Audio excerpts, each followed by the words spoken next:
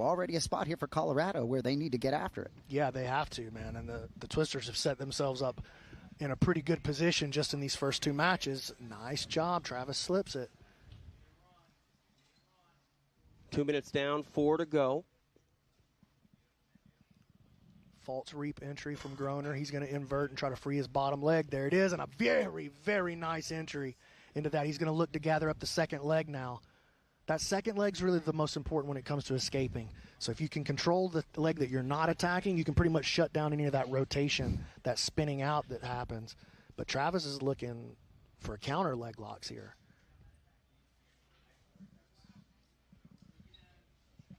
Yeah, Groner very aggressive with his leg attacks here, but Haven, calm, cool, collected, and able to get out each and every time.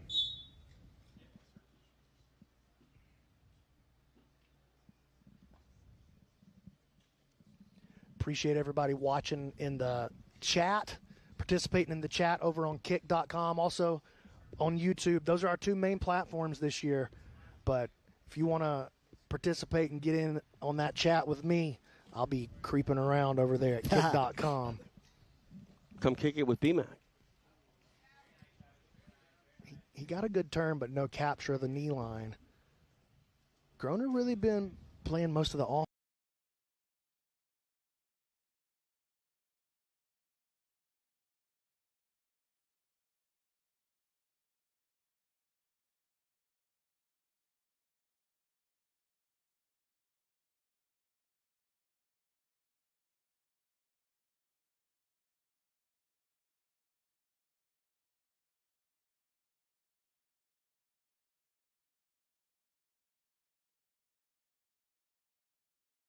Here when they start their seasons, even if they haven't necessarily spent a lot of time in this format.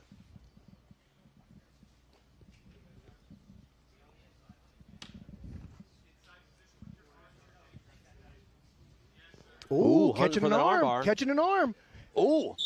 Oh, wow, he got nicely it. done. What a shot, Travis Haven. Oh, man, what a shot. Wow. Jaden tried to pull out, and he thought he had it out, but the elbow line was just barely caught in there. Travis gets the sub. Another win for the Twisters, dude. Yeah, Twisters on fire to start their season. 3 matches, 3 breaks. Travis Haven getting it done for that Alabama squad. To make it official, we go to Stephen Aiken. Your winner with a break versus the Alabama Twisters, Travis Haven. First points of the season for Travis Haven. And, man, just more points for this Alabama team. They know the assignment, and they're trying to pick up points each and every match in this first block. And so far,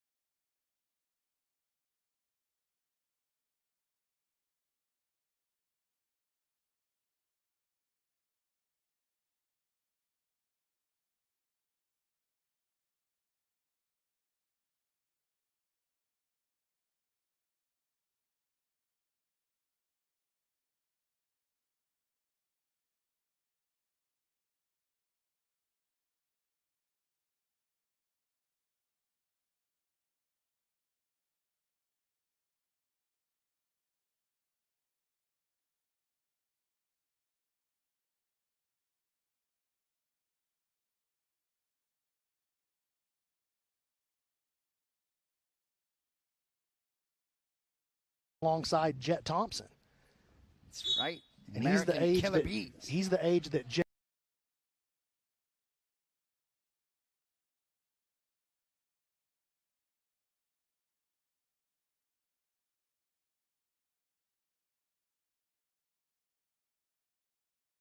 veteran and Sam Schwarzenfeld. Well, here's the problem. If Sam can endure this leg lock barrage that he's going to have to face from Salisbury, then this is exactly the position that Sam is hoping to get side control. He wants to get out to side control, not mount, not back. His preferred position is off to the side, exactly like this.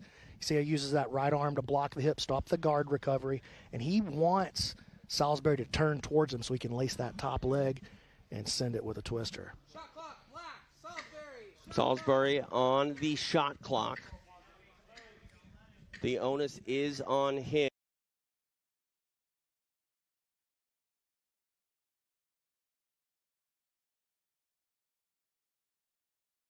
Of Salisbury.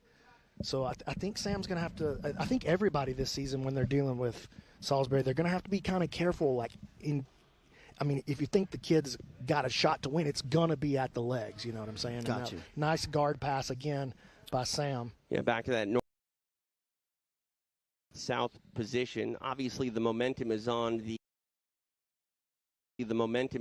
the side of the squad from Alabama, but Egghead, the franchise owner of the Wolverines, he believes that Sam Schwartzfeld is going to be a real factor, a real threat here in this season, and you got to believe he's confident in his charge out there. And now we hear it again from our officiating team as Salisbury once again on the shot clock. And here he goes now, starting to lock up perhaps this truck position. 2-on-1, he's going to try to roll through. He'll try to hit him with this crotch ripper right here, the Eddie Bravo special, and that's a lot of pressure on the young man. Look how open out he's got his legs. He's got him split. I mean, this is going to be really hard for Salisbury to unwind here, especially if Sam is patient, moving him in now to banana split. You see Salisbury trying to save his own legs here. Trying to cover the mouth here at Salisbury, just trying to do anything to break the posture and make Schwarzenfeld uncomfortable with this attack. Well, yeah, he's down to, I guess I got to cover his mouth as his defensive responses. Uh-oh, moving into the twister attack. Hey, Sam Schwarzenfeld, the 10th Planet guy, going to go for a twister on a twister. Just past the halfway point here. We'll see what Schwarzenfeld can do.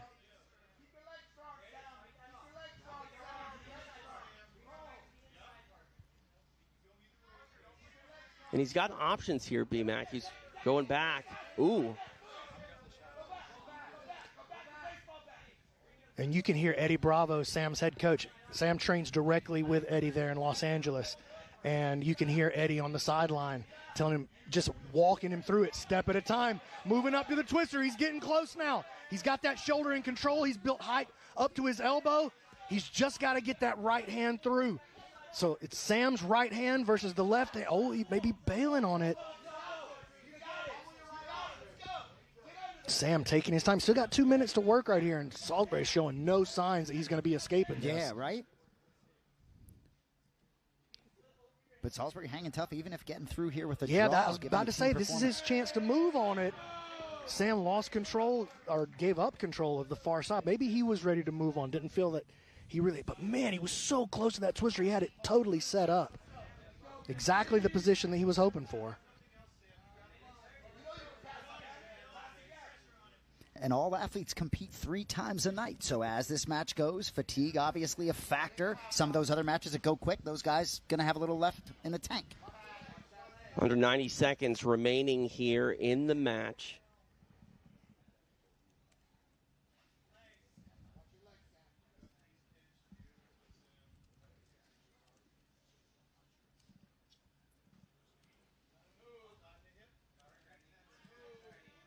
Two men disengaged. We go back to the feet, immediately back to the floor, and back to north-south. And right past the guard again. Sam looking dominant in this matchup, kind of letting Salisbury know, like, this is not a qualifier, son. This is a place that I've been. He's been here, 3-season veteran. You know, right. Welcome to the show. Right. And while Sam has been dominant, you know he's going to walk back to his team side if this goes the distance without any points. And, despite being dominant, that's not going to sit well with Sam. Well, yeah, and, in his PGF career, 11, 12, and 13, he's been reliable, scored points, but ultimately maybe hasn't risen to the top. And certainly going to need to finish, come up with some finishes to sort of get to that place. Back to north-south, 15 seconds left on the clock. Sam may go for a crank here on the neck. Oh, he's trying to turn it into like a sort of a darce, maybe? It's like an inverted anaconda or something. He's going to have to throw something, though. Running out of time. Time expires, no points awarded, but a nice debut by Salisbury and some confidence maybe when it comes to dominance for Sam Schwartzefeld. But again, 6 minutes in the books, no points to be awarded. Stephen Aiken will make it official. After 6 minutes, this match finishes with a draw. Well, if there's anything to take back to the Colorado side, it's you didn't give up any points. Sam Schwartzefeld, the first Wolverine to take the mat tonight without giving up any points. And it wasn't for lack of effort. Take a look at the replay here, powered by Dahlinger BMAC. Walk us through. Well, this is right here at the end of the match. It's pretty much a foregone conclusion. I would love to get a look, if you guys can hear me in the booth, I'd love to get a look at how close that twister was. Sam was popped up all the way onto his elbow. I thought he was about to close the deal, to be honest with you, and score 6, but Salisbury finds a way, or maybe Sam just bailed on it, didn't want to spend the energy on it, perhaps. I'm not sure, but I thought he had it closed for sure. It's Salisbury, good physical matchup at 17 years old. Certainly looks like he can hang at 75 here. Yeah, definitely, showed his mettle, was not intimidated by a multiple-time PGF veteran, and was able to hold off at least the comeback when it comes to scoring points for the Wolverines. We are live here in Las Vegas. It is once again the site of PGF World, season number 9 here in 2026, and we are so happy you are joining us tonight on match night 1. Don't forget, each and every Wednesday, we're live on YouTube and Kick, and we appreciate you tuning in. More information for all things PGF available for you over at pgf.world. All right, one more matchup here in our first half of the first block. We go back to Stephen A. For our next athlete making his way to the mat, representing the Alabama Twisters, give it up for Jake Strauss. I'm really happy that Jake Strauss was the last member to fill out this roster. There was a PGF mini-season, as you know very well, BMAC, last January, third a qualifier, and he won the whole thing, and I guess he came up to you after and said, am I on your radar now? He is really happy to have this opportunity, and I think he has a great chance to do something with it. I agree with you, and man, what a great story for Jake Strauss, and I'm sure we'll get into that more when we have a little more time. We do. We got a whole season. But, man, if you don't know Jake Strauss' story, it is super inspirational, man. Just an honor to have him here on the squad with us. All right, time for him to go to work for his first matchup of the season. His opponent now ready to make the walk. Back to Bobby, both of them, Stephen Aiken. And his opponent making his way to the mat, representing the Colorado Wolverines. Give it up for Bulletproof Brett Moyer. Here he is, Bulletproof Brett Moyer. Might have got my vote for best dressed when he showed up to the draft in the bulletproof vest. Really interesting listening to him talk, right? Also was at the Season 7 qualifier, but he talks about being a world champion and getting to the PGF to this stage to prove that he is the best. He says, nobody gets my shoulders flat, nobody takes my back. He's ready to go.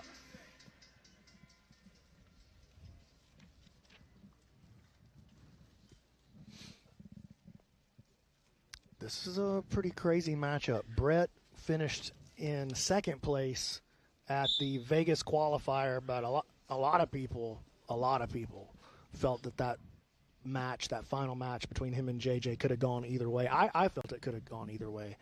But Brett, man, he went on just a tear through that qualifier, finishing everybody. And he's an insane leg locker, and he's, regardless of resume, easily the most confident person on the entire roster. I hear you. Well, and maybe ball don't lie, right? Maybe if JJ is on a practice squad and he's a starter here. So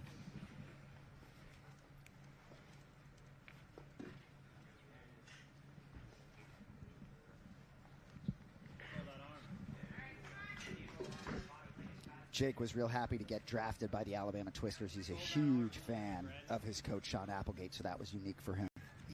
Yeah, Sean Applegate, honestly, one of the brightest minds that we have in our sport, anywhere in the world, and any team in the world. And his two athletes showed that right off the bat with the Twisters. Elijah Carlton, Kevin Buring, both trained directly under Sean there at 10th Planet Atlanta. And so when the Twisters started putting their squad together, they're like, hey, let's just take a couple of these guys that are already working with each other, already familiar, already PGF veterans multiple times, and it's paid off for them so far. Bright lights go on, and both delivered right out of the gate. Now Strauss has been notified he's on the shot clock.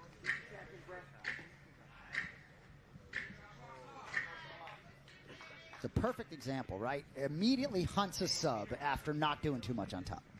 We've seen that time and time again. The shot clock, when I first heard about it, B-Mac, I didn't really know what to think, but I know what to think now. We're going to see action real quick, or they're going to be put in that penalty position.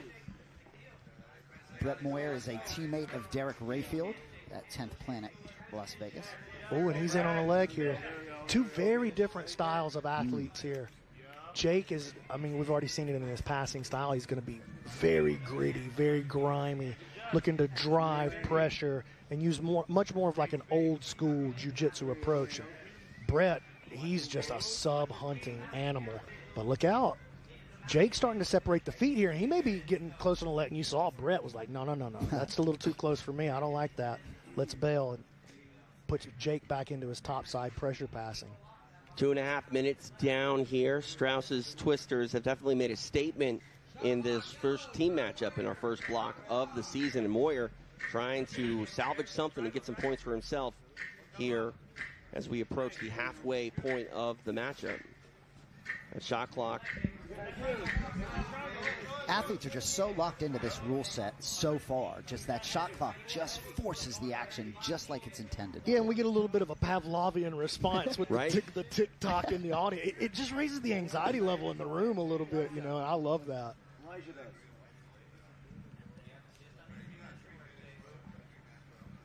You talk about Strauss's story. Suffered a stroke in 2021. Doctors said he was done. That was not the path for him. He recommitted. And just seems to be in a different place. He says right now he's at this place where he doesn't second-guess himself. And that was a huge sort of mental hurdle for Strauss.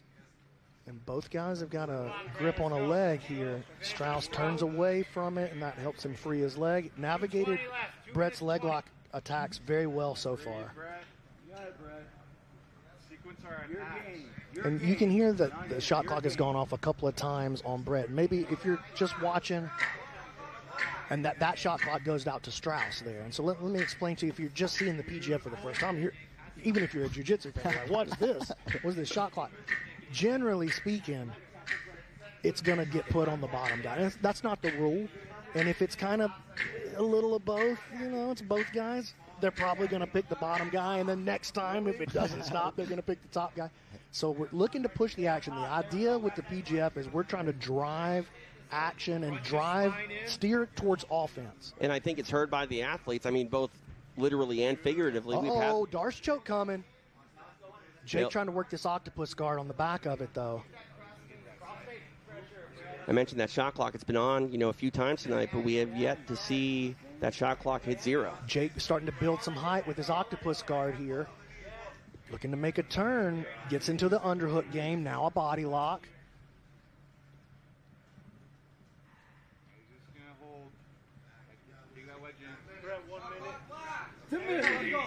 See the great Kenny Johnson, Colorado Wolverines coach nearby. Just so great to see him in the PGF.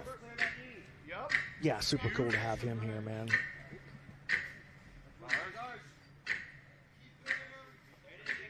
Jake going back into this octopus guard again. It's getting close to there's a handcuff on the backside, and there's our first flag of the season here. Now, if you are familiar with wrestling, the penalty position similar to what is called the referee's position in wrestling, and you can see why you don't want to be put on that shot clock and have it expire. You are put in a very dangerous position where your opponent can take your back very quickly and get you out of there potentially. Penalty.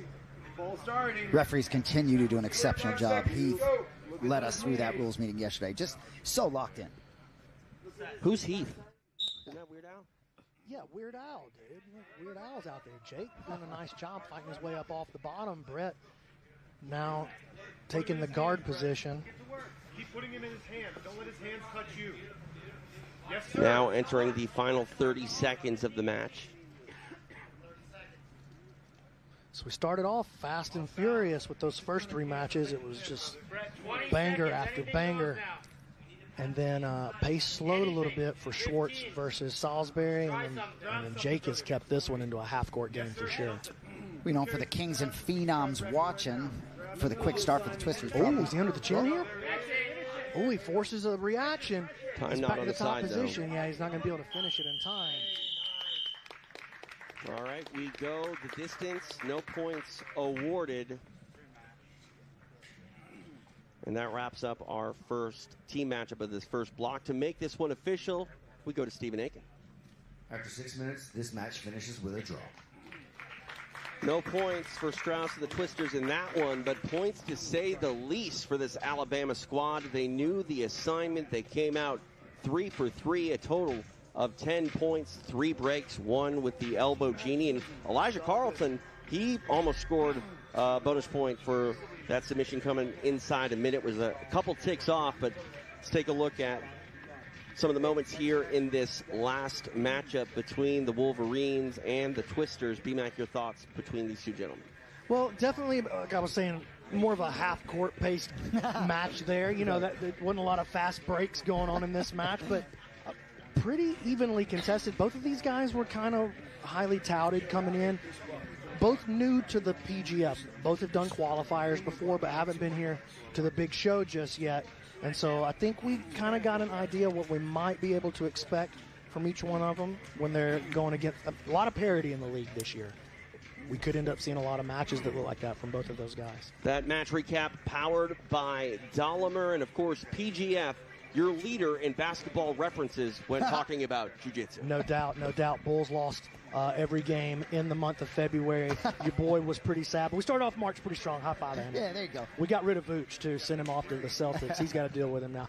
Let's continue. Sorry about that. I have no idea what you're talking I about. get excited. I do know that we've got a matchup between Kings and Phenoms, and to walk our athletes, we go out to Stephen A. Ladies and gentlemen, we're ready for our next team matchup of the evening. The first athlete making his way to the mat, representing the Philly Phenoms. Give it up for Derek Rodman Rayfield.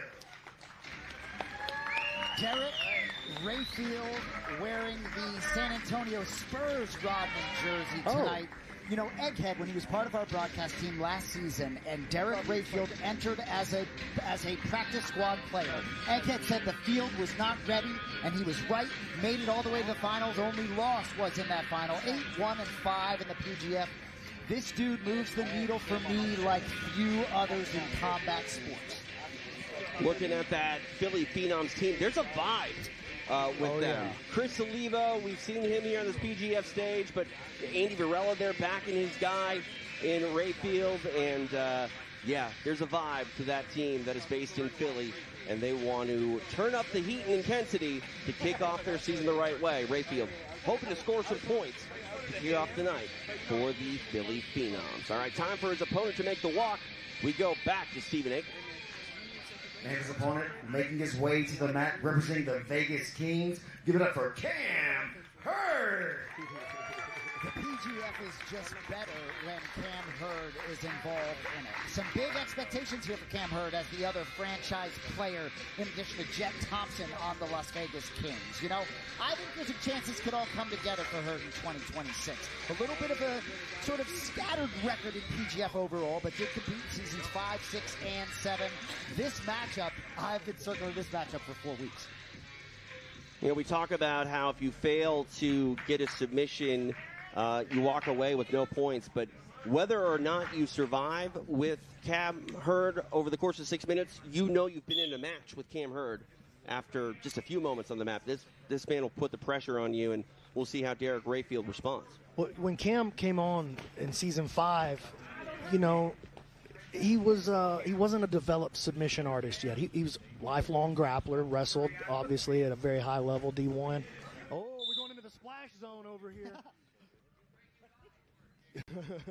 But Cam came to us. He wasn't developed as a submission grappler yet, but the growth that we've seen from him season after season with the PGF, and even in his competitions outside of the PGF, he's had tremendous success. Yep. He's won so many ADCC Opens that they've lost count. I don't even think they track it anymore because of that. And you can see right there, nice shot, forces Rayfield to pull guard. Rayfield's not scared to wrestle with him, though, I can promise you that. Rayfield will engage with anybody on any terms at any time. Rayfield not afraid to do a lot of things on the mat, some of which you shouldn't do on the mat in jiu-jitsu. We got a new technical foul rule this year, put in just in case we get any Rodmanisms.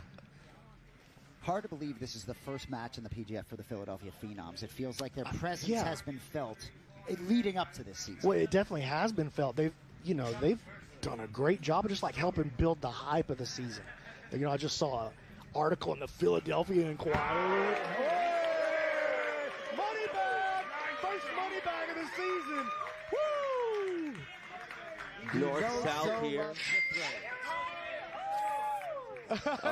Cam Hurd playing to the crowd a bit.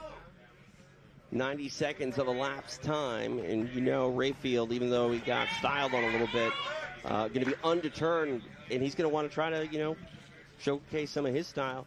Oh yeah, he's gonna get his get back. Don't worry about him. Past the guard here, and here's the thing: if you're used to watching like traditional jiu-jitsu, you're like, oh, he's past the guard. Derek Rayfield barely even tries to stop you from passing his guard. This is why.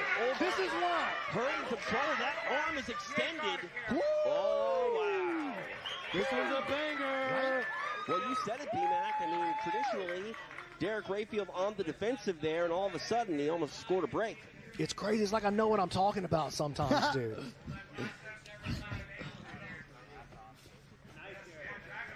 Now, Rayfield trying to get on the head of Hurd. Hurd having none of it. Las Vegas Kings coached this season by the elite Ricky Lundell. Travis Thomas, general manager again. Love seeing him leading that squad. Oh, we'll see Travis again as an athlete. Trust me. We talk about vibes. Definitely Philly has a vibe. But, the Kings, I mean, they're the longest-standing franchise here in the PGF. And Cam Hurd familiar with that squad. And it's only fitting he come back and be back with the team he spent time with. And Rayfield talked about last season sort of the perfect storm of comfortability for him, right? With his coach, with his teammates. Sorry. No, you're good. But ultimately, even though that maybe the room might be not as comfortable as before, I think Rayfield doesn't matter. Doesn't matter to him whatsoever. I mean, TJ and I have called so many of Derek Rayfield's matches, and we've seen him in combat jiu-jitsu in Mexico at 185 pounds. Outside heel hook. Cam, he slipped the knee line there. Let's see how he counters. Nice attack from Rayfield. He's had a couple of pretty good shots. Back and forth this one goes. Crowd appreciative of the action they've seen thus far. B-Mac, you mentioned Rayfield down there in combat jiu-jitsu in Mexico. He got the memo that there were strikes. Someone didn't tell him, though, that it was only palm strikes because he made it kick jitsu that night. Yeah. Derek, he likes to mix it up. It doesn't matter what the rule set is. He's here to get scrappy. And, even though he's 24 years old, right, didn't he compete in EBI at 14? Yeah, I believe he did. Not in the tournament, but he had a special match. Gotcha. But I remember. Goes for the flying triangle. Derek Rayfield would have done the tournament at 14 if he would. Wow. Counter guillotine. And there's that was a nice play. I got something for that. I got something for that one for one. 90 seconds left in the match. Two money bags here in this matchup between Rayfield and Hurd, and we might still see a submission before it's done.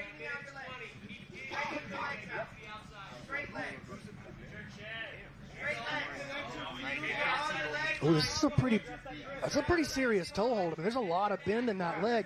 The problem is he's got his toes pushed all the way into Derek's buttocamos right there. And so, don't worry about that, TJ. Okay. But so he can't take it any further. Derek's butt is blocking the finish on the toe hold. But that's a lot of bend. That's a lot better. Oh, And he wow. Cam Hurd with a big win. Proving that he can score it this season. Big one for the Kings. Not just a wrestler anymore. Cam Hurd with a huge statement, getting 3 points off Derek Rayfield. We will make it official. We go to Stephen Aiken. Your winner with a break, representing the Vegas Kings. Give it up for Cam Hurd. What a statement for Cam Hurd. Back on the PGF mat. He's a grinder. He's a finisher. Big win. Got the break. The money bag as well. What can you say about Cam Hurd? I mean, you can say a lot, dude. That's a massive statement for Cam. Absolutely. You know, kind of traditionally, he's been the stopper. We've been calling him the stopper. He just came in and put away the dude who finished second last season, one of the big stars of last season, one of the big preseason reserve players. And here's the replay here. You can see that foot is tucked all the way against the butt. I was saying he's going to have trouble finishing like that. But watch, once the foot comes away, now he's got the space to really turn on it, and there's the tap. Oh, my God. What a huge moment for Cameron. That's massive, dude. It really is. And also for Rayfield, too, right? 14 more chances to compete. You can be sure he'll be heard from again. The match recap powered by Dolomer. Cam Hurd and the Vegas Kings on the board here in our first block. 3 points for the break. What a way to start the season for the Kings and Cam Hurd. All right, more action to be had. We go back out to the mat with Stephen Aiken. Our next athlete making his way to the mat, representing the Philly Phenoms. Give it up for Andrew Cockrell. The other franchise player for the Philadelphia Phenoms, Andrew Cockrell, another guy with this aggressive style, just built for the Professional Grappling Federation. Just feels like this kid belongs on the Philadelphia Phenoms. He just won the NAGA Philadelphia Grappling Championship. That was back on Valentine's Day. So I think a really game opponent for Jet Thompson right out of the gate. All right, time for the reigning defending champ to make the walk back to Stephen. Our next athlete making his way to the mat, representing the Vegas Kings, the reigning 155-pound PGF champion. Give it up for Jet Thompson. Here he is, standing ovation from his Vegas Kings teammates and coaches. Here's Jet Thompson, the 2025 PGF champion. That was at 155 pounds. Here he is at 175 pounds. No stranger to this weight class. As B-Mac said, he was the runner-up in Season 6. Almost beat Andy Varela. Tail of tape available for you here as Andrew Cockrell takes on Jet Thompson. Cockrell making his PGF debut, and his first match is with the 155-pound champ. We are underway. TJ DeSantis, along with B-Mac, Brandon McCatherine, Jason Anik, in Las Vegas. It is the site of the 2026 season of PGF World. You know, it might be easy to lose sight of the fact, because Jet won the 155-pound season last year, you might be thinking, oh, he's coming up in weight to challenge. No. He went down in weight to win the title. He was the 175-pound runner-up at Season 6. And we won't see him at 155 again. This is where we're going to see Jet from now on. Oh, wrestle up all the way to the back. Kings are cooking. I mean, this is a death sentence. Jet Thompson on your back is a death sentence, dude. Absolutely, and a ton of time left. 20 seconds left to get it done inside that initial minute for the extra point. But Jet Thompson going to take his time. He's hunting for 6. Here's the thing about a quick 6, though, like scoring 7, getting the choke under a minute, getting the kill under a minute. We only saw it happen one time last season. It's almost always a break when it comes under a minute because it takes just a little longer, which is why it's worth a little more. That's a kill, not a break. Take some time to set it in and get it right. What does Cockle need to do here? But he's going to have to make a big move right here, dude. Jet already turning down on this Dan Severn, getting a lot of crank on him. There's a little separation created, but he's got to break this body lock. He's going to end up with a stalling penalty. You're watching, you're like, oh, my God. How can you call a shot clock on the guy who's trapped? Because we want the offense to have the advantage. So you've got to take a risk and do something that is, maybe it's not smart jiu-jitsu, but you're going to have to take a risk to keep the game moving in favor of offense. You always want to avoid that shot clock penalty, but even more so early on in a match, B-Mac, because there are implications to how many you might rack up in a single match. Here we go. Would you care to elaborate on that? Sorry. I was just watching the reset. I was just about to say, actually, TJ, that just for clarity on those who, again, may not be familiar with how we run the shot clocks and the penalties, normally you'll get a shot clock and you'll get put out there in the penalty position. But if you have the bat, or if you have the mount, or if you're working towards a submission already, then they allow you to keep the penalty flag flies. You get hit with a penalty, but they allow you to keep the position that you have because you would be actually taking a step backwards to go into the penalty position. So, sorry, TJ. Now I don't remember what you asked me initially. Well, I asked about the shot clock and avoid getting them early because if you get too many, you find yourself potentially facing, danger of a DQ and maybe automatic points going to your opponent, even if you survive all the way through. Yeah, and Cockle's struggling with this back control here from Jet early, but Jet's going to have to keep it moving too. There is a possibility of even the offensive player getting hit with a timidity call, which for not advancing the game. So that is a possibility. Let's don't rule it out completely that we could see Jet with those double, because he goes to double unders and kind of holds the position sometimes. That's not gonna fly very much either. Approaching the halfway point here of the match, and you talk about Thompson being on your back. Credit to Cockle. Thompson's been there for a long time now. Well, and Cockle with the 2 penalties right now, it's up to him to compromise his position to avoid that 3rd penalty, which would be a DQ, if I'm not mistaken. It would be a DQ at the end of the match. So if you end up with, if the match ends by time expiring, then if you've got 3 penalties, then the other guy gets 2. Gotcha. If you get 5 at any point during the match, we just stop the match right there. You're not here to do what we came to do. Yeah. But Thompson was in a good position for those shot clocks to be potentially DQ worthy for the 5. And right now, Thompson again on the hunt. Cockle able to turn off that shot clock. Yeah, and check it out. He had to do something that he wouldn't have normally done. Maybe that wasn't good jiu-jitsu, quote unquote good jiu-jitsu, but it was enough to you got to show us that you're doing something. It's not enough to survive. It's written very plainly in the rules. We had a 2-hour rules meeting with these athletes yesterday. But you've said they understand what the score is. You play the game with your jiu-jitsu skill set. It's not just about the pure jiu-jitsu, as you've said. So Cockle, a lot of PGF fans may not know about this kid. How'd you come across this kid? And tell me a little bit more about him, if you don't mind me putting you on the spot. Well, he's been around. He probably competes more regularly than anybody on the roster, to be honest with you. And so when the Philadelphia, this is bad. Showing why he is a franchise player for the Vegas Kings. He was in a good position early, didn't get the submission then, but ultimately he gets it before time expires. 6 points banked for the Kings, and the Kings, they're still coming for this first block of the night. Jet Thompson doing his part. We will make it official. Stephen Aiken. Your winner, representing the Vegas Kings with a kill, Jet Thompson. What a win for the kid from Oklahoma.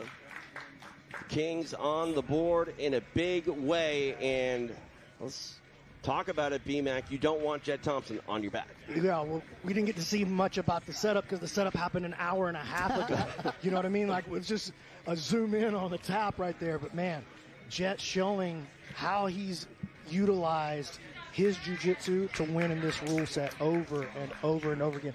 Never beaten or never submitted in the PGF rule set. Only 1 loss, and it happened in overtime to Andy Varela in Season 6 when he was 17 years old. He's the #1 athlete on the PGF XP scoring list. He's the man. He really is. In Season 8, a little bit of a slow start for him. Gets out of the gate with a bang. Oh, yeah, it's a lot different than the way he started. The 2 existing franchisees, Kings and Twisters, already a little flex against these 2 expansion franchises. Yeah, it's 10-9 right now, by the way. Oh, so yeah. 10 points in the opening team matchup for the Twisters. Already in 2 matches, the Kings creeping up on them. 9, any win by in any way, even a DQ, they take the lead, win the team block, and an extra point for every athlete on their roster. And we know it's a 150-match season, but it's early on. Things do matter. You saw the Tropic Thunders not be able to get out of a big hole last season, so it matters. All right, our action continues here in the second half of our first block of the night. Let's get back to Stephen Aiken. Our next athlete making his way to the mat, representing the Philly Phenoms. Give it up for Sean Melanson. Very excited to see this guy. Fellow New Englander, I'm really excited to see Sean Melanson in this promotion. Just fascinating, right? So this kid, right, he's a big teacher, right? B-Mac, he teaches the game as much as he competes. But he is, look at that. I mean, he just looks like he belongs. He's a stud, dude. Looking for some air gel. I'm looking for air gel. I want to see him get airborne with somebody. Phenoms looking for their first points of the season and first points in franchise history. Will Melanson get it done? We will find out. Time for his opponent to make the walk. Stephen Aiken to welcome to the mat. And his opponent making his way to the mat, representing the Vegas Kings. Give it up for Austin, the Gumby Orende. Hard for me to imagine Austin Orende not making a lot of noise in the 2026 PGF season. The #1 paid athlete at the draft for $5,400. Every time he opens his mouth, there's something valuable coming out of it. Won the Dallas qualifier, 5-0-5 finishes. Dominated, too. Yeah, 3 breaks under a minute. I think he had a 13-second sub fastest in the qualifier event. So look out. I think he's very aligned and real happy to be with this Vegas Kings team. See the tail of the tape there. Orende's got 5 wins on the qualifier circuit here at PGF. Melanson making his debut. And we are about to get underway. TJ DeSantis along with BMAC, Brandon McCatherine, Jason Anik, live mat side here in a secret location. Orende with some style points to the front roll. We are underway. Orende, a very good guard player. Loves to get entangled in these leg attacks. Uh-oh, he's got Melanson in trouble early with this Caltera lock. Melanson's got a good angle on it, though. He slips it, comes back out on the top. I mean, this is the battle right here. It's going to be Sean's top game. Ooh, Estima lock. Oh, that's a lot of pressure. Sean's got a straight leg, though, so probably not enough to really elicit a tap, but enough to let him know that's 2 strong attacks right off the bat for Austin.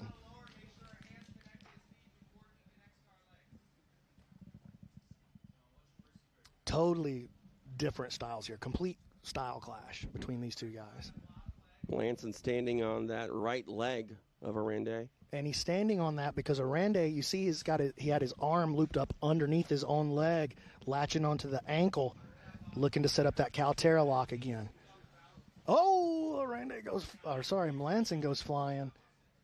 They kind of stared at each other on the walk back in, dude. I mean, Orende, dangerous too, because Melanson, you saw how quickly he got out of there after being aggressive. Yeah, super athletic. Melanson started training full-time MMA in 2011. Became the #2 ranked featherweight in New England. 2014 shifted solely to jiu-jitsu. And you notice that Melanson coming down low to do his passing, keeping his knees low, doesn't want to open up a lot of space for Austin to get underneath him, get his legs to the inside, and start an attack. Now he goes to some standing passing. Left hand on the knee, popping that open, and you can see Austin sneaking underneath the leg, his own leg there for that grip again.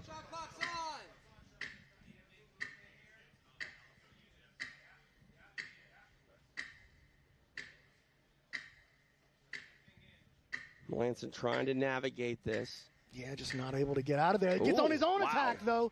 That'll probably get that shot clock turned off just in time. Jumps back on his own attack to reset it. And that is what is so exciting about this PGF format. You see an athlete on defense, and all of a sudden they go on offense. And a lot of times that shot clock is the initiative that they need to get busy, and they get busy very quickly. Great here in the cerebral Chris Olivo, Phenoms coach, mat side. You see the sunglasses he's wearing tonight? The Philly Phenoms green rims? Bright future for that team. It makes sense. Olivo could pull off anything. Dude, I know. It's so frustrating. Can you imagine if I wore that jacket that he's wearing right now? He looks awesome, and I would look like such a dork. Melanson around the guard. Nice pass. Now at the halfway point of the match, 3 down, 3 to go. You might recognize Austin. He was one of the big stars of the UFC BJJ reality show when they launched UFC BJJ. His brother-in-law, actually the reigning UFC BJJ champion, Carlos Enrique. Huh. So plenty of good training. His mom's a black belt. His brother's a black belt. Like, plenty of good training over there.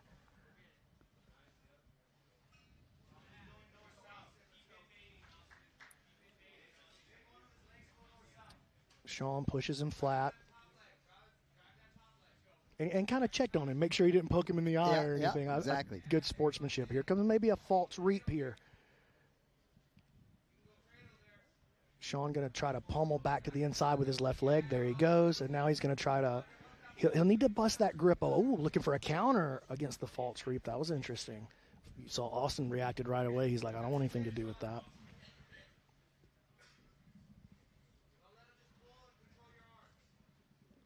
Arande certainly came out aggressive, but Melanson settling down in a bit of control here.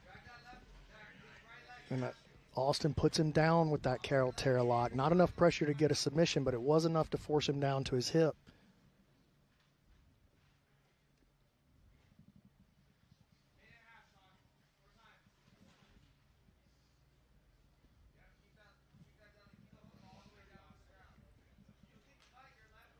Inside the final 90 seconds.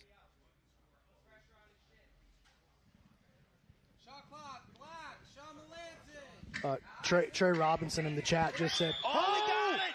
Oh, boy! Wow, what a statement. Melanson able to grab the submission, the break. They are the first 3 points secured by the Philly Phenoms, In and they came franchise out history. of nowhere. Wow. Man, out of nowhere. And the penalty flag on Melanson immediately forces the action, gets a tap. Dude, that was big, man. I would love to talk to Sean after this if we can get him on the mic. Absolutely. Some history made here for Melanson and the Phenoms to make it official. We go to Stephen A. Your winner with a break representing the Philly Phenoms, Sean Melanson. Sean Melanson getting it done, making his team happy and making the Twisters happy as well, as one more point for the Kings, and they're going to take this block, but Melanson delaying that at least for the time being. Should be very proud of that break. Melanson getting it done in his first match of the season. Phenoms on the board for the first time in franchise history. And Lauren was so excited. Did you see how high she jumped up off of that couch, dude? And she should be. You got to get off the schneid here with the two sort of the incumbent sort of setting the tone here. I think that's huge for Philly to get on the board there. And Absolutely. a big statement by Melanson, too. You know, a lot of people were like, oh, he's just a Instagram guy. He's just a social media guy. And I was like, no. You don't understand that this guy's here for a reason. I sought this guy out for a reason. He's the real deal, man. Just proved. He just took out the top paid player in the draft. Yep. Straight out the gate, first match. Big play. Let's go. You toss it, TJ. Oh, thank you. I'll do my job. I got excited, B-Mac. dude. I'm sorry. But there's things to get excited for, and one is a post-fight interview with Bobby. Both of them. Steven, take it away. I'm here with Sean Melanson of the Philly Phenoms. Sean, you just scored the first points in Philadelphia Phenom history. Tell me what you're thinking right now. I'm happy about it, man. I'm really happy. Austin's super tough, so really good match. That was a tough match. He jumped on your leg pretty quick there and put you in a little bit of pressure. Seemed like you were on the run a little bit. You made some good adjustments. Tell me what you're thinking about for the rest of the night. Yeah, same thing, man. A little more pressure. He was really good at just staying attached to the leg, so I really wanted to make sure I didn't get leg locked. Then I kind of saw it at the end that I could grab his. Very cool, Sean. We appreciate your hard work, man. Look forward to more tonight. Thank you. Nice way to start the season for Sean Melanson on the board with a break. We'll see him 2 more times tonight. B-Mac, walk us through this replay powered by Dollar. Well, it just kind of came out of nowhere. I was just about to shout out somebody in the chat right there, and then he just, boom, sits back, gets the first offensive grip, really, that he's had for the entire match, and all he needed was one dude sent it straight to the moon and took him out. And you can see this is a little replay here of him kind of pummeling. There, he's going to go lift this leg up and then fall back on it. There it is. Up, in, bang. Straight pressure, and he's a diesel, dude. That would have broken Austin's leg. I mean, there's no doubt about it. That was a break.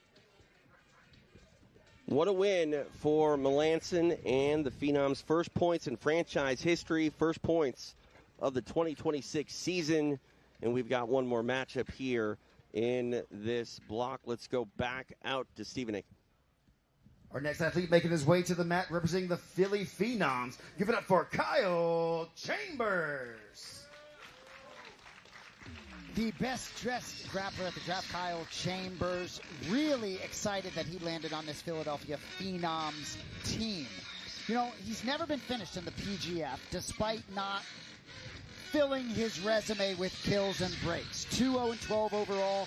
Competed in Season 7, which was that one-week gauntlet. He feels as though that experience for him puts him in a great position to adjust to this once-a-week format. I think he's going to shine here in Season 9. Happy he made a squad. Kyle Chambers ready to get his season started. Time for his opponent to make the walk. For that, we go back to Steven. And his opponent making his way to the mat representing the Vegas Kings. Give it up for Chuy Magana. Here he is, Jose de Jesus Magana Cornelio, Mexico's own. Really excited for him interjected into this league. A black belt. He is super focused on breaking his opponents. 4-0 with 4 finishes in qualifying. He's doing this for his family as much as for himself. He wants to create a life for his family. I think the alignment with the Vegas Kings is absolutely perfect. Really interested to see what he can bring to the table. Tail of the tape on display. Veteran taking on a PGF regular season newcomer. Magana for the Kings, Chambers for the Phenoms. Chuy Magana and Kyle Chambers, not their first time standing across from each other. They've seen each other in a couple of different settings. The Johnny Hernandez Invitational down in the Cancun area in Mexico. I got to go and call the action at their very first event. Awesome event, by the way, very awesome event. But these guys matched up there at the second Johnny Hernandez Invitational. It went to a draw.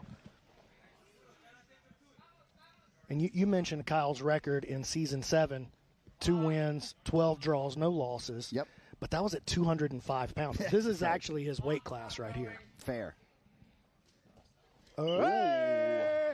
Sent him for a ride over there into Joe Marshall's lap. Joe Marshall, a judo Olympian, highest ranked judo black belt in the United States. And he's got a couple of fellas landing in his lap in the PGF splash zone right there. Reset him in the center of the mat. Just a little past 30 seconds of elapsed time here. Dude, I want to shout out Trey Robinson. This was a funny comment in the chat, my boy Trey. He said, PGF has 10 times more spectators wearing sunglasses in the crowd than any other event. I just tossed mine on at home to match the vibe. And we feel that, Trey. I love it. Some of us feel that, Trey. Few pull it off like Matt Elkins, the shades inside. No doubt. It's unnecessary. So Chuy doesn't speak English. There's a translator sitting next to Ricky Lindell. That's fascinating for me to see here at the Seek location for the PGF. Chuy looking to split the legs. Oh, okay, and he's going to make an entry here. He gets, I wouldn't call that a deep entry, but he's got his first play. And he's going to try to, he's just going to try to send it from right here. Going to be very hard to get Kyle out of there without an absolutely perfect leg lock positioning. And that's the problem, is Kyle's counter leg lock game is just so good. But again, man, these guys went back and forth. And I think the height difference actually could play against Chuy right here in the leg lock entanglements. But these guys went back and forth, really no advantage for either guy in their matchup at the Johnny Hernandez Invitational. You talk about Kyle Chambers, and he's a guy you and I have called a lot of action. But Mike got himself in trouble there. Trying to wrap this up here. Chuy making a turn, looking pretty comfortable in there. Just good leg lock awareness by Chuy. He took a risk and made a crazy play, but his confidence in his defense allows him to do things like that. Jean-Jacques Machado told me one time, if you make yourself defensively invincible, you make yourself offensively fearless. And Chuy's feeling that. Figure 4 on that leg Yeah, from you better Chambers. be careful right here, though. If that knee line gets caught and Chambers gets a bite, it's a close. Yeah, I was going to talk about B-Man. Kyle Chambers, a guy that you and I have had a lot of opportunity to commentate on here at the PGF, as well as EBI down in Mexico. And looking at Chambers, he brings a very unorthodox game. You can get aggressive with him, but he can make you pay in a series of unorthodox ways as well. Yeah, and you know what's cool about Kyle is he never, ever sweats. You know what I mean? Like, obviously he's sweating, but, like, he never, like, really lets it stress him, no matter how heated or crazy the entanglements might get. He always stays cool and calm and collected, and so he's always prepared to move quickly on an offensive attack, always.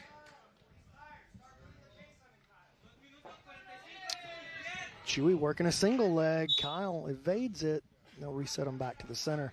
Weird Al on the mats. Everybody give a shout out to Weird Al in the chat if you're out there.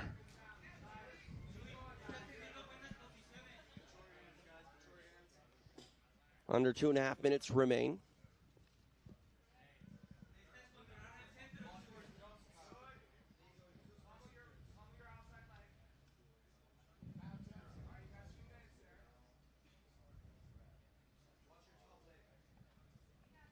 Just to update you on the team standings right now for this block. Twister's still in front. They've got 10. Kings with 9. Melanson trying to ruin things for them by putting 3 on the board for the Phenoms. And watch out. Here comes Kyle now navigating back to the top. Ham sandwich, though, from the bottom for Chewy. That'll keep Kyle from really putting any kind of, like, submission pressure up at the upper body. You can use that ham sandwich. Some people call that the bear trap. I call it the ham sammy. He can use that to kind of move Kyle's weight off of him and stop him from attacking the head in an effective way.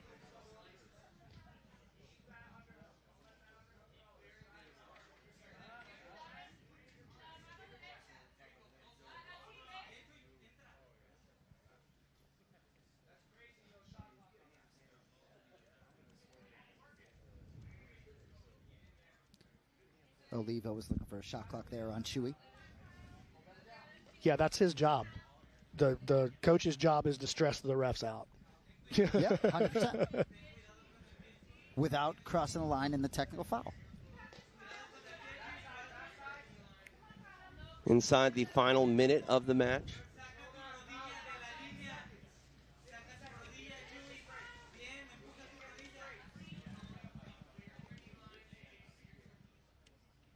Kyle has a pretty good look at a straight ankle here, maybe. Chewy is just so good at freeing his knee line and staying out of trouble. Kyle bringing the foot up, locking it up against his head. He's going to try to use that to create some tension on the ankle, maybe drag Chewy in a little bit deeper. Oh, he's got no, just nothing there yet. Chewy just cut such a good angle with his leg. Kyle never has a straight-on attack. Look here in the final moments, potentially. Magana staying one step ahead of Chambers, and time is going to expire. Back and forth they go. 6 minutes in the books. That block securing point potentially eludes the Kings. Once again, still one more matchup to be had, and this one still very much up for grabs from a team standpoint. All right, to make this one official, we go back to Stephen Aiken. After 6 minutes, this match finishes with a draw. So big match coming up here in terms of the block. And just to confirm, each athlete gets a point if their team wins a block. No team point awarded for the block win. Is that accurate? Correct. Like if your team scores more points than the other 3 teams during that block, then everybody on your team gets an additional point towards the playoff. That's the way it works. Yeah. Which is big, man. It gives you incentive to, like, get out there and fight for your team or stop the other team from scoring. You know what I mean? Like, Absolutely. There's a lot of nuance in game theory in the PGF. Well, and the Phenoms have 3 points right now, so they could tie for the block with a choke under a minute. No. No. Oh, no, under a minute. Yeah. Under a minute. That would put him at 10. And in the case of a team tie, then the athletes from both teams end up with the extra point. Gotcha. All right. Some business to be done here to round out this first block for the athletes. Walk, we go back to Stephen Aiken. Our next athlete making his way to the mat representing the Philly Phenoms. Give it up for Noah McCulley. Noah McCulley rounding out the Philadelphia Phenoms squad. Also competed in the Season 8 PGF qualifier. This year in the qualifier went 6-4, but all 6 of his wins finishes under a minute. That earned him his spot. Excited to see what he does on the big stage here tonight. Time for his opponent to make the walk. And his opponent representing the Vegas Kings. Give it up for Jared Faketa. Here he is, Jared Faketa, went for 2,600 in the draft. Trains at Syndicate MMA and Jiu-Jitsu out here in Las Vegas. Also competed in the PGF Season 7 qualifier. Really interesting guy here. Really seems to know himself very well. Has a lot of confidence entering this season. I believe he's working on his PhD in psychology right now as well.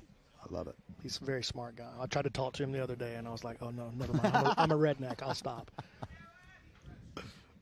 Very important matchup here. As we mentioned, 1 more point for the Kings would award them the first block of the season.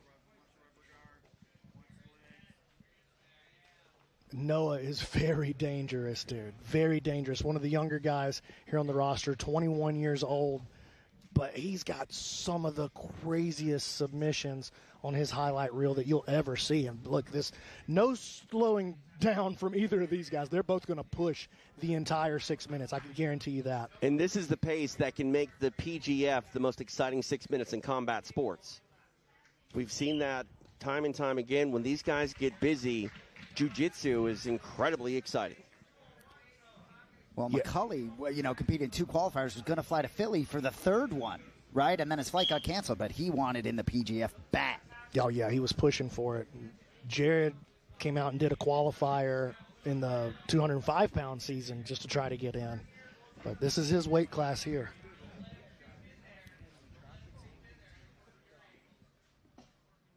Jared will have to be very careful if he starts coming down low to try to pass the guard on Noah McCulley. He's got one of the best and most unique rubber guards in the world. He does a move that we've seen Ben Eddy do many times, TJ. You and I, the Hindula team, we've seen Ben hit that at EBI and combat jiu-jitsu a billion times, it feels like, at this point, when Noah might have as many or more of them in competition than Ben does. That's crazy.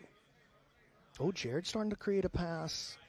He's got some chest pressure here. He's going to have to clear that knee, though, and Noah pulls him back in. If Noah can free one of his butterfly hooks here, he could, well, I was going to say that could be the game that he wants. Jared around the guard now.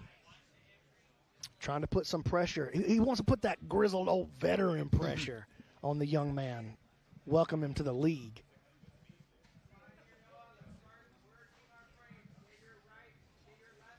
Noah's going to have to get active here. They're for sure going to put him on the shot clock.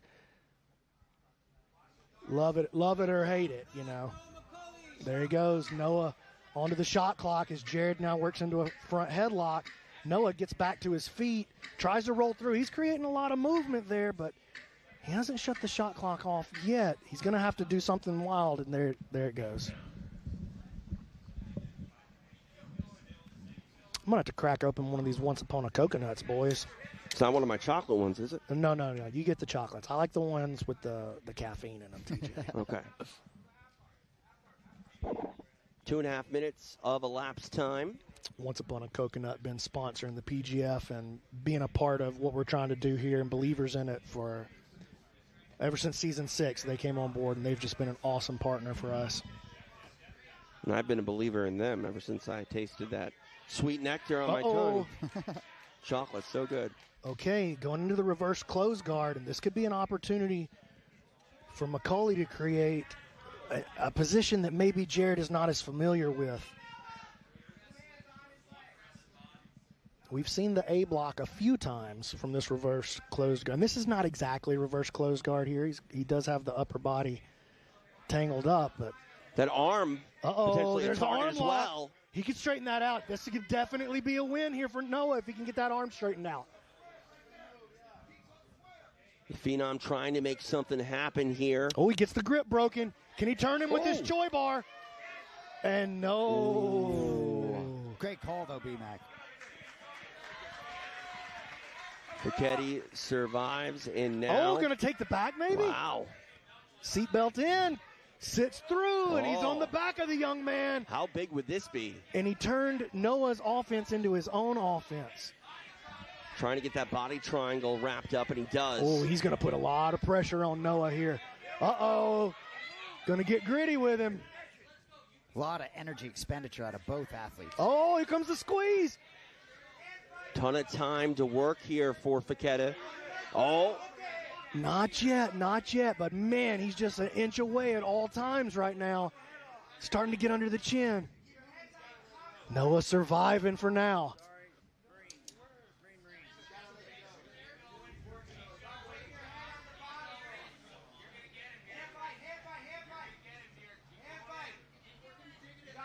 "90 seconds left.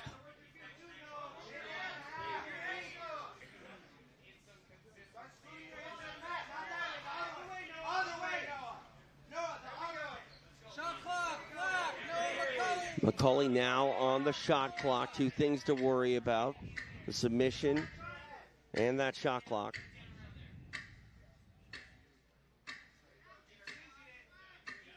And again, he's on the back, so even if a penalty does get called, he won't get moved from this position.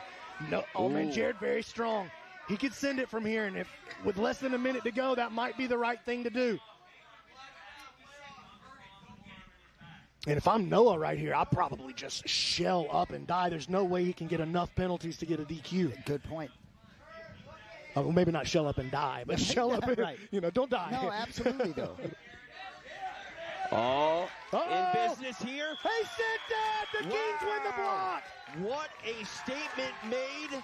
Fichetti gets the kill, securing the points for himself. And as you mentioned, B-Mac, the all-important block now belongs to the Vegas Kings.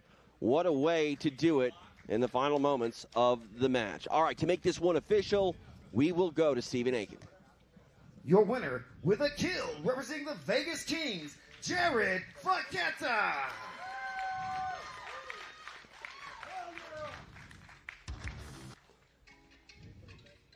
Let's take a look at the replay. B-Mac, a big win for Fichetti. It's in the final 30 seconds or so, and it secures points for him and the block for the Vegas Kings. Just look at Jared's face, man. Just sending it, son. Gave it everything he had. And we wouldn't call that a perfect rear naked choke.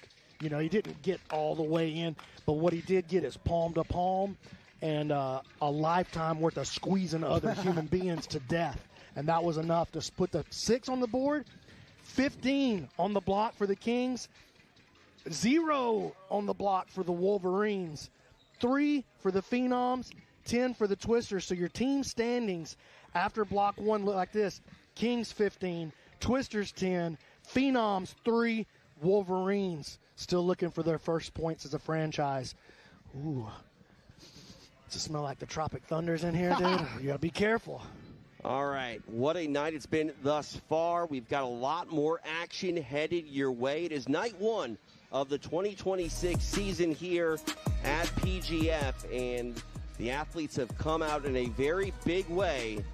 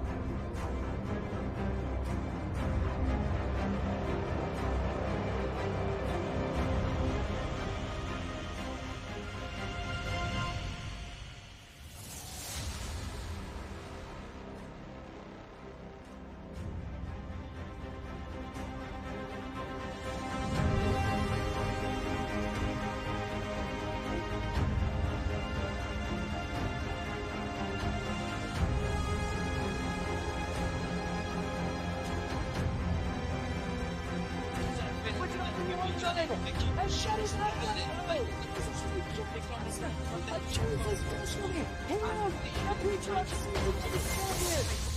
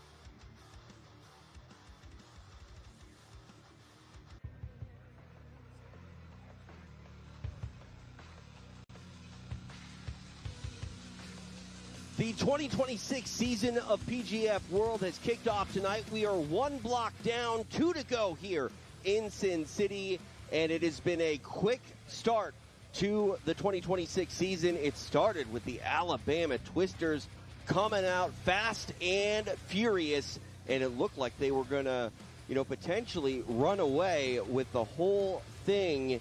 And man, those Vegas Kings would not be denied. We're inside the secret location here in Las Vegas, again, the site of PGF World 2026 season underway tonight.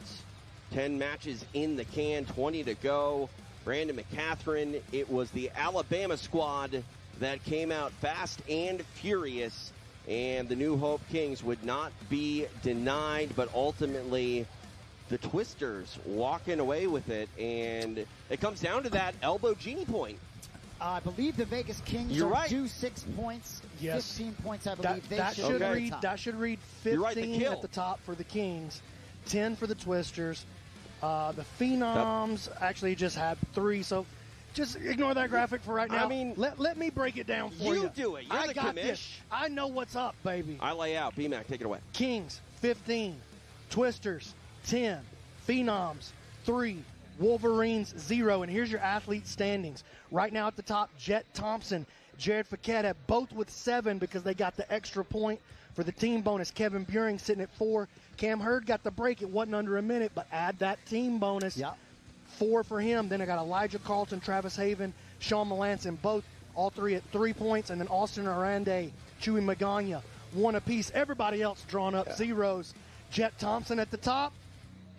Kings at the top. I mean, looking at Cam Hurd and what he did tonight, when you factor in who he did it against, I know style points don't play a factor, but man, what a way for Cam Hurd to return to the PGF. And wow, I mean, don't ever think you know what's going to happen. We saw that last-minute dramatic kill by Jake Fiquette in the Kings. I mean, the longest-standing franchise here at PGF, they're showing exactly why they are the Kings thus far. 100%. And while we know it's a long season, maybe more of a marathon than a sprint, we also know that how you start matters, right? I always say a baseball season is 162 games. April matters a lot, right? And in the month of April, that first little block there, the Colorado Wolverines have work to do. It's hard for me to get the Tropic Thunders out of my head from last season because they felt as though they were playing catch-up very early on. I think this block is crucial for Colorado and Philly a little bit to get some points on the board. But it is weighted. We talk about breaks and kills, and, you know, there's a reason that a kill is worth double the amount as a break. And if you're able to go out there and capture a couple of kills, all of a sudden we're talking about a much different ball game for each and every franchise. Man, just a big shout out to everybody watching right now on kick.com. I'm going to call that our mainstream right there, but those of you out on YouTube, or I saw it was available to stream free on Amazon Prime. Like I saw like 15 different places where it was streaming for free. We're happy to have you here, happy to have you watching with us, supporting what we believe is the future of professional jiu-jitsu, the PGF, the one and only. This is the first of 5. Every Wednesday night we come at you 7 Eastern, 4 Pacific, and there's going to be a lot that we'll talk through. For those that haven't joined us before, if a match ends in a draw, nothing, no points. Kill, choke, 6 points. Breaks are 3 points. If it's done under a minute, we call it an elbow genie. That's 1 point. After these 5 weeks, we will name a team champion. Top 8 athletes enter the postseason, TJ. Absolutely. Now, what we've seen tonight, it's been a lot. There's still a lot more to go, but I talk about style points. Cam Hurd made a statement tonight, getting the break on Derek Rayfield, and Cam is standing by with our Alex. It's not Cam Hurd Looks like anymore. It's Fiquette. Oh, Jared Fiquette. I mean, you score a last-minute kill to put your team in front, you deserve the mic, get it. right? Let's All go. right. Alex Wendling standing by with Jared Fiquette. Number 1, the Kings are in the lead, and it is thanks to this man right here. People call him Jared Bear, but it is Jared Fiquette, and you are on a run right now. First, let's talk about your teammates. Cam Hurd getting on the board, Jet Thompson getting the kill. What was the energy like in the lead up to your match? Yeah, the energy is super pure between us. We are a squad among squads. We really build off each other, loving on each other. The energy is super positive. I mean, led by Ricky, you can't get any better than that. And when you were heading into your match, did you have any idea that if you were to get the kill, you would have put your guys' team ahead? Or were you just looking for what submission you had to get? Yeah, I was pretty locked in. The game plan was just to go and just rev it up, break him, get to his neck. And that's honestly, I mean, it's this wrestling style that Ricky knows about, and he just puts me on him. He knows what to say. And at first, we were going to interview Cam Hurd because there was a double money bag moment, but he's up first for you guys. So now you have a little time to sit back and watch your team go to work again. Currently, Alabama Twisters are trailing you guys. Are they looking like one of the top teams that is going to be in the finals? I have no idea, and I really don't care. Whatever's right in front of us, that's what we're going to take next. And, just like Coach says, pressure is a privilege, and so we're just going to show up. Ricky Lundell, such a great coach. I love the message that he gave you guys. We're going to make a social clip of the message, the visualization that he had. Jer Bear, he is ready to lock in, but we have Cam Hurd up first. Las Vegas Kings in the lead. Love you, Mom. Oh, he's a teddy bear. Oh, yeah, no doubt. Absolutely. Oh, he's a dangerous teddy bear, though. Well, Take your neck. you know what, dude, a bear, even if it's a cub, pretty scary. So I want to get in here real quick. As you know, I'm here because this is sports. I'm here for the sports more than the jiu-jitsu. And for those that don't know, we do have a fantasy league for the Professional Grappling Federation. And so those that didn't get in tonight, make sure you get in next week because it's a week-to-week thing. But it's at fantasy.pgf world, and we have some leaders right now out of the gate. My squad has no points, but Misery Business and the Mississippi Maniacs tied with 14 points. A couple of other squads without good names as well tied there. But some fantasy leaders already out of the gate through the first block. I got nothing, though. And dude, if you want us to shout your name out, name your team. You can't call it my squad, dude. Come on. Exactly. I mean, Mississippi Maniacs sounds like a franchise coming soon, by the way. Dude. Maybe. But quickly, what I will say, the fantasy, you choose 7 athletes. You get $7,000 to spend. Each athlete has a different dollar value. Check it out. Fantasy.pgf.world. All right, time for our second block to get underway. For it, we go to Stephen Aiken. Ladies and gentlemen, we're ready for our second block this evening. The first athlete making his way to the mat, representing the Vegas Kings. Give it up for Cam Hurd. Cam Hurd just got to be thrilled with his first match, getting the break over Derek Rayfield. Got to think it gives you a little bit of a breather getting out of the gate like that for a guy like Cam Hurd. Yeah, I mean, points are hard to come by here, and Cam Hurd has been that proverbial stopper, but he was a finisher, and finishing a very tough Derek Rayfield. That's a strong way to start your season. Cam Hurd, undeniable when his first go-around. He looks for points in his second matchup of the night for him and his Vegas Kings. Time for his opponent to make the walk back to Stephen Aiken. And his opponent making his way to the mat, representing the Alabama Twisters. Give it up for Kevin Buring. Kevin Buring didn't disappoint in the first match of the night with the elbow genie break of Caleb Crump. So a couple guys, something has to give here. Both guys scored points. Let's see who's going to get this block started off in the right direction for their squad. And it was a battle between the Kings and the Twisters down the stretch. The Kings were able to take the block. They go head-to-head here to start block number 2. Tail of the tape on display there. Two guys very experienced in the PGF, and they will go toe-to-toe here to start our second block. TJ DeSantis along with BMAC, Brandon McCatherine, Jason Anik, live in a secret location in the fight capital of the world. For the Kings, it is Cam Hurd. For the Twisters, it is Kevin Buring.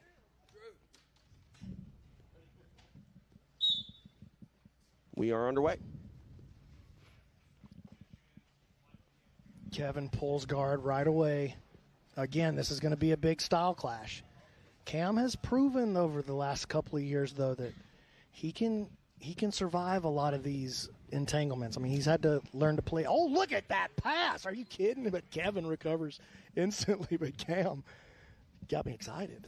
Oh, and I just think, I know I stated earlier, but for Cam to get off to the start he did, I think that just lets him exhale. I think that can bode well for him as this season progresses, because you know he has big goals and wants to be in that postseason.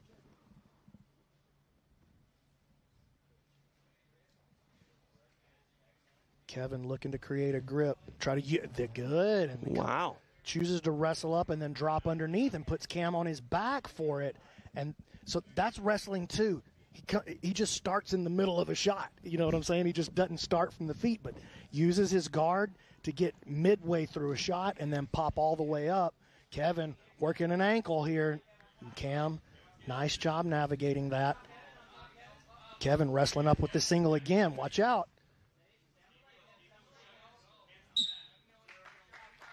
Action going to be reset in the center of the mat. We first saw Kevin Buring when he was just a baby blue belt back in PGF Season 3, back when it was still in Decatur, Alabama. And he came out tapped several black belts as a brand new blue belt during the season. Cam turns with this high elbow guillotine. He's putting Kevin under a lot of pressure, and Kevin had to abandon ship, roll to his back to survive. And that's the second time we've seen Cam counter a shot with a high elbow guillotine instead of turning it into a wrestling exchange. He's not just a wrestler anymore. This guy's a real submission threat. This is a brand new season here for Cam Hurd. And that's what makes Cam so dangerous. We know he's going to win a lot of the wrestling exchanges, but when he wins those exchanges by implementing a submission game, that just makes him so much more dangerous. 2 minutes down here of elapsed time. Another and again wrestle threatening. up. And this one's deep, too. Turns him with it again. Love Hurd hunting the neck, though. Through the guard now. Attack, and this is one of Cam's best moves, this Kimura. If he can stay behind the elbow, there's the switch. Oh, my. Oh, my. Can he get another break? He needs to put a little bend in that arm, actually. Try now for a straight arm lock with it. Not over yet. Woo! Great job by Buring getting out of that. You saw a big sigh of relief there by Kevin Buring.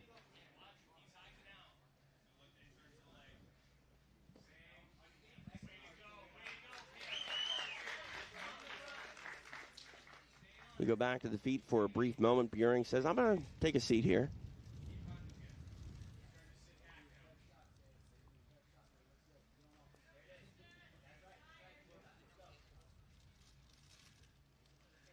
Now at the halfway point of the match.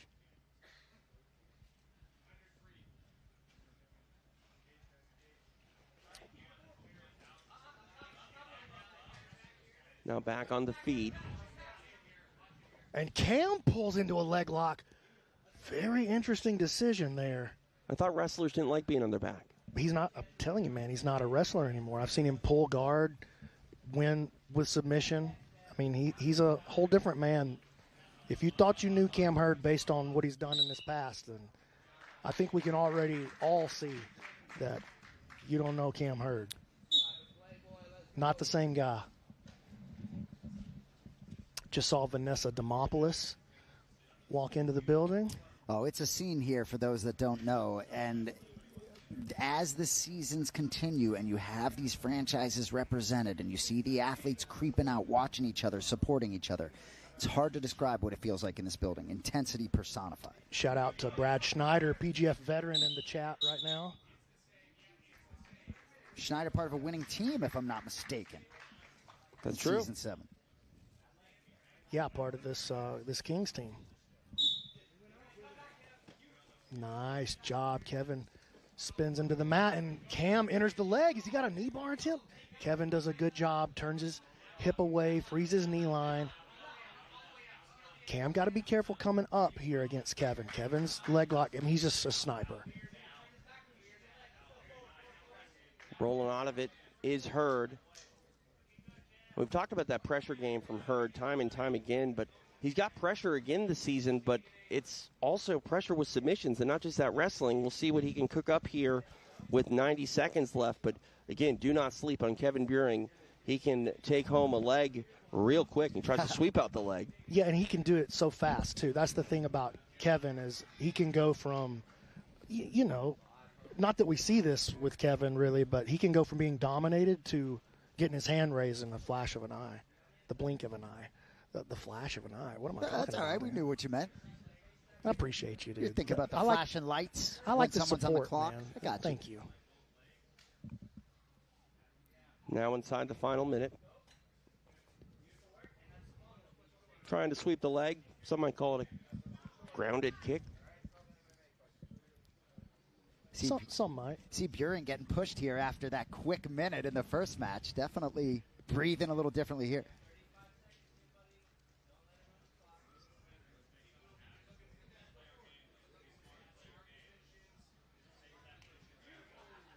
Kevin has done a great job wrestling up, and I think that's been a super interesting story here of this match. Cam comfortable goal. Watch out. In on a dart. That's not bad. Not a bad shot. There's enough time here for Buring to make something happen, but maybe not. Make it. Not going to make it. Final 10 seconds of the match. Oh, man, running out of time. Look at this arm. And we go the distance. A solid showing despite no submission. Two veterans of the PGF, two guys that have been on the stage prior to this Vegas move, and they're shining on this stage as well. Both men should be proud of that performance. To make it official, we will go to Stephen Aiken. After 6 minutes, this match finishes with a draw. What a match. We see the evolution continued by Cam Hurd despite not getting any points, and we saw Kevin Buehring play the wrestling game in a modified way on Cam Hurd, which was maybe unexpected. Take a look at the action powered by Dollimer. Yeah, and here's that high elbow guillotine. Not a bad shot, and you see Kevin had to really scramble to his back to evade that. Had to do it twice. This was the one right here, and I got to wonder, maybe Kevin took a little bit, I don't want to say damage, because it wasn't like ever stressed so much, but that's something that's 100% going to be sore tomorrow. Let's keep an eye on that as the season progresses. Who knows? We could come back talking about that Kimura that Cam almost finished, you know? Well, that was a sick move. All there. 4 squads have 2 practice squad players in the building, ready to go should an athlete get injured. And we're going to see some of them before this season is done. You can guarantee that. We do each and every year. Fun match there despite no submission. Our action continues here, though, in Las You hear Vegas. that? That's football coming back to Louisiana. The Louisiana Rougarou are storming the arena with speed, power, and non-stop action, hard hits, fast scores, and an electric night out for the whole family. It all starts February 28th. 7 home games, 1 house, the Brookshire Grocery Arena. Tickets range from $24 to $34. Football isn't over. It's just moved inside. Scan the QR code to secure your tickets or visit LouisianaRougarou.com.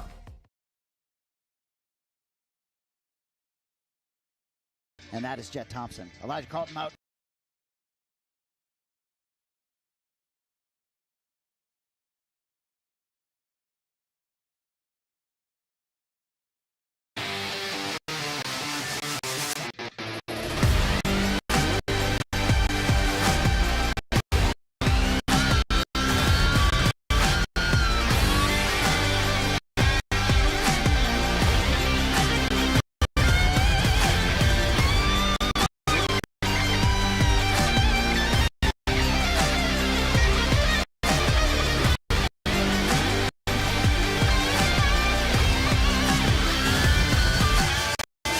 At this point. Here we go, boys. You know, like the storyline is going to change for these two guys after this match. You know, especially if one of them gets the dub, it starts to become one of the top guys has to fight back from behind for the rest of the season. Both guys already on the board. This is main event territory right here on night 1. Carlton immediately taking a seat. They're already yapping at each other. Do you guys, maybe it's just me, but do you feel like this is a different Elijah Carlton in some ways? It's just not the same. Oh, look at this. Jet creating a powerful pass all the way to the mount immediately. I'm with you on Carlton. There's this underlying maturity and poise there. I'm expecting great things. Jet is just an animal. Elijah with a beautiful movement to try to free himself there. Wasn't able to get out, but he's doing enough to keep that shot clock from coming on, that's for sure. Big movements. Jet trying to create some pressure here. Wants to isolate that wrist. He wants that gift wrap. You see Elijah's top arm right there? Elijah wants to sneak in with his right arm behind there and grab the wrist. Let's see if Elijah working up to his side there, keeping his elbow in good position, both his elbows in good position. This is a good survival position. And watch out, Elijah looking for this black magic sweep. And there he goes, trying to tip. He needs to suck that bottom shoulder out just a little bit so the front of his shoulder touches the mat if he wants to complete that. As long as you're, sideways, it's just not going to work. You got to get the front of your shoulder touching the mat to complete that black magic sweep. I call it a sweep. Technically, it's just a reversal, but Carlton on the shot clock. There it is. Look at this. Big movement. What a play. Wow. Dude, that was so sick. That is just masterful jiu-jitsu. And I know you're watching and you're like, oh, there's no sub. Dude, trust me, escaping the mount like that is master level jiu-jitsu. Jet Thompson. Beautiful. And to be able to do it when the shot clock is on, that is a big answer. And Carlton, he's smiling at Thompson going, look what I can do.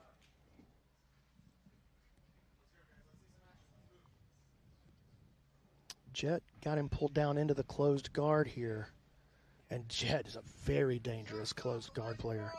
Elijah's going to have to do something to try to break this guard here. But the problem is if he goes to stand to try to break the guard, which is the right thing to do, he's given Jet access underneath his legs to try to get offensive. And here goes Elijah throwing his leg over. Short time on the shot clock, and Carlton able to reset it. Yeah, as soon as he threw that leg over and showed that he was trying to do something else, that should have reset the shot clock for sure, and it did ultimately. But a great example here at the PGF where Carlton was on top and he was put on the shot clock due to maybe a little bit of inactivity.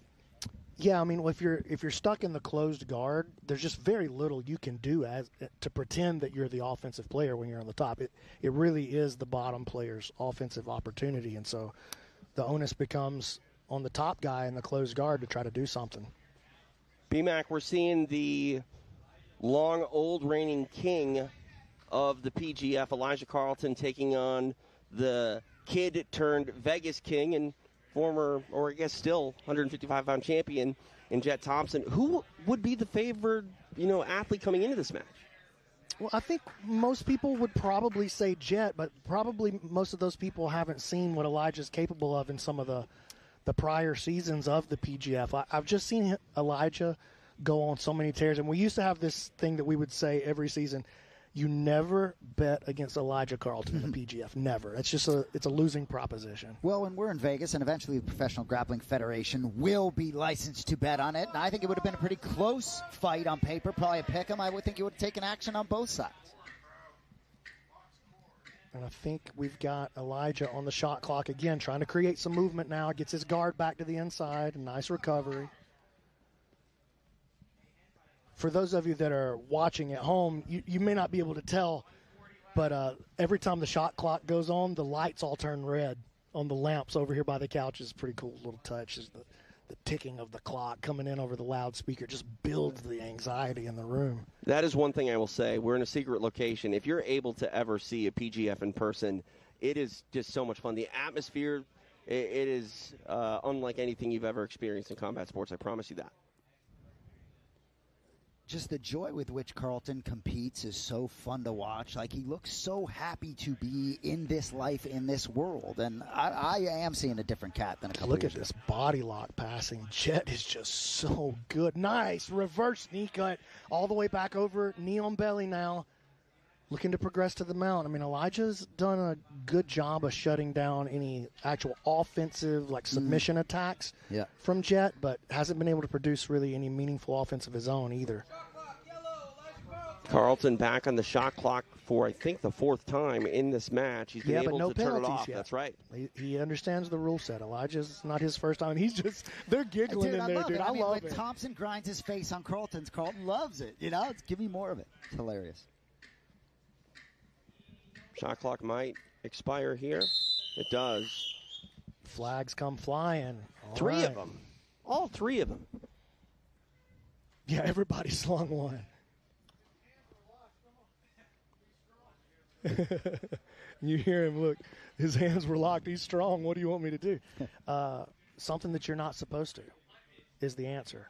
Maybe it wouldn't be the right jiu-jitsu thing to do to make a big, exaggerated movement, but it's required in this rule set. We want movement. So it's a kind of a misnomer to call it a stalling penalty. It's not a stalling penalty. It's an inactivity penalty. And that's a very big difference in the way that we do things here in the PGF, and Jet just getting weird with it.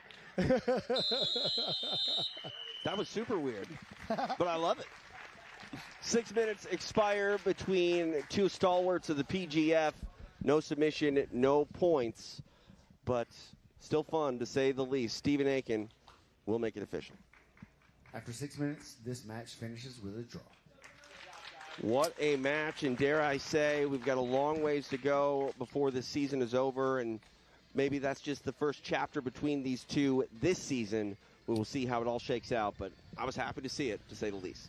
Yeah, Jet expected a tougher fight than that last 24-second encounter, and he certainly got one. Just love seeing the mutual respect and love they seem to have developed as the two sort of faces, if you will. Taking a look at this replay, which is powered by Dahlimer. There was that sweep. Dude, if you're a jiu-jitsu athlete at home, maybe you're a white belt, a blue belt, maybe you're a black belt, and you're at home just watching and enjoying, brother, go back and watch that mount escape by Elijah Carlson. That was a work of art.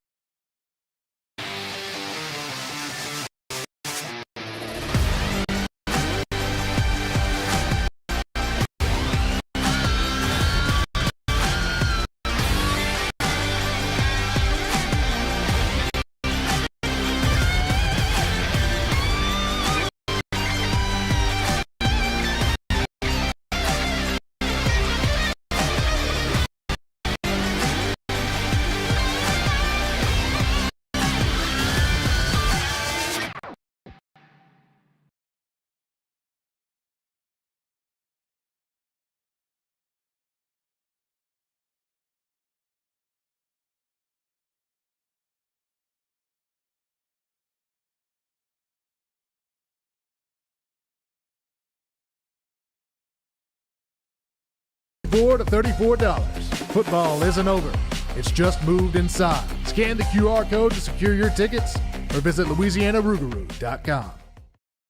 I think is happier to be here than Travis Haven. He said the coolest thing he's done so far in grappling is punching his ticket to the PGF draft. He just talks about it's different. He tells his parents, he tells people to watch this in a way he doesn't tell them to watch other events he does. This dude belongs. And that, is a real statement made here. This is a sport that has been predominantly practiced by and followed by the competitors themselves. And this is really a fan-friendly thing. And if you're going to try to turn the average, maybe combat sports fan into a jiu-jitsu fan, look no further than the PGF. And this is a battle between the first draft pick, Travis Haven, and the highest paid draft pick, Austin Arande. And, man, Travis could really do a lot for his career right here, put his name on the board with a win over Austin. Austin got to be thinking about that a little bit.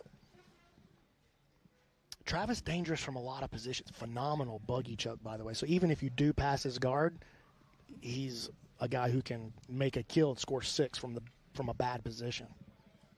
A lot like Derek Rayfield in that way. Good point.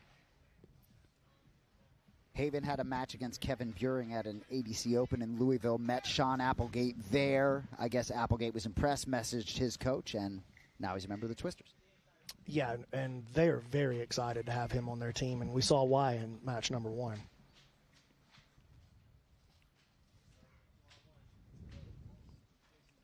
A little bit of a half-court pace here early.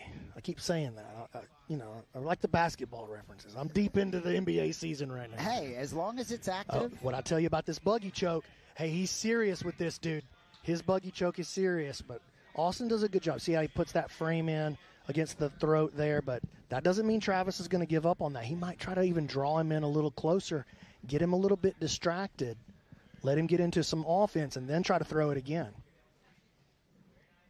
Travis does a good job there moving his hips away. Austin falling back on a heel hook. Got the knee line. Uh-oh. Nice job rolling through, slipping the knee line. Travis showing that he can stay on the mat, no doubt. You talk about the parity. A lot of talented athletes. It's a deep roster. You got to be able to capitalize on the moments when the lights are bright. A lot of these guys are dominant in the gym. But under these lights, who can capitalize? Who can put the points on the board? Yeah, and both of these guys qualifier winners, so they're familiar with like the shot clock and sort of the general rules. They're both PGF fans coming in, so it's, they feel like it's a big deal that they're here. But neither of them have been in the trenches of a PGF season, and it's just different, dude. Especially week 3, it starts to feel real different. And just really feel like no easy outs, 1 through 20. No, it's the most parity that we've ever had top to bottom in the roster. Oh, fixing that hair. And now, this is interesting. During the rules meeting yesterday, they warned Austin, look, if you take your time fixing that hair, we're gonna hit you with a penalty. We do not want any downtime, dude. We're trying to push this thing through. We got 30 matches a night we got to get through. We don't have time for any of that. I mean, if I had hair, I'd take the penalty to mess with it. You know what? You never have to wear. And there's that buggy choke. This one's deep, and this could be a real problem. No frames in to defend it. Oh, this could be a real problem. If he can get him lifted, though, he could get the reset. Smart. Nice understanding of the rule set there by Austin. Excellent. If you get lifted up above the waist, you're forced to let it go because we don't allow you to slam, and so we can't allow you to just lift a guy either and pretend. You know what I'm saying? We can't allow you to hang on to something when you're getting lifted. That's not fair either. So if we're not going to honor the slam, then we do honor lifting the opponent as if he could get slammed. Travis looks like he wants to jump.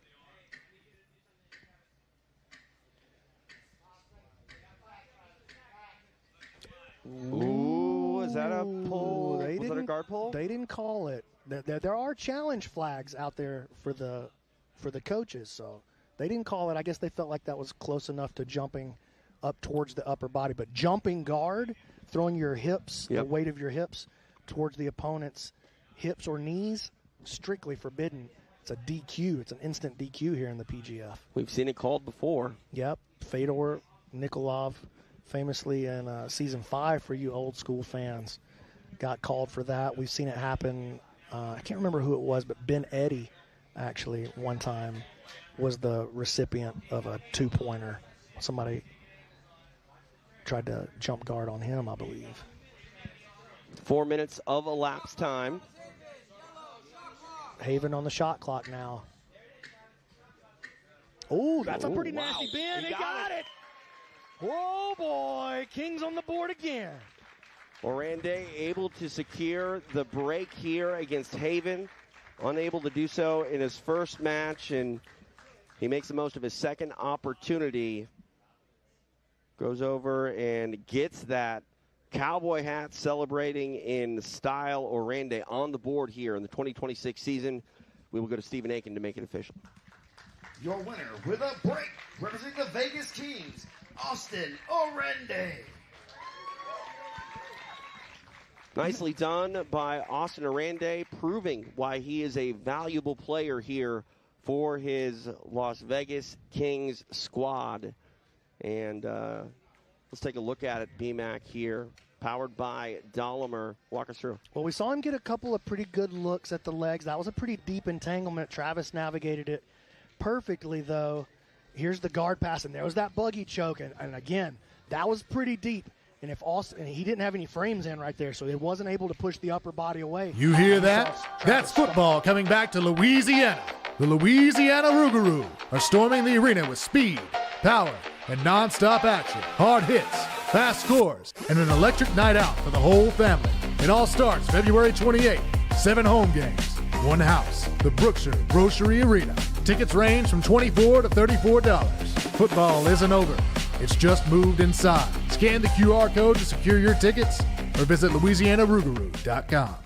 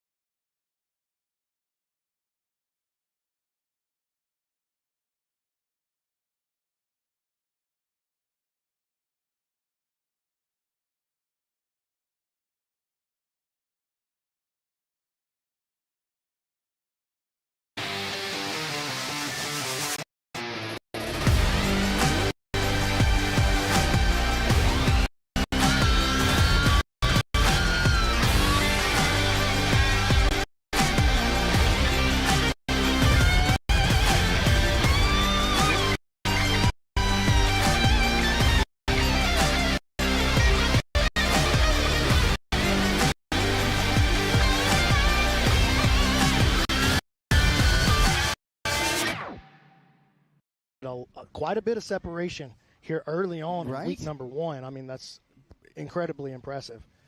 And that happened with them in season 7. Like, they just ran away with it when their team took the title. Ryan Aitken won the individual title. Well, TJ, your point about look at kills. this. Nice lock here. Like, very strong inside pressure against, that's like an Americana right there.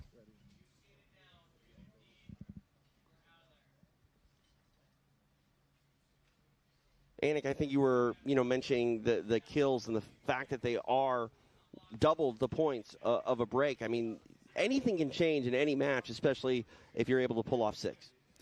Yeah, it's a point you've been making over and over again. It's so well taken because we look at 21-10, but a couple quick kills flips that scoreboard on its head. And BMAC, that is your, brainchild. The idea that you can break something, you can continue to go on in a match, but you grab a hold. Oh, that was close right there. But you know what? He ends up in a bad position for taking that risk. That was close. Interesting. Oh my! Look at that back take by Strauss. What a play, dude! Are you kidding me? The flexibility that was on display there. Strauss in a great position. And he can put pressure and even get a finish, even with the arm inside on this right here. He's got that far side. Oh, under the chin. Oh. Strauss looking to put 6 on the board to tie the block. There and it he does it. Jake Strauss ties the block up. 6 points. Money bag thrown out by BMAC, and for good reason. What a statement made by Strauss. The way that he was able to take that back. It's one thing to take the back, BMAC. It's another to take the neck when you do it. Strauss up to the challenge, and wow, what a win. 6 points in the money bag for the Twister Strauss to make it official. Stephen Aiken. Your winner with a kill representing the Alabama Twisters, Jake Strauss. My, oh my, how things can change. And Strauss went from potentially, doing a no-no with a guard pull to a kill in no time flat. Let's take a look at it. Yep. Powered by Dahlinger. BMAC, walk us through. That was an interesting play. He put a lot of pressure on Jared's shoulder, forced a big reaction. I know we're going to get a look at this kill there. Hidden hand right there. Has the hand hiding in the armpit. And then as Jared just distracted, dude. Guys, while he's doing this interview right here, I would love to see the back take that got him to the back on the replay when we come back off of this. See if we can take a look at it here in a moment. Stephen Aiken standing by with Strauss. Here with Jake Strauss. Jake, big 6 points on the board for your team and for yourself there. Great back take there from the bottom. Is that something you've been working on a while? Yeah, that's something in practice that I'm known for. I feed my arm across a lot. Maybe I shouldn't give away exactly what I do, but that's something I catch on a lot of people. They think they got me, but it's a switcheroo. It was a very nice move. You added some solid points to the board. Some money in the bank down there. Tell me what you're going to do with that. I don't know. I'm going to try not to gamble. Yeah, buy some food. Good strategy, good strategy. Got one more match coming up tonight. What can the people at home expect? More of that, I want to rip people's faces off. I'm not going to lie, so that's what I'm looking to do, If I don't choke you, I'm going to break your back, so you choose. Ooh, that sounds rough, Jake. We appreciate it, though. Have a good night, brother.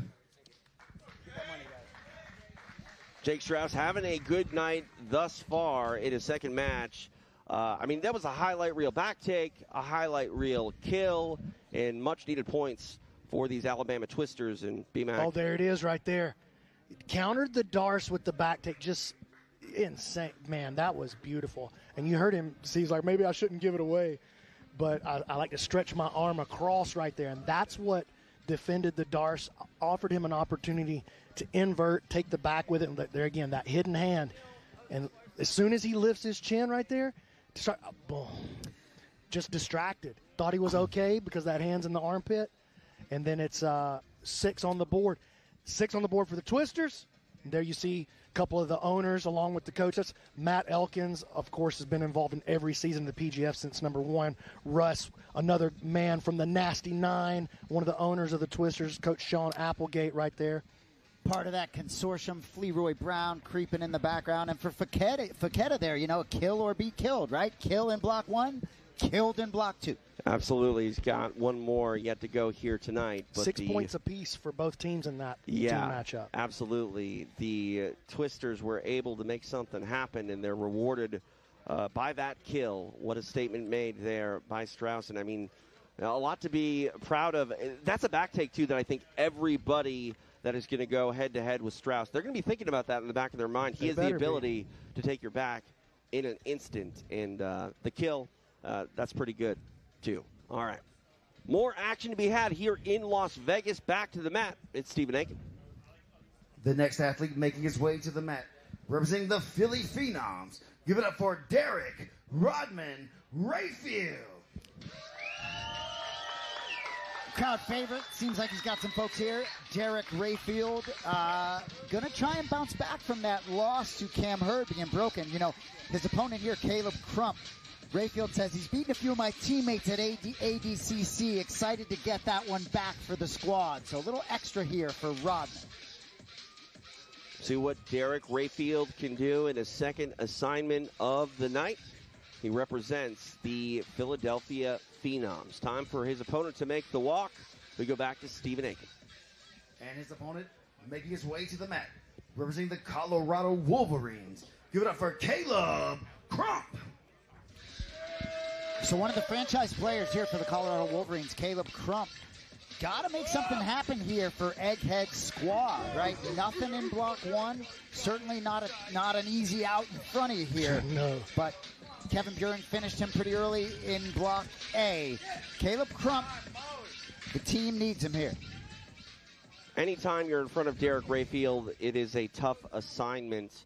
Look at the tail of the tape. But is it better to go against Rayfield after he's coming off of a upset loss, or worse? I don't know. It's not good to go against Rayfield ever. If you're on the other side of Rayfield, there's just going to be chaos and madness, and they're going to get scrappy right away. And Derek, Derek don't mind that. Derek don't mind that. Neither does Crump. They both understand the assignment. Two strong wrestlers here. You know, Derek, we watch him do his jiu-jitsu. Oh, look at this, though, working a guillotine early. This would be a big way to bounce back. Got a lot of pressure on it. He's under the chin there. He's on the wrong hip, though. He wants to get over to his right hip to try to finish this Army and guillotine. Grimacing is Crump. Derek looking confident right there. He doesn't look like he's spending a lot of energy on it. Oh, deep into his rubber guard.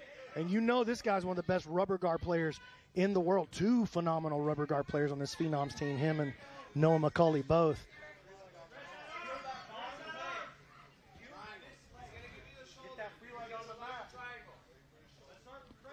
Crump has to be very careful here. As those hands come unlocked, he's got to watch out that right knee of Rayfield doesn't slip into that space. Crump probably going to get called for a shot clock penalty here.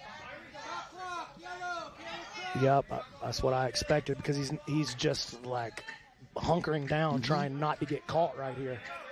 But a lot of good pressure right there, but it's not going to be enough to set the shot clock off. Short time on the shot clock here for Crump.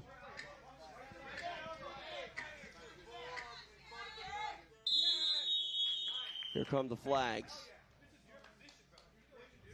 Now Crump goes downward in that penalty position. See what Rayfield can do with the opportunity. Penalty, yellow, bottom.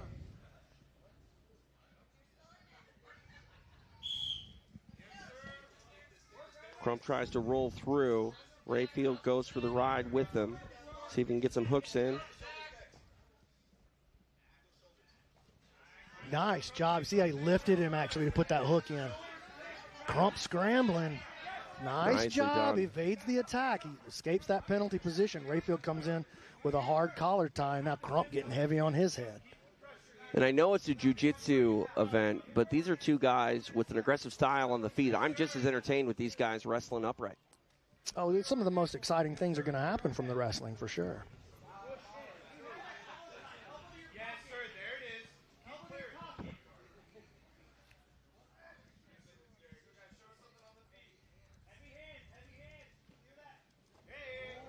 Oh, sick, aggressive flip. Right into this rubber guard play again, and Caleb's going to have something else to do. And you know, Christos Papadello showed us last season when he got down into the rubber guard a couple times against, my boy, Dom Lobo. Against Dom Lobo. Here goes the control here for Derek trying to advance, but Christos dealt perfectly with that rubber guard, never had to deal with the shot clock, able to shut it off, but not everybody understands that, you know. So Crump gotta be wise here. Just pressuring in and stopping the offensive player from doing anything is not going to be enough. Shot clock on for Caleb Crump. Derek Bell's looking for this arm-in guillotine again.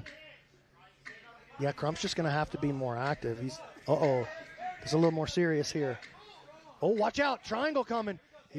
Crump almost made a big error there, and he's going to end up on the clock again. 2 penalties now and plenty of time left.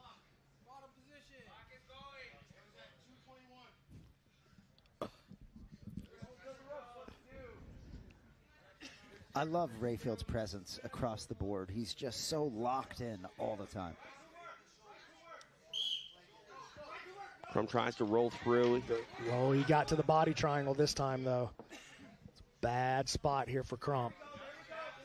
Crump a survivor, though, man. And survival for Crump, though, it could come at a cost if he's able to survive but not able to make some sort of progression. That shot clock might be on once again.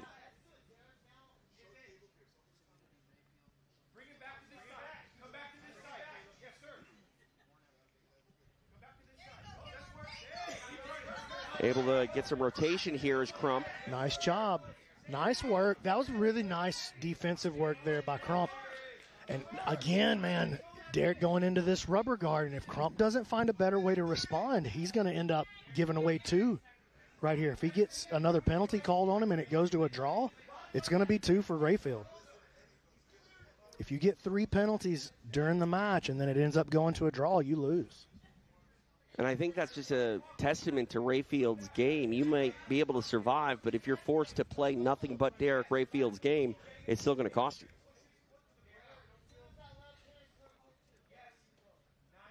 Closing in on the final minute of the match, and the shot clock comes on once again for Caleb Crump. Crump's going to have to do something.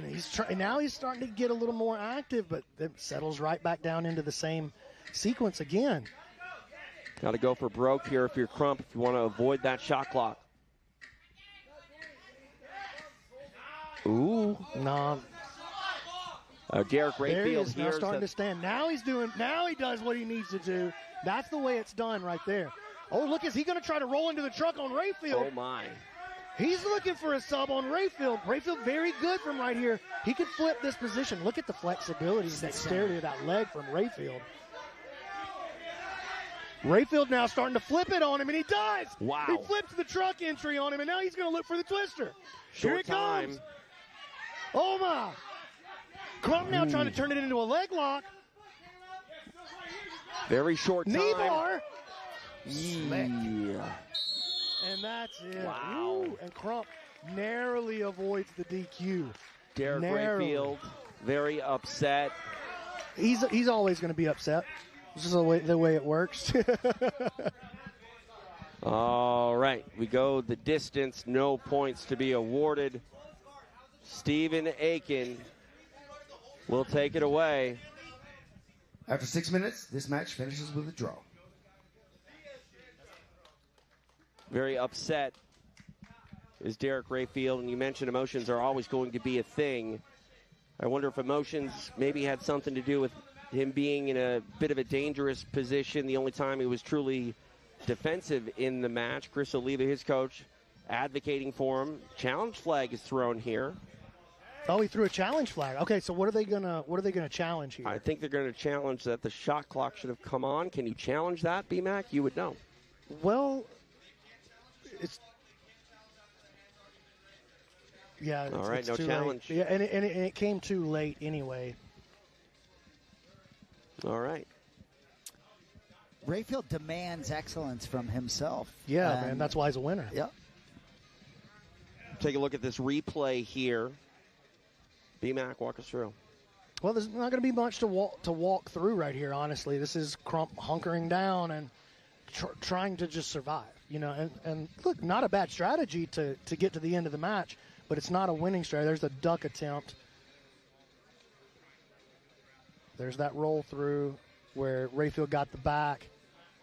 And Crump did a good job here of being able to, like, create a little rotation, slip his elbow back to the other side, and turn it back into a closed guard. Here's Crump trying to counter the truck attack. I thought he might have a look at an outside heel hook right there. These were the final moments of the match. That recap brought to you by Dolomer. And our night of action continuing here in Las Vegas. It is opening night of the 2026 season for the PGF. Appreciate you joining us on YouTube and Kick.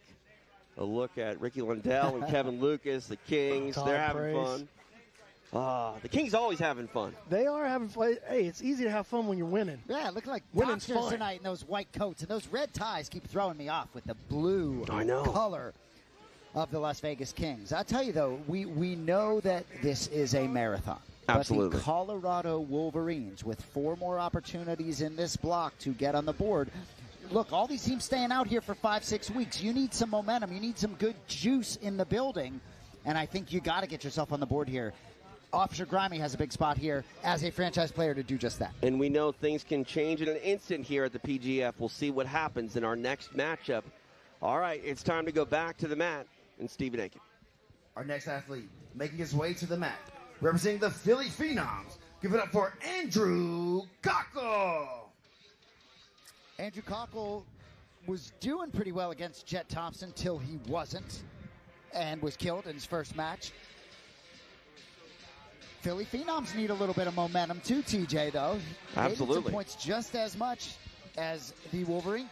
See if Cockle can be the starter to that. Now, time for the Colorado representative to make the walk. We go back to Bobby, both of them, Stephen Aiken.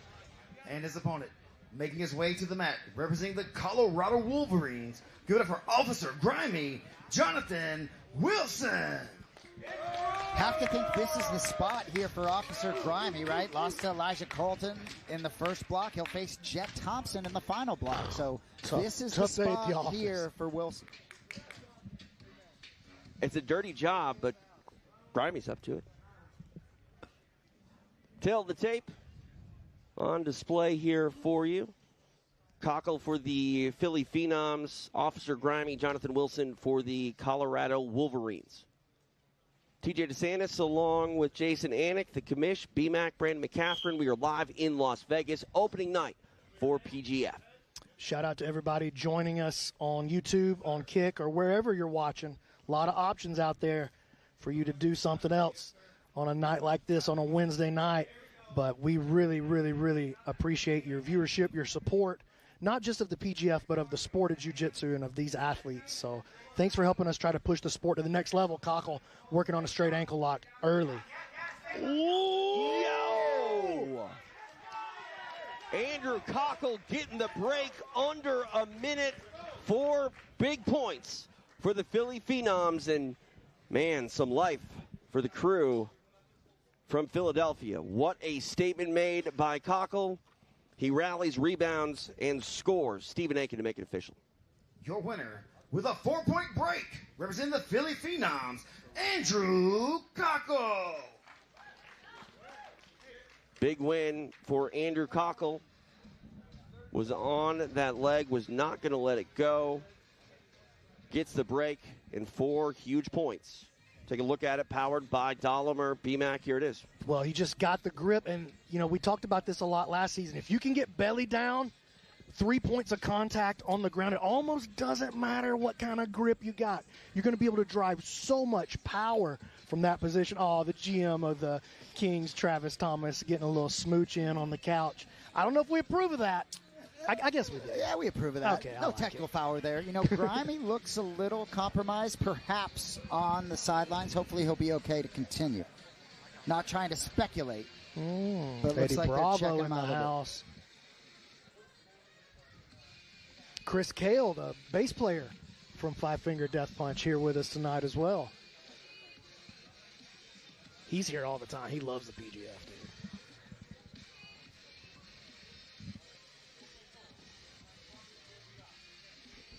How fired up was Andrew Cockle a moment ago? I mean, that was some pressure off of him. You know, the Phenoms definitely want to pick up some points, and he answers the call. Big one for him here in Las Vegas. Well, it's got to be special to be able to do it for others other than yourself. Yeah. I know it's an individual sport, but the dynamics created here, the team atmosphere is incredible. Yeah, absolutely. All right, more action to be had here on the PGF mat. We go back to Stephen Aiken. Our next athlete making his way to the mat, representing the Philly Phenoms. Give it up for Sean Melanson. Sean Melanson, huge effort in his debut match tonight with a break over Austin Arande. Second chance tonight against the tough Jaden Groner coming up. All right, back to Stephen. And his opponent making his way to the mat, representing the Colorado Wolverines. Give it up for Jaden Groner. Jaden Groner, second walk of the night. Be interesting to see how he adjusts after being broken by Travis Haven in that first match. Right? A lot of learning on the fly here in the season. Wolverines still looking for the first points of their franchise history. Look at the tail of the tape. Groner looking to make a name for himself against Melanson here. But Melanson definitely not going to be shoved aside easily. No, he got that dad strength. Yeah, he'd grown up. And we saw Melanson actually had a great understanding of how the shot clock works in his last match. Got the shot clock called on him, reset it. Did enough to reset it, did enough to reset it. Probably 3 or 4 times, and then finally he just needed one look. And once he got one look, one break, that was it.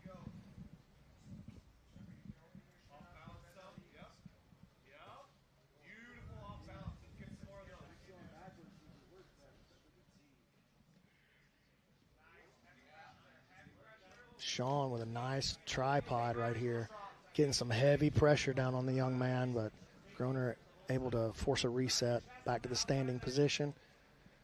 Inverts through, Melanson pulling out of there. Nothing yet, just no respect so far for the game of Groner. I believe he thinks he's probably just strong enough to do whatever he wants to do, and he might be right.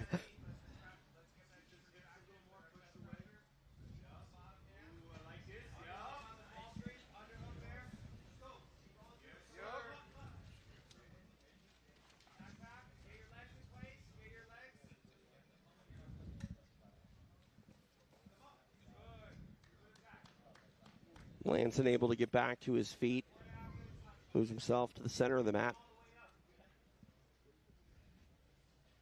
For someone like Melanson, who's such an advanced sort of teacher of this sport, when you're competing as an athlete and you got a coach talking to you, obviously Melanson has a good feel for what he's going to do. But are you just sort of tuning in everything Olivo's saying and trying to just sort of be in that moment? I think everybody kind of does it differently. Some people zone out, like at the free throw line, a lot of people just zone out. A lot of people hear everything, and people handle that different ways, So it's hard to say for the individual athlete, I think. Gotcha. Some people only lock in on one voice,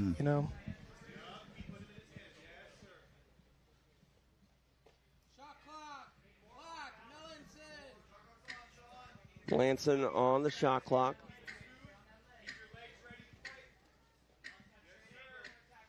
Oh, past the guard, though. It's going to be hard. Oh, I was going to say it's going to be hard. Air jail. Are we going to air jail? Is this the first one? He's got to get him lifted up higher than the waistline like that. We've seen 2 buggy attempts tonight. And, I mean, that's the move, I guess, for defense. When you're caught in a buggy, stand up if you can do it. I think I'm going to call that our first air jail. I like it.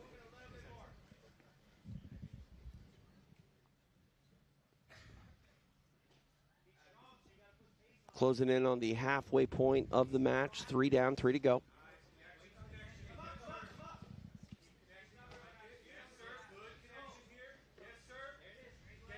Trying to get that pass was Melanson. Groner able to hold on to that left leg.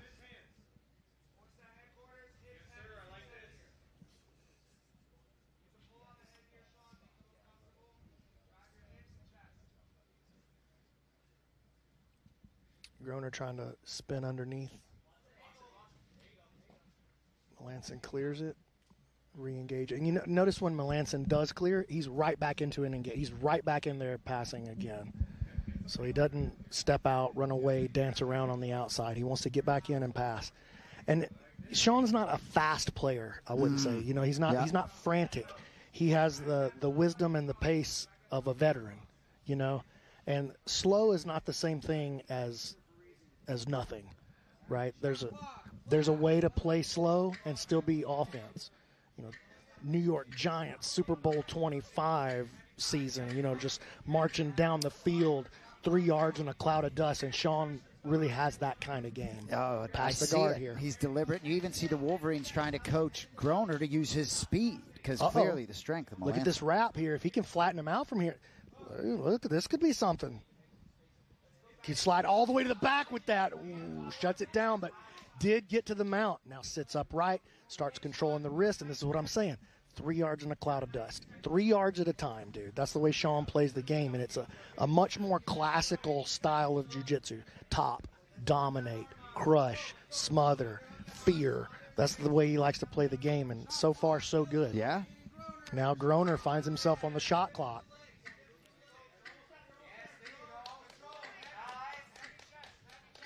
And if the shot clock does get turned on here, working for this arm triangle, 1 minute to go. If the shot clock does get turned on here, they'll let the play continue. You don't get moved off of the mount. The guy will get the penalty, but he won't get moved off the mount. So the penalty does come into play, and as you mentioned, BMAC, he will keep the position.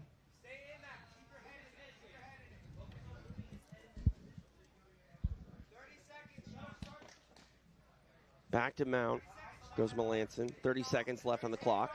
Arm triangle. This is enough time, and this is going to be a murderer squeeze right here. Ooh. Looking to put 6 on the board. He's going to get that. He's got it. Nicely done, Sean Melanson got the 6. Great call, B-Mac. Chris Olivo and the Phenoms fired up, and for good reason, able to steal 6 down the stretch. Sean Melanson having a night here in Las Vegas. 6 big ones for the Phenoms. Stephen Aiken to go ahead and make it official. Your winner with a kill representing the Philly Phenoms, Sean Melanson. Sean Melanson getting it done, able to get 6 points in the final moments. You hear that? That's football coming back to Louisiana. The Louisiana Rougarou are storming the arena with speed, power, and non-stop action, hard hits, fast scores, and an electric night out for the whole family. It all starts February 28th. 7 home games, 1 house, the Brookshire Grocery Arena. Tickets range from $24 to $34. Football isn't over. It's just moved inside. Scan the QR code to secure your tickets or visit LouisianaRougarou.com. And ultimately had a look at this arm triangle, and he made the most of it, getting 6 points. And that was just outstanding, clean, technical work on that arm triangle. And just good, clean, black belt technique from top to bottom in both matches so far from Sean. Chris Olivo, head coach of the Phenoms. All right, what a night it is for Melanson. He's standing by with Stephen Aiken. Here with Sean Melanson, another big 6 points on the board for yourself and for the Phenoms. A little air gel there that time, is that what we're going to say? Yeah, I wanted to see if he'd let go because I wanted to keep the side control when they were telling me to stand up. Then it got tight. I was like, fuck, I'm standing up. Yeah, you don't want to play around too much with a guy like that around your head and neck. He's too dangerous for that stuff. Smarter play there. Big 6, one more match tonight. Tell me what we can expect from you. Same thing. I feel like I'm getting better and better every time. Felt a little extra pressure in that match, so it felt good. You got a big win for the team, Sean. We really appreciate that. We'll see you back later for one more. Thank you. Wonder why he felt extra pressure in that particular match. team was behind. Well, he and Cockle took some pressure off Rayfield there, scoring in back-to-back spots, and that's a thing, right? For a guy like Rayfield leading that squad, nice to have your boys pick you up. And, that's really what I think PGF is all about. There have been team-based combat sports events in the past, most of which have involved concussive blows. Here at PGF, you really get to see a different side of that formula when you are really in it, in the trenches with your guys, and you have a vested interest from top to bottom, 1 through 7 with your reserve players. And Chris Olivo's terrifying me with those eyes. Oh, my goodness, staring through my soul. The team dynamics are so fascinating in the building as the weeks go on, and even this early on, curious if the Wolverines are feeling a little pressure right now. Even Sam Schwartzapfel about to make a walk, a lot of pressure there with that. No points on the board yet for the Absolutely. Wolverines. And 10 on the board in this block for the Phenoms. They're almost certainly going to win this block. Kings, Twisters both put 6 up. The Wolverines would have to score 2 chokes in their final 2 kills in the last 2 matches to win the block. But Phenoms rallying back right now, sitting at 10, 13 points so far. All right, let's get back to action. Here's Stephen Aiken. Our next athlete making his way to the mat, representing the Philly Phenoms. Give it up for Kyle Chambers. Here is Kyle Chambers. First match of the night was a draw. We know that has been the typical result for Chambers in the PGF. Gets another veteran his way in Sam Schwartzapfel. Second to last match here at the end of Block 2. Chambers very durable on this PGF mat, trying to come out the other side with a victory here in his second assignment of the night. We go back to Stephen Aiken. And his opponent, making his way to the mat, representing the Colorado Wolverines. Give it up for Sam Schwartzapfel. So Schwartzapfel gets Chambers here and then Mangania in his final match of the night. If there was ever a spot where you really felt as though you needed something here, it is right now for these Wolverines. Get some love from head coach Eddie Bravo. 2 PGF veterans, 2 10 Planet products. 1 Kyle Chambers for the Phenoms, Sam Schwartzapfel the other for the Wolverines. TJ DeSantis along with BMAC, Brandon McCatherine, Jason Anik, Matt Side here in Las Vegas. Opening night here at PGF.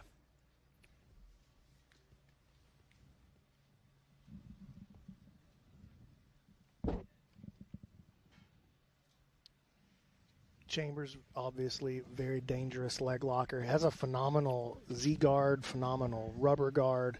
But he's going to do most of his damaging work from the bottom position. Sam's going to do most of his damaging work from the top position. So it's a clash of styles here for sure.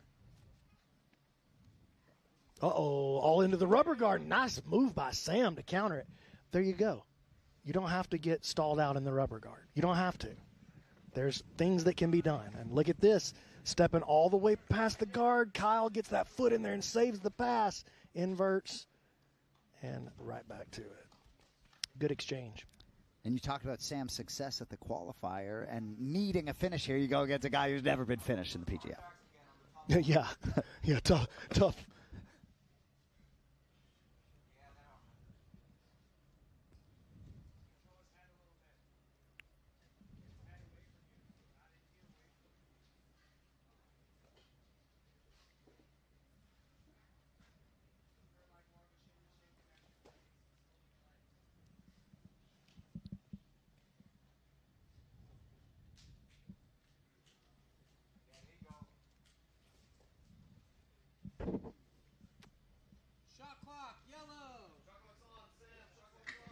Schwartzapfel finds himself here on the shot clock.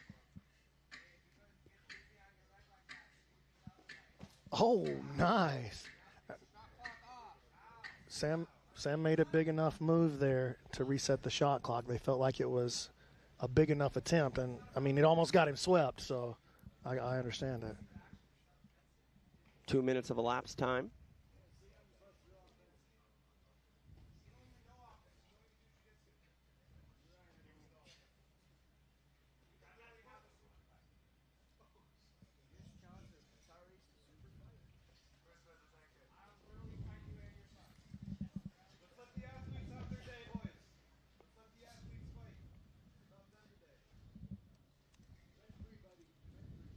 Very hard to get through the guard of Kyle Chambers.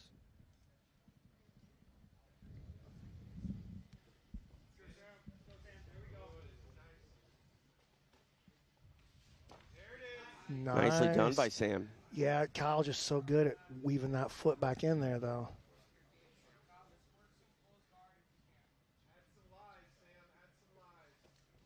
Nice. Sam working for this double underpass after the takedown.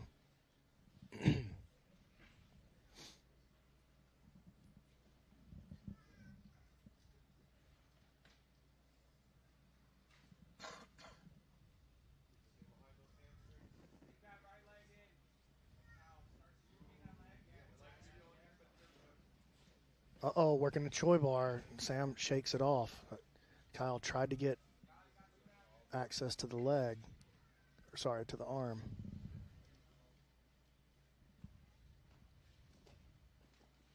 Oh, Kyle with the wrestle up.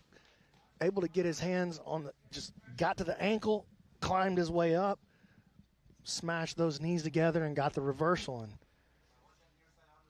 Let's see what this passing looks like against Sam's guard. Sam going under, and Sam's got a very good knee bar game. Good lockdown, good knee bar. He's got the electric chair here. He has worked into his lockdown game. He's got the leg passed across.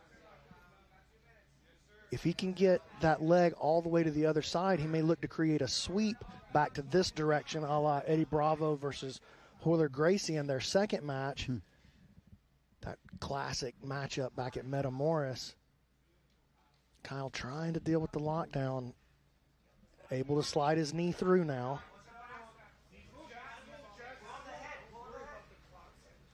Back step by Kyle. Wants to access the legs. Sam aware. Pulls his knee back through. Kyle jumps back on the legs. Sam aware. Knee line slips. Back to the top of the game.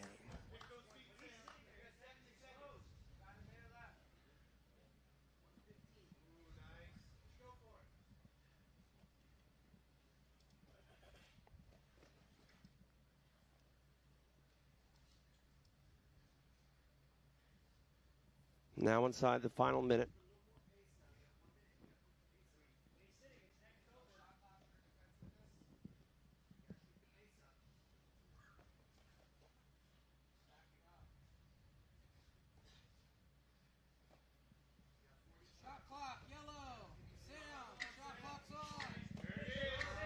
Nice pass there by Sam. See if he can secure the position. It's a nice pass by Sam. Shot clock goes on, spurs the action. Oh, Sam definitely thinking about the knee bar on that bottom leg. See the way he likes to get to side control, to twister side, and step his inside leg over the top of the bottom leg of his opponent and hunt that knee bar. We saw him do it at the qualifier a couple of times. Definitely one of his home run moves. Kyle defends. Sam going to sit back on a straight ankle, just trying to take his shot right here. Time expires between the two 10th Planet products. No points. Master Eddie Bravo on hand, taking that one in. Stephen Aiken to make it official. After 6 minutes, this match finishes with a draw.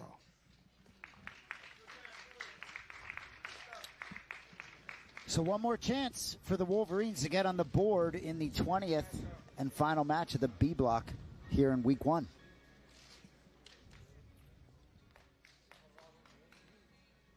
Been a big head-to-head matchup here in the second block for the Phenoms. Kyle Chambers unable to secure points against Sam Schwarzenfeld, but no one feeling the heat more than the Wolverines that hail from Colorado. Looking at the match recap here, powered by Dolomer. Sam was on the shot clock there, bailed, tried to bail again. Kyle Chambers able to capitalize on it. Closing moments of the match, Sam sat back for the attack on the leg of Chambers, but to no avail. And there's the UFC vet with the money bag in her hand, Vanessa Demopoulos. PGF vet, I might say. Yeah, that's right. Fought for the ladies' title against Nakia Jackson, who, by the way, Nakia will be returning at the playoffs to defend her 125-pound belt. Beautiful. And we'll also have Maka Vickers returning to defend her 145-pound belt. Her opponent already set, Nora Naomi Schultz versus Maka Vickers for the 145-pound title. We'll see that on April the 8th at the PGF playoffs. Of course, live and free on YouTube and Kick. I mean, you're not really a ladies' man, B-Mac, but you're always That's carving true. out a spot for the ladies here at PGF. Well, my two favorite jiu-jitsu athletes of all time are ladies, my wife and my daughter. And they're both better than me at jiu-jitsu, so I have to respect what they want, you know what I'm saying? I love it. So I don't want to try and get too far ahead of ourselves, but Okay. just a little teaser here. I think potentially Jonathan Wilson, Officer Grimy, might be a little banged up. I'm seeing Josh Squires, practice Saw squad that player, too. getting loose. So we got one more match here, but that we knew injuries would come into play here. I think there's a good chance we see our first bench player making an appearance here. And BMAC, you know we have a 6th Man of the Year award for whoever has the best season off the bench. That's true. We got an MVP. We got a 6th man. We're ready to go. All right, ready to go for another match here. Rounding out Block 2, we go back to Stephen Aiken. For our last matchup of block number 2, making his way to the mat, representing the Philly Phenoms, give it up for Noah McCulley. Noah McCulley, tough first debut match tonight here. Killed by Faketa, but another opportunity, as you know, 15 of them over this 5-week stretch. Let's see what McCulley can do to round out what's been a good block for the Philadelphia squad. All right, I think you're a fortune teller or you're just very observant. For more on that and our next athlete's arrival, we're going to go to Stephen Aiken. And his opponent, making his way to the mat, representing the Colorado Wolverines, give it up for Bulletproof Brett Moyer. Bulletproof drew against Strauss in his first match. Strauss certainly proving to be a tough competitor.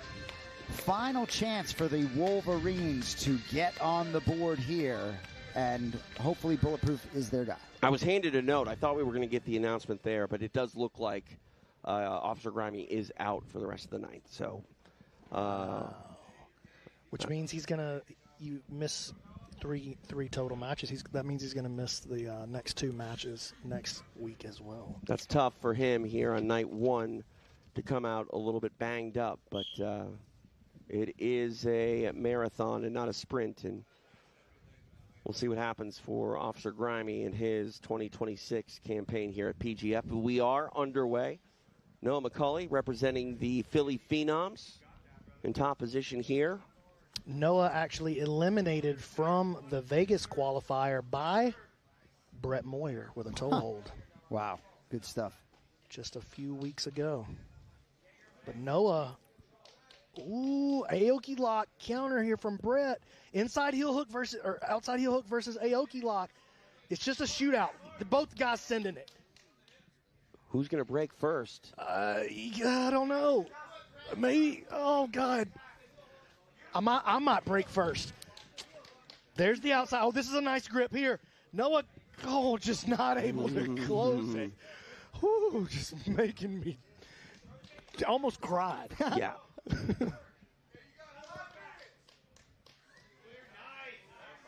Wow. Oh, these guys are Another going duel. after it. I mean, they're just sending it. 2 young men just sending it. Who cares? Oh, who got it? Was it Noah? McCulley gets it. Oh, boy. 3 points for the Phenoms. They are having a heck of a run here. In block number 2, money bag to boot for McCulley. Man, those guys were going to war. And, yeah, wow. McCulley with 3 points. I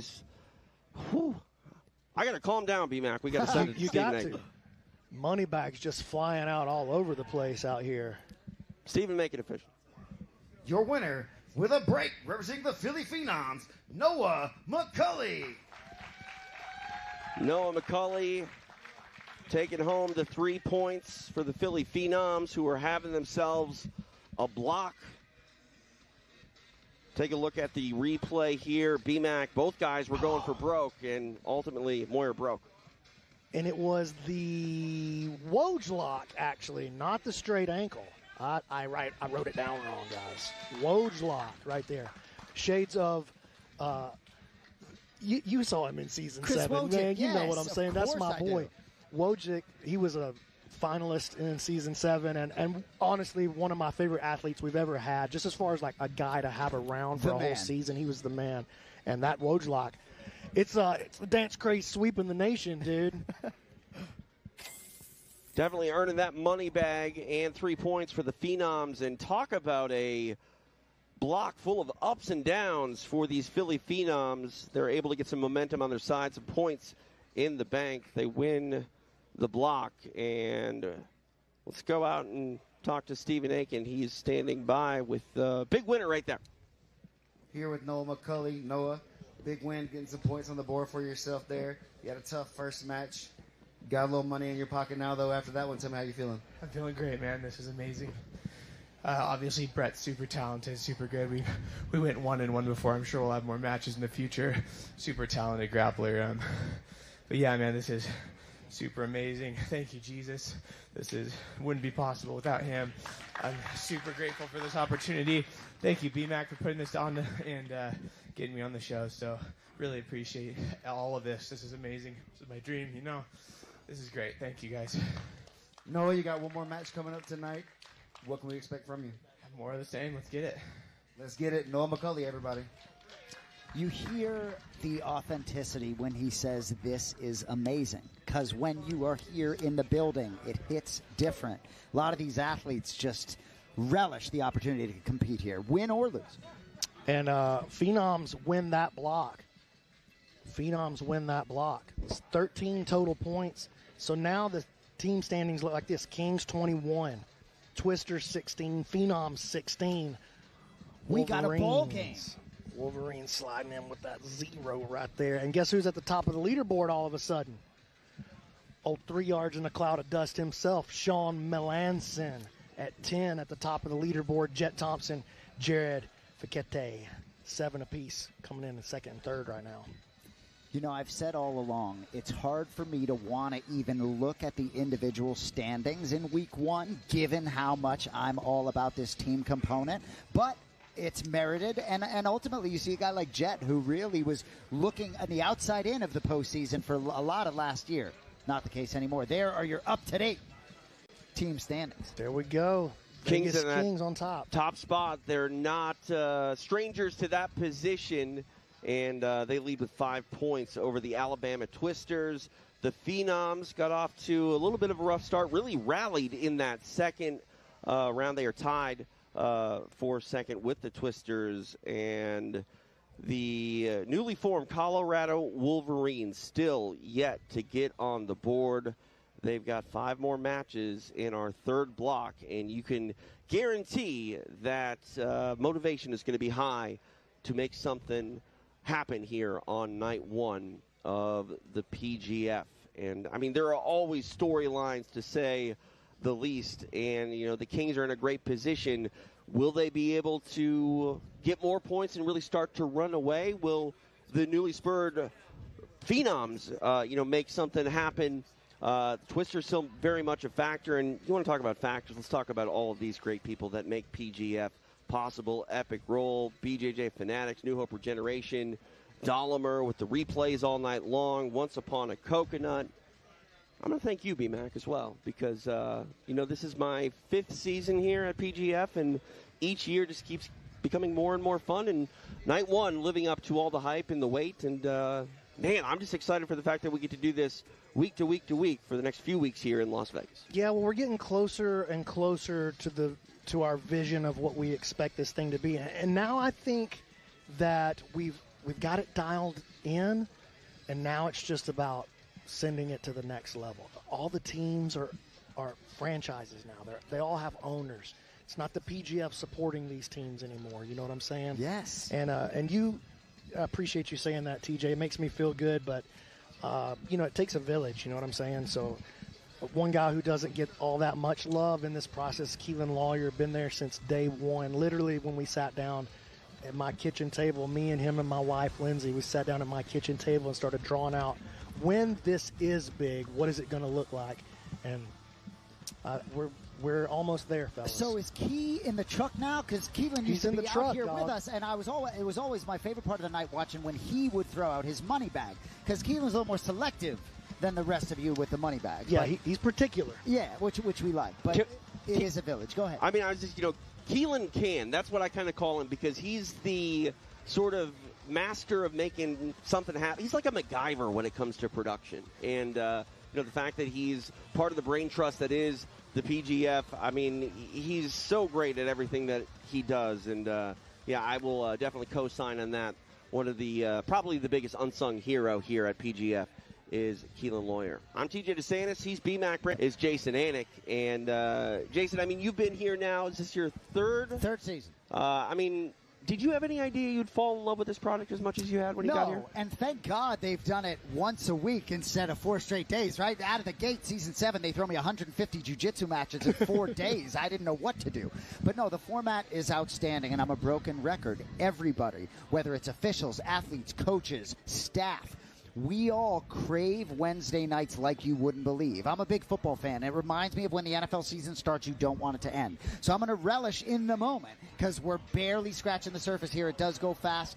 I can't get Egghead Squad out of my head because ultimately, even though we're only through 20 of the 150 matchups, that is a deficit that is going to be challenging. Maybe Josh Squires. It puts so much pressure on everybody and the vibe during the week. Josh Squires, right? I think he stole the crowd in that Pasadena qualifier. Yep. Maybe he can do some things here to light it up for the Wolverines. Yeah, and what a different feeling for Egghead, who normally, if he's got, a solemn look on his face, it's because his fantasy team's not doing well. It's no longer a fantasy. It's no longer a dream. Well put. He's in the back trying to figure out how to rally his squad to make something happen here on night one. And if anyone knows how important it is to rally back and make something happen despite a rocky start, it is the man that owns that Colorado franchise. And we'll see if they can rally here. Our third block is coming up later on tonight. And be back. Give everyone a shout out where they can watch the playoffs. That's still going to be in the same spot. We are broadcasting on Kick, but pretty much you mentioned so many options to view the PGF here this season. Yeah, and I just want to shout out YouTube and Kick as the main options for that. We're really pushing Kick. We think that the partnership that we've got put together with them is really important to us. So we want to shout them out and thank them for welcoming us into their fold. But as always, still available on YouTube for right now. And you know what else I want to do, TJ? See this hat right here? Coffee Time with Carlos Machado. Okay. That's my guy, Carlos Machado, one of my favorite podcasts and one of my favorite people on the planet. Make sure you subscribe. I know, not paying for a sponsorship, but that's my dude. We got you. Hit that button for the great Carlos Machado. There you go. All right. We are in the secret location. Opening night here at PGF, season number 9, the 9th season. Did you honestly ever think we'd get to season number 9? Yeah. Yeah? Yeah, it's just looked different along the way than what we could have ever imagined. But it really is interesting to hear you talk about, in a way, this being like the debut album, right? In terms of finally getting to this place where it feels like maybe what it's going to be. Yeah, and I think this is like the 4-team version of what it will be. But what it will be is 32 teams, international, games in all over the country every weekend. I mean, it's not that we're gonna make something like that. Like, it's happening. It's happening. And if you're missing out, like if you're not paying attention, you're missing the beginning of the NFL of jiu-jitsu.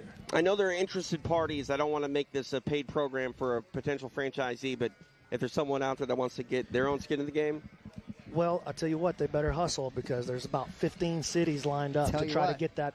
We only got 4 expansion spots for next season. We're only going to expand to 8, and rumor is, should I? We'll save it. I hear St. Louis is looking. I can't say any more than that, but I like it. All right, it is time to take a break. We are getting ready for our third and final block of the night. Again, we are in Las Vegas, Nevada, home to its 4th straight season of PGF, and we are very happy that you are joining us here tonight. A lot more action yet to be had here in Las Vegas. We've got Kings, we've got Twisters, we've got Wolverines, we've got Phenoms, and we got you, and we appreciate it. Live from Las Vegas, this is the PGF.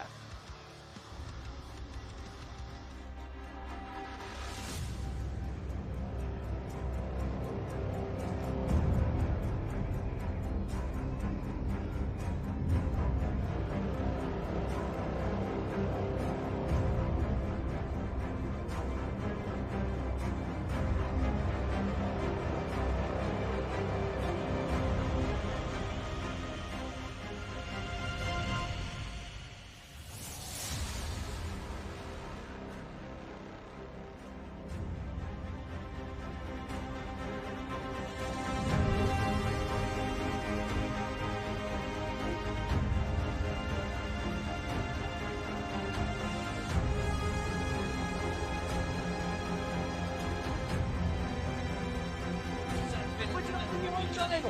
A Shady Snap dalej. A Shady to jest dosłownie. Hang na pięciu lat w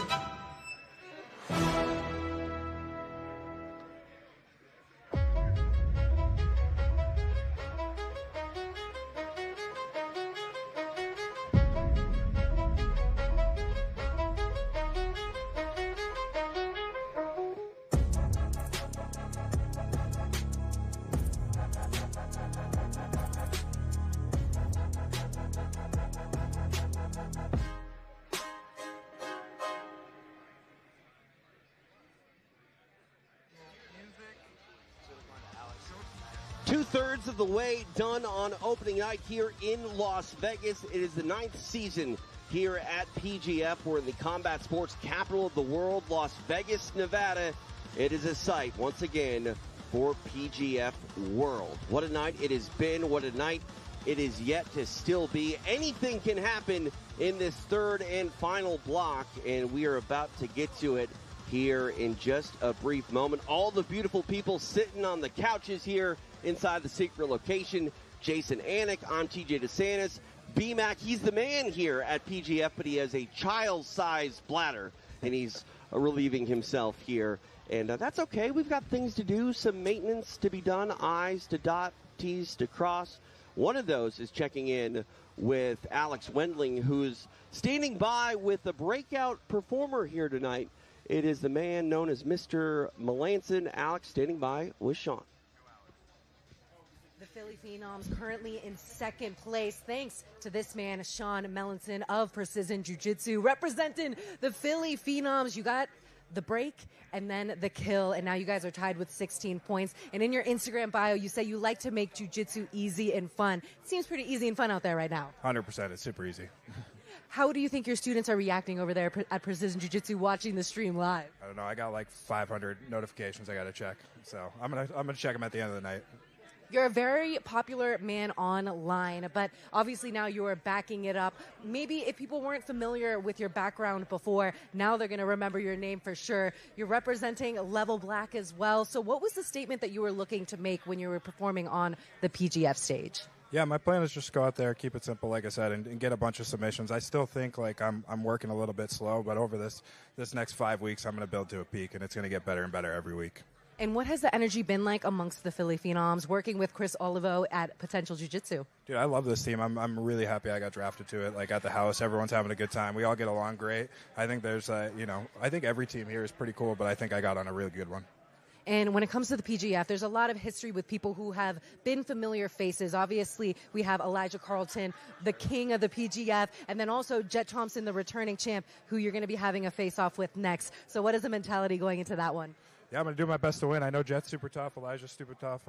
Me and him talk online all the time. And, I'm hoping I can get out there and do something with both of them. Yeah. When you say you guys talk online, is it trash talk online or just a little banter back and forth? No, we actually like each other. We we comment back and forth all the time on each other's stuff. So we're fans of each other.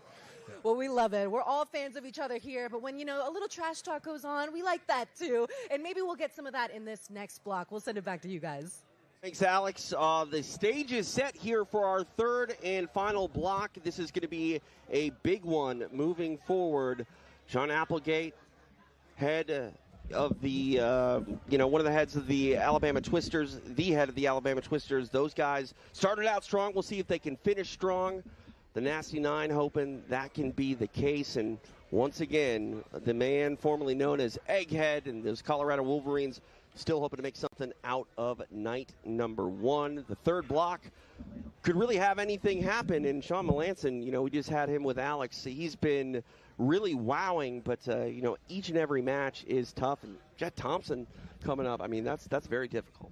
Well, Melanson, just on the microphone, I think he has the biggest Instagram following of any athlete here. Beautiful. Great day. That dude that has a couple 100,000 Instagram followers killing it tonight. That's good as we continue to build this promotion. I love all of that. But we've talked about the depth of this roster. And I think that my concern, I know I keep coming back to the Colorado Wolverines, but do they have the depth to get themselves back in the picture here? Because ultimately, these other 3 teams, even if they don't have a great block, are going to be very much in contention as week 2 begins. Colorado needs to get something going. And it is confirmed Officer Grimey out for the night. And, stranger things have happened. We've seen guys come off the practice bench and make it an instant impact, and you never know. Yeah, Joshua Squires, welcome to the PGF. Season 2026 season off the bench. Jet Thompson, your first matchup. Yeah, what? Yeah, just welcome to the show, young man. And, but we have seen some upsets. Cam Hurd pulling off a huge one over Derek Rayfield to kick off his season. That is going to be, one to remember as this season unfolds. But, all right, unfolding now, about to, is our third and final block of the evening. To welcome our athletes for this first match of the first team matchup. In the top half of the block, we go back to the Dream. Stephen Aiken. Ladies and gentlemen, we're ready for our third and final block of the evening. Making his way to the mat, first representing the Philadelphia Phenoms. Make some noise for Derek Rodman Rayfield. Here he is, Derek Rayfield. A lot of good energy. I'm sure he's in the back there, pretty happy with what his teammates have accomplished. But he's got his eyes on the prize here tonight. Really enticing matchup here between him and Buren. He was submitted in the first match of the night. Looked like potentially 2 points might have been on the table for him. Unfortunately, he did not get 2 points due to the DQ. It was somewhat maybe questionable. Got emotional. We'll see if he can harness those emotions for his final assignment of the night. Rodman, Derek Rayfield, ready to go to work for the final time here on opening night. Time for his opponent to make the walk. Back to Steven. And his opponent making his way to the mat, representing the Alabama Twisters. Give it up for Kevin Buring. Here he is, Kevin Buring, already made his presence felt here tonight with that elbow genie break in his first match. The draw against Cam Hurd last time out. No question this was a good selection as a franchise player by the Nasty Nine in Alabama.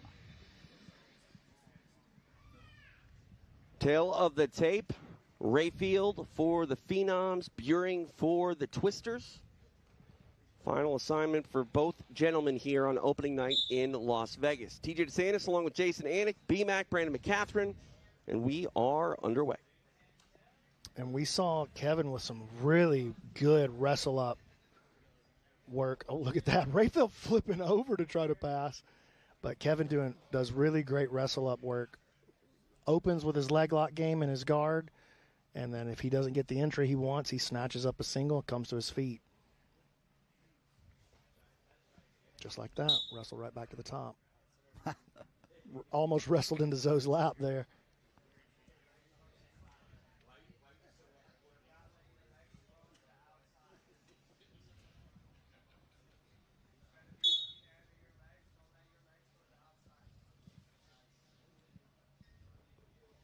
Rayfield back to his feet.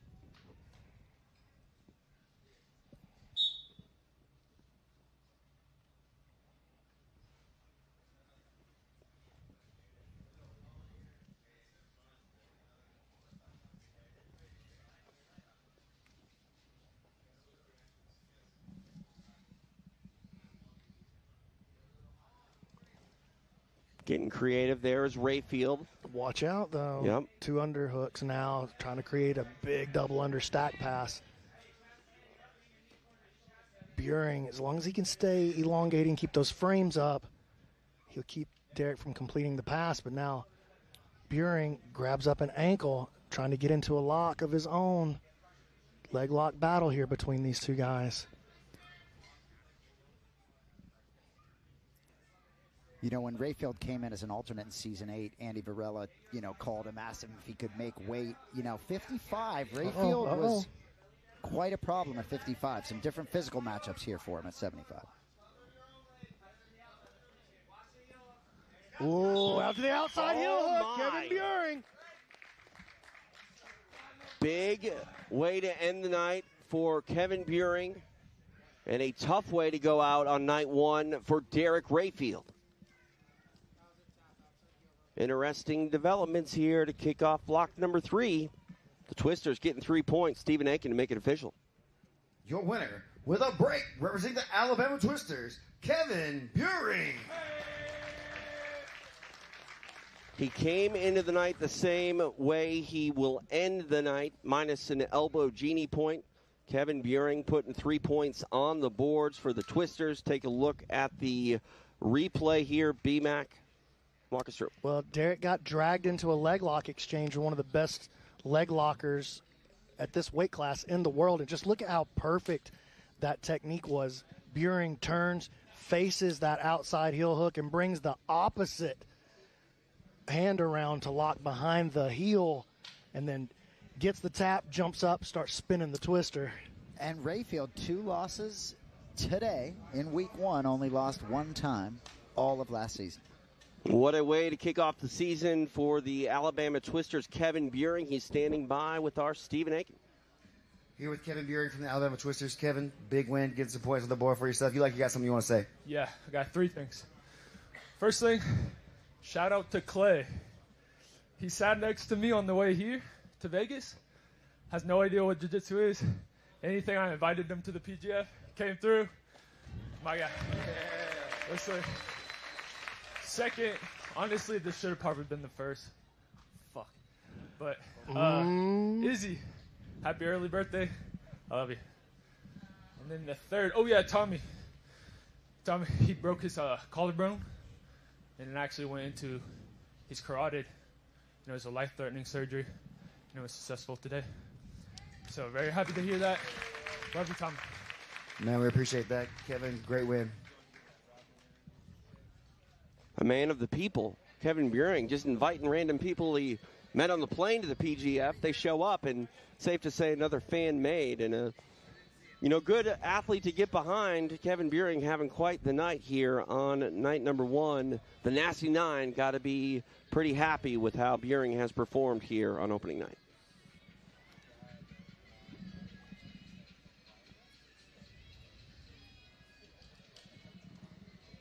Eddie Bravo in attendance, taking in all the action here in Las Vegas. And Stephen Aiken ready to walk our next set of athletes. Stephen. Our next athlete making his way to the mat, representing the Philly Phenoms. Give it up for Andrew Cockle. Another matchup here between franchise players, Cockle versus Carlton. Cockle, 1-1 on the night, killed by Jet Thompson early on. Nice bounce back against Officer Grimy with the break, elbow genie break in under a minute, and caused some damage to Grimy as well. Yeah, confidence booster for Cockle. He was fired up after getting that win. We'll see if he can carry that momentum into a matchup with the Jabroni Grappler. All right, back to Steven. Take it away. And his opponent making his way to the mat, representing the Alabama Twisters. Give it up for Elijah Carlton.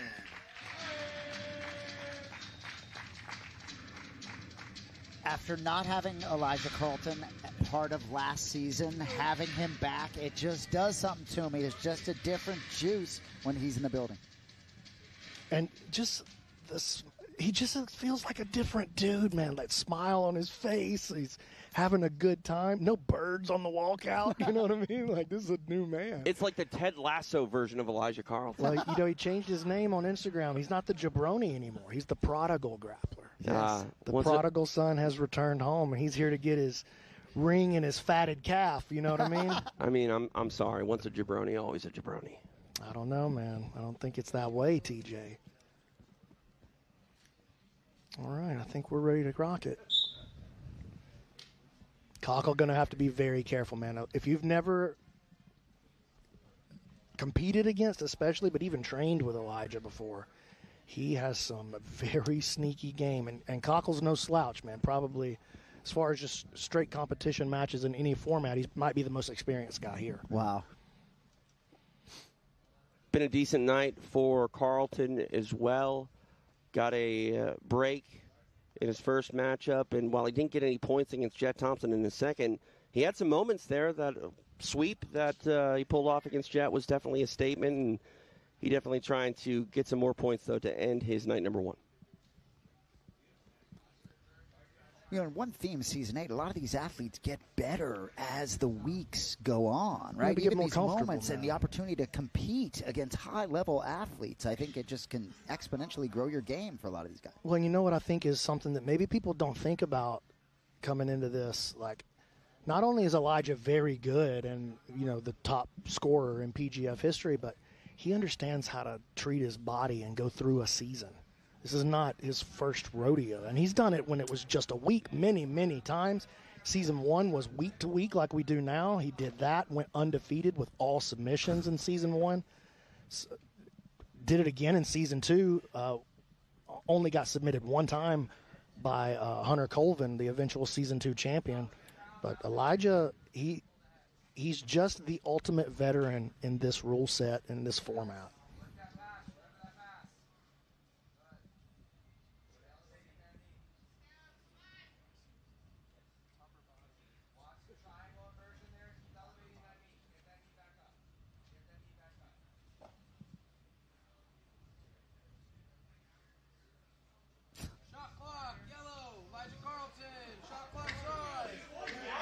Well, if you want to draw the jabroni out of Elijah Carlton, put him on the shot clock. Hey, listen, nobody's going to be able to draw the jabroni out of the prodigal the way that old shot clock Murillo is. Elijah gets an elevation here, creating some movement, but maybe not enough.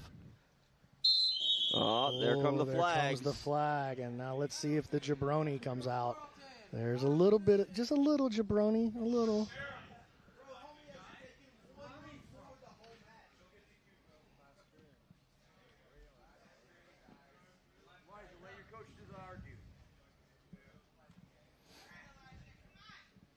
Cockle here in the top part of this penalty position. See if he can make the most out of it. He's already created the angle that he needs.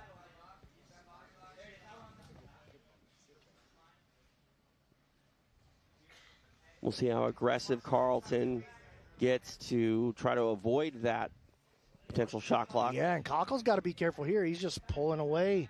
He's going to be the one that gets the next clock turned on him. There it is. Now the pressure's on Cockle. And yeah, I mean, you see how he's moving a lot, but he's not moving the match forward. Right. You get what I'm saying? Well put.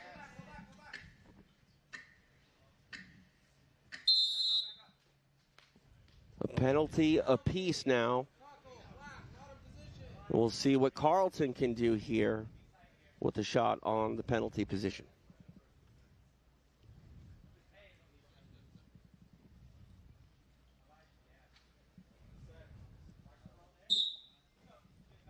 Uh-oh. And that's why you want to avoid a shot clock violation. Elijah's so long.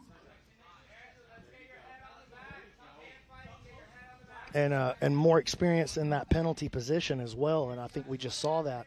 As soon as he was the defensive player from the penalty position, he was out. He's the offensive player, he's in. So this is bad news here for Cockle, and now with already one penalty and Elijah on his back, he's going to have to do something crazy to turn this thing around, because like if you think Elijah's just going to like make a mistake and slip the position, that is not correct. He will not make a mistake here. And he's a guy that'll try to squeeze through your face as well. He doesn't necessarily have to. He don't care about your face. Yeah. And Thompson was able to find it in the A block against Cockle.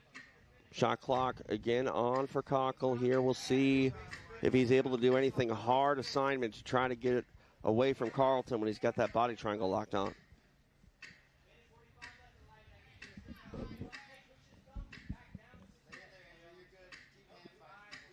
And we're in interesting territory here. He's going to keep the position. Yep. Cockle takes the penalty. He cannot afford to take another. No, and he's going to have to make a risky move to undo this thing. There's no, Elijah's going to try to send, so he's going to try to send it right there, but Cockle slips that chin just enough.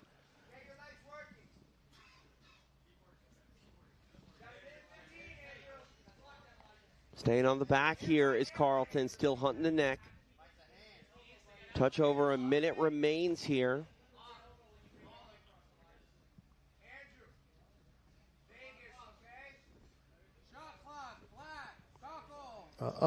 And this could be a huge moment here. He's gonna have to escape this, or when the match ends, he'll end up giving Elijah 2 on the DQ. Cockle got to move right here. He's gonna have to take a risk, man. He's gonna have to take a risk. I heard somebody on the sideline say, "What's he supposed to do?" He's gonna have to do something that he's not supposed to do. That's the answer. And it looked like they reset it. Did he throw the flag? I didn't see the flag thrown. I don't hear the shot clock ticking. Yeah, so I don't know what Cockle did, though, to reset it. I guess he created enough separation to make him feel good about it. Elijah going to try something else here from the top. Short time here for Carlton. I think he's going to try to throw this triangle at the last second. No, he was trying to peel it away. Goes to a draw.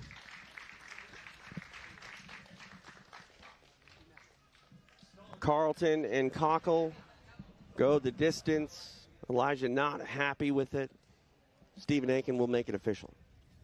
After 6 minutes, this match finishes with a draw.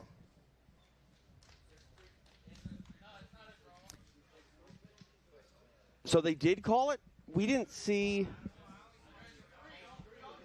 Was there 3? Well, hold on one second. Hold on. So we're going to get some clarification. I'll get to the bottom of it. Did you?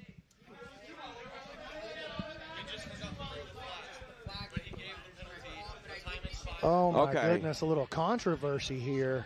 So I'll go sort it out, boys. Y'all have a talk. I'll go sort it out. All right, Brandon McCatherine is on the case. Commish stuff. Don't worry about it. You got it. I love it. The commish on the case. So apparently there was a penalty for the third stalling, right?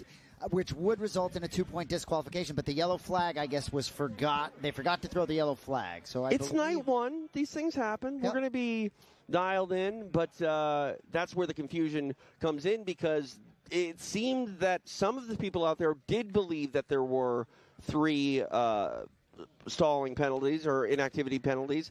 Carlton didn't necessarily show that he was one of them. It seemed like the clock did expire, but being that we didn't hear the whistles and the flag come in, I didn't think that it was called. Well, they're going to work it out now. BMAC fully capable of doing that. We got a red challenge flag on the mat as well. I don't know if the call will be challengeable. We're going to find out together.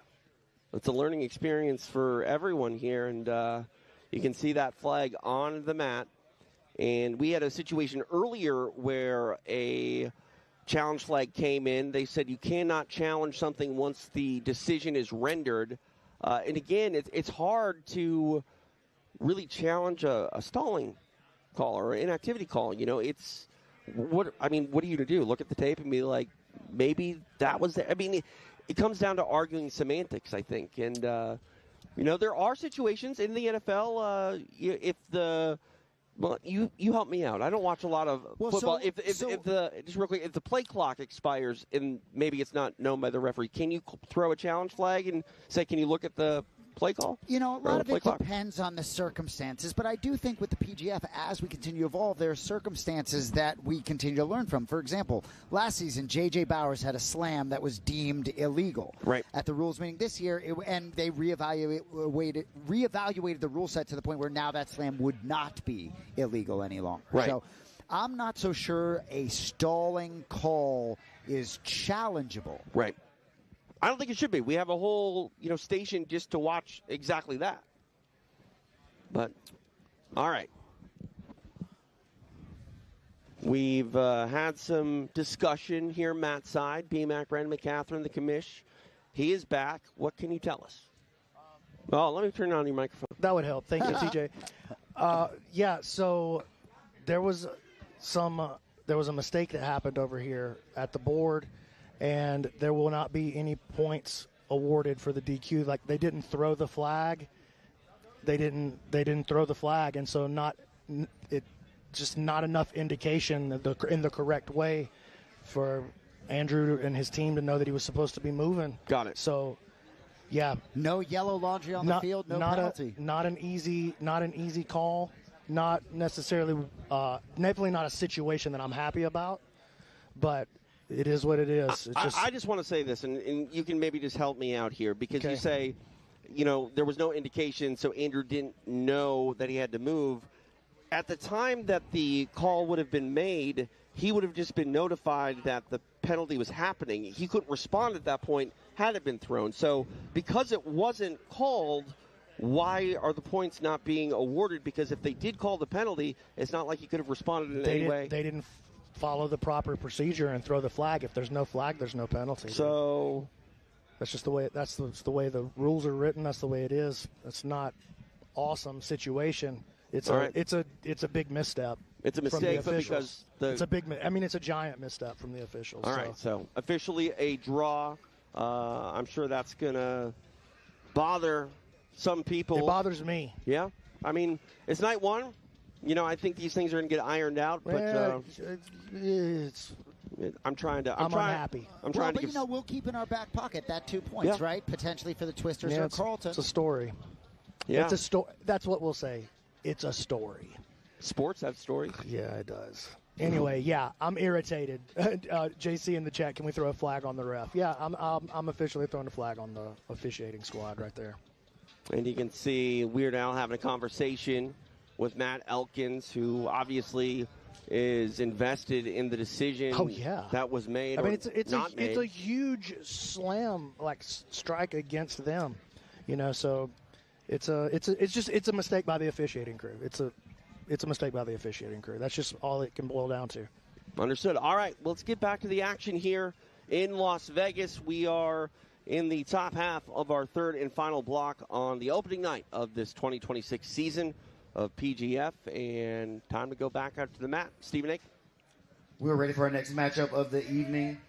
Making his way to the mat first, representing the Philly Phenoms, Sean Melanson. Early favorite here for the MVP. Big night so far, 2 matches. A break and a kill for Sean Melanson. He says he's got 500 notifications to respond to after tonight. Let's see if he can make it a hat trick. Melanson ready to go here for his Phenoms. We'll see what he can do. Time for his opponent's walk back to the Dream, Stephen Ake. And his opponent making his way to the mat, representing the Alabama Twisters. Give it up for Big Dog, Travis Haven. Travis Haven, so happy he's part of this season. 1-1 so far on the night. Broke Groner in the A block. Austin Arande broke him back last block. Oh, yeah, so he's been good for points for somebody both matches. Tail the tape. Melanson for the Phenoms. Haven for the Twisters. TJ DeSantis along with Jason Anik, BMAC, Brandon McCatherine. He's the commish. We are live in Las Vegas. We are underway.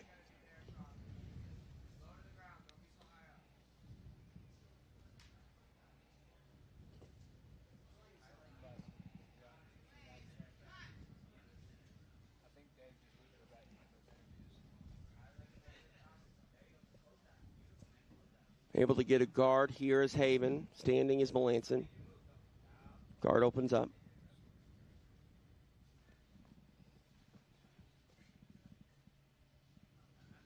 Oh, yeah, you saw even the threat of Sean reaching. He's so strong, and we saw that in his first match. He's so strong. All he's got to do is grab that and sit back with some bad intentions. And it's so weird because he doesn't look like he's strong. That dude is as wide as he is tall, D-Mac. I'm being sarcastic. Okay, geez. Thank you. TJ. I mean, look at that man. That guy is an athlete, to say the least. And it's the gentle art, and it looks like he's incapable of doing anything where it doesn't hurt you. So the weight cut's 175, and then they have to stay under 195? Is that accurate? 194 is the weight they have to check in at every week. They have to initially make weight at 175, and then we let them. We only force them to do the big weight cut the one time, the day before the season starts. And then as long as they don't bump up into the next weight class at any point during the season. Gotcha. That's what the daily check. That was a nice sweep there by Travis Haven. We're going to see Sean working his guard. Is this the first time we've seen him on his back? It is. Travis kind of flirting with that toe hold versus the Z guard. You saw him reach that right hand back and put his hands on the toe like he was thinking about it. Travis highly touted coming into the season, but still really an up-and-comer on the scene in a lot of ways, even though he's very dangerous, obviously very good, and he just decided, I don't think I'm going to be able to pass this. I think I got a better shot at being offensive from here. Nice job. Melanson pummel that right foot to the inside, and now here goes Haven. He's going to have to be very careful right here with this attack. Okay, Haven drags him in, and Haven does have a good Mikey lock right here, but Melanson just does such a good job of understanding what's happening and the connections and the setups. He's just never allowing himself to get in really bad trouble ever.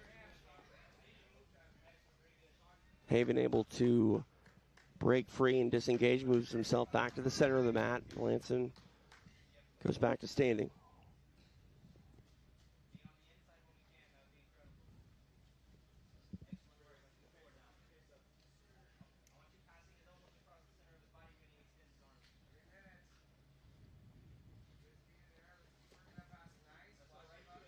Nice pass going to the buggy, though. And, made a play for that arm. Yeah, I like it. Taking a risk.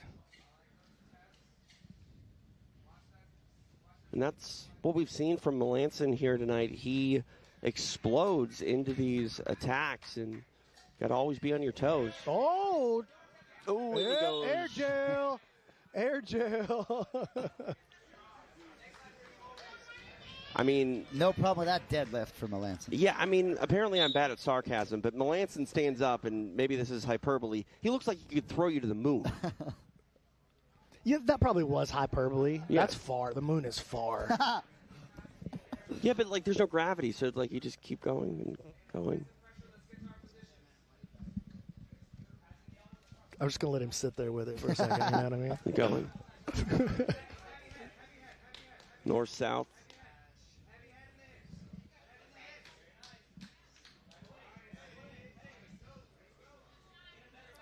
Trying to make an attack on that left arm is Haven. Melanson wise to it.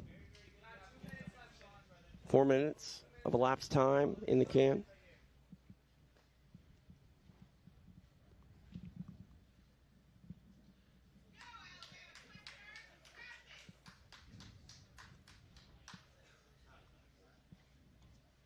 Again, trying to attack that left arm. Yeah, but he's not really getting a real attack. He's just throwing his leg over while he's holding the wrist, you know what I mean? And there's a nice route drag into the pass from Melanson.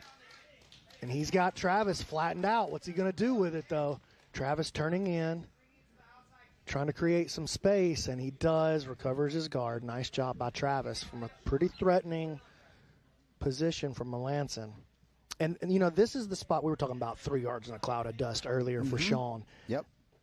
At the end, that kind of game, it starts like, how are you going to score now with the last minute and a half on the clock? So he needs to get into his positions a little bit early. Oh, into the arm lock. All the way around. He's still got something. Ooh. Travis pulls out. I like that attack from Sean. And he just answered the question that I had. He can make it happen fast. Well, and he agreed with you when he was interviewing with Alex. He talked about getting there a little slower. He said hasn't sort of peaked yet, but he will as the season goes along. Yeah, as he gets more and more comfortable with this rule set, this pace, this format, I think he's a real problem this season. I do too. Very, very excited to have him out here with us.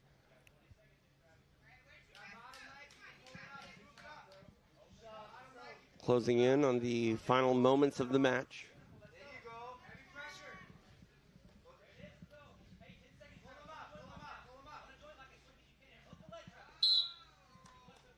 Clears that belt line I once think again. he's just stacking up air gel attempts now.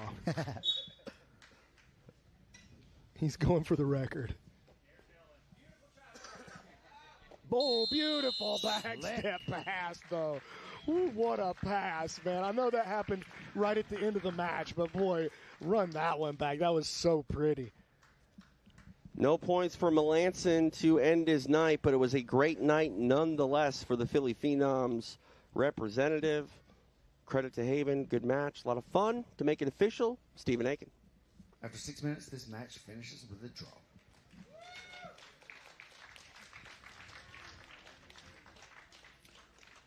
No points to be had in that one. So 2 more matchups here between the Phenoms and the Twisters for the first half of the final block in week 1. Take a look at some of the action from that match. All of our replays tonight powered by Dolomer BMAC. Walk us through. Well, this is that back step right at the end of the match. That was just gorgeous, dude. I mean, I wish my guard passing looked like that. That was outstanding. So cool, man. Sean's serious, man. And Travis serious, too. You know, he came in. He had, like, literally every possible result you could have, almost. I mean, he won with a submission. He lost with a submission. And then he went to a draw. So, and he did not have an easy night either. No. All banger matchups straight out the rip. And I think that's just the way it's going to be this season. There are no throwaways this season. God, there's that pass again. Just put that on loop. Just inject it straight into my veins, dude. I love that. Quite a opening night for one Sean Melanson. Quite an opening night for Stephen Aiken. He's been crushing it tonight. Pipes are in mid-season form on night 1. Already. Let's go back to the dream. Stephen, take it away. Our next athlete making his way to the mat, representing the Philly Phenoms. Give it up for Kyle Chambers. So we know Kyle Chambers has moved his record in the PGF tonight to 2-0-14. Couple draws, dare I say it's what he does, but still a tough guy to get out of there. Not putting points on the board for other teams either. And that's an important role on a team, man. You know, even if he's not putting points on the board, you can guarantee he's not giving away points to the other team. So, you know, that's sort of been the Cam Hurd role until tonight, I guess. But yeah, I don't think Cam knows that that's his role this season. He's out there making things happen. And Kyle Chambers would love to put some points on the board for the Phenoms to end his first night here in this 2026 season. All right, back to Stephen Aiken. And his opponent making his way to the mat, representing the Alabama Twisters. Give it up for TV Dinner, Parker Salisbury. TV Dinner making his 3rd appearance. Looks older than 17 to me when he competes. He just has a confidence that belies his years. Well, I'll tell you this, man. He's got his hands full right here. Kyle about as experienced as you can get, and you'll see that 7-4 record for Salisbury. That includes his qualifiers that he's tried to push through, get himself here over the years. He actually did a qualifier at the 205-pound season as well. Yeah, I'm seeing that when he was, what, 15? Yeah, I think he was 14 or 15 years old. Crazy. You mentioned his young age, Salisbury, you know, something in common with Jet Thompson. Is he in school right now? Because I remember Jet Thompson was having to do homework after going to work on the PGF. He's in Las Vegas right now, baby. That's true. Kyle Chambers trying to take him to school, I can tell you that.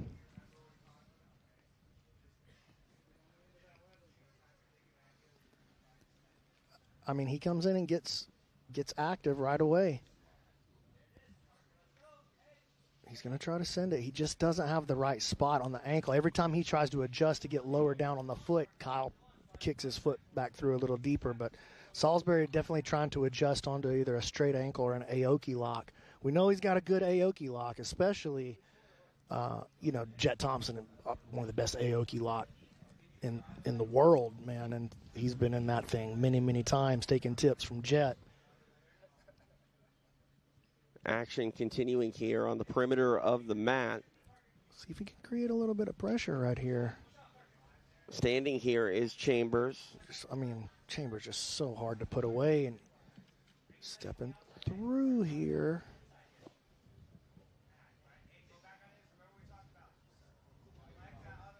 everybody clearing off those couches. And PJ.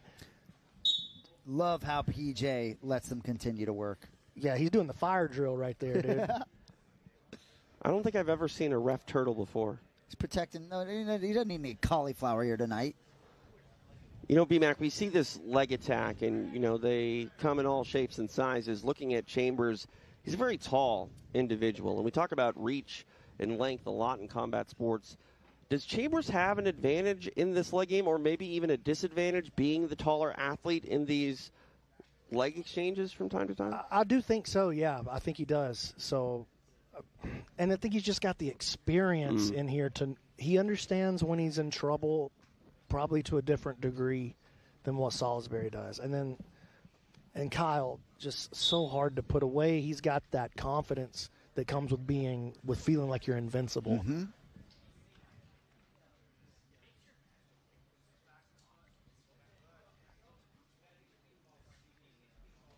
Ooh, now Kyle just not able to stay belly down, though. See, Salisbury forced him up to his side.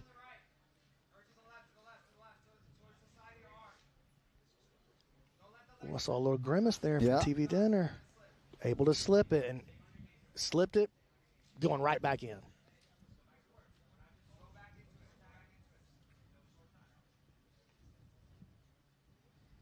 And check that out, how he's trying to control the toes.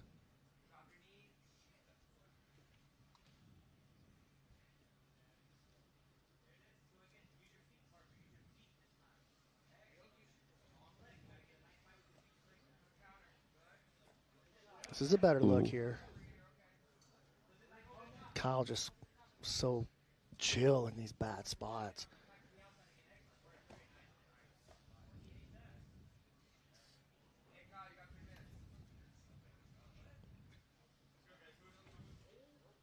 Really sitting back into that one. It's TV Dinner. He's got a little bit of a better bite here. He's trying to shorten that leg of Kyle. See how he brings he's constantly looking to put his knee or his shin behind the knee of Chambers he just wants to attack him from the knee to the ankle instead of involving that whole leg.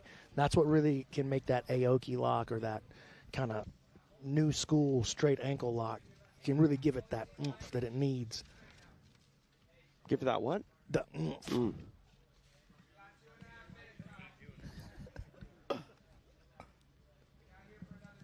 I don't know why they let me talk on a microphone, man. I do. 2.5 minutes remain. Well, that wasn't Kyle slipped that, but that was actually a better attack there from Salisbury. Was right on the end of the foot, but not enough control up the rest of the leg. I mean, he just continuously sitting back, hunting this. There's an outside heel. Not there. Kyle expertly spins through it. He may get a shot at the back off of this. Still 2 minutes to work. Yeah, nice job with this crossface, and he's going to shut off this leg lock attempt and end up on the top. Needs to free his toes from the arm right there. You see the way that Kyle's foot's still trapped up on the inside.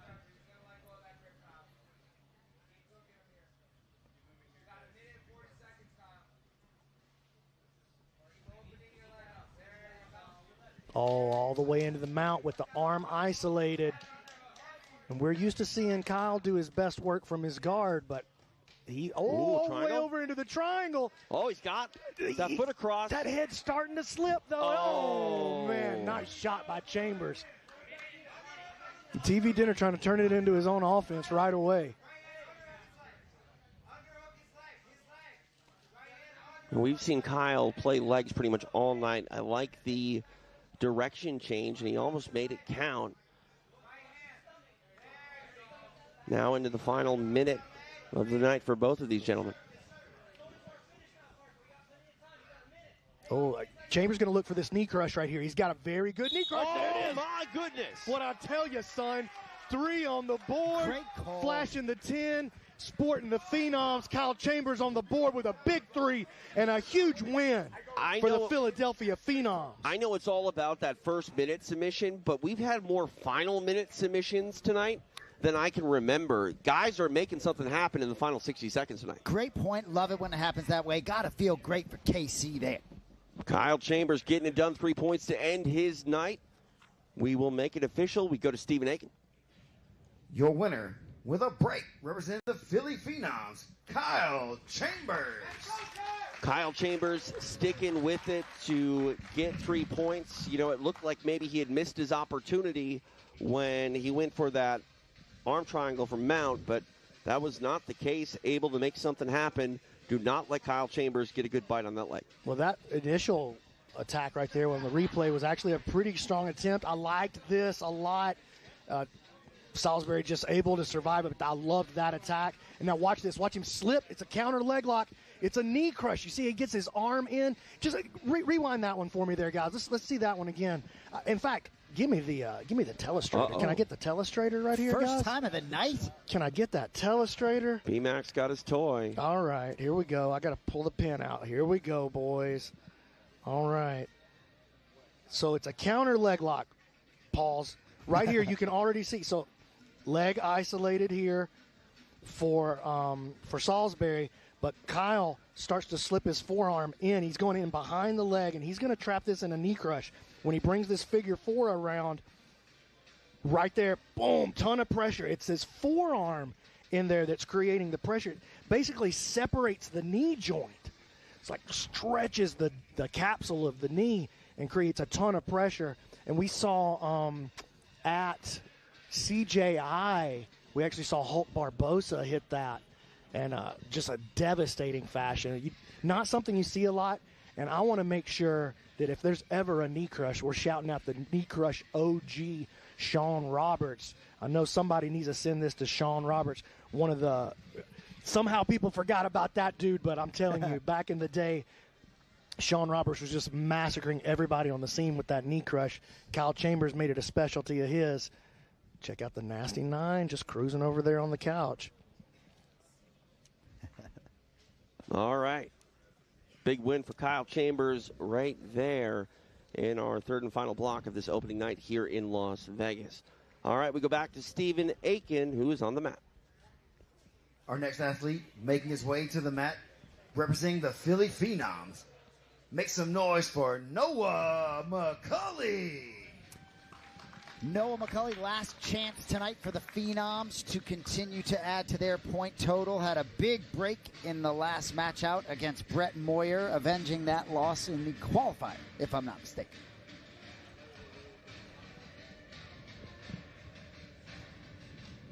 See if Noah McCulley can make something happen here. The Phenoms got some momentum on their side with that Chambers break. See if McCulley can keep the ball rolling. Time for his opponent to make the walk. Back to the Dream, Stephen Aiken. And his opponent making his way to the mat, representing the Alabama Twisters. Make some noise for Jake Strauss. Maybe the moment of the night in the last block with Strauss killing Faketa. See what Strauss can do here. Really rounds out that Twisters team nicely there. Definitely, for $1,000 right? in the draft. Big pickup, and he's already made his money back. You know what I mean? Like Yep. he's a big pickup for them. Final assignment of the night here for both gentlemen. McCulley for the Phenoms, Strauss for the Twisters. TJ DeSantis, Jason Anik, BMAC, Brandon McCaffrey. He's the commish. We are in Las Vegas on opening night for PGF.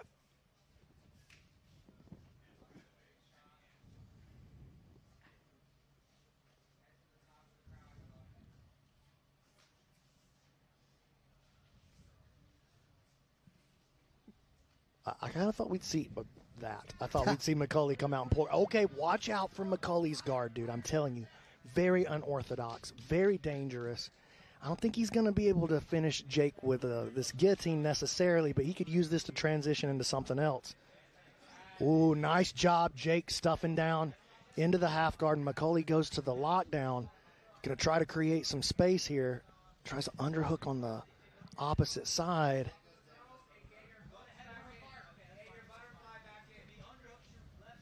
McCulley I was going to say he's going to have to change, but as soon as he changes, that's the problem. Opens up the guard pass, and now he's got an old school, grindy, mature game on top of him with Jake Strauss, and Jake's going to make this miserable for him and try to force a mistake here. Noah tries to invert to get his legs back to the inside. It's 3-3 right now between these two teams in this last match. One of these guys gets a sub.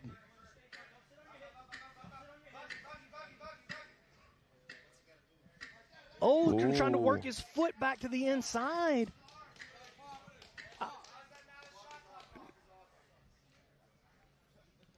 Enough movement there for sure from McCauley to reset that shot clock. But Jake right back into this body lock pass, and he's going to try to terrorize Noah with it again. Still 4 minutes to go, and Noah's going to have to rally up some offense right here. He's just going to get smashed out.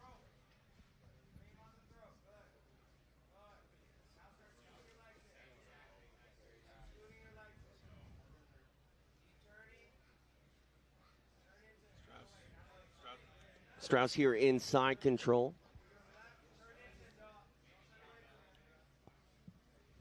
Two and a half minutes of elapsed time. Got to think the Las Vegas Kings licking their chops, potentially at an opportunity to put some points on the board against the Wolverines in the final half of this block. So crucial for the Twisters or Phenoms to get some points here. Yeah, Noah got to be careful here. He's going to find himself on the clock again. He's going to have to take a risk.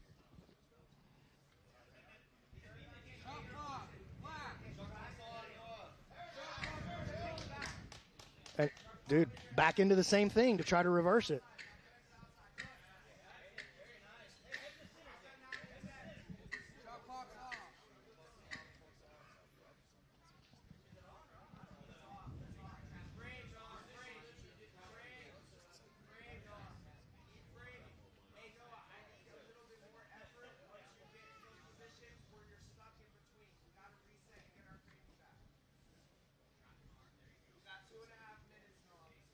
Jake and Melanson sort of remind me of each other's game here. And you know what? This looks crazy. This looks like, yeah, what are you doing? You're just holding on.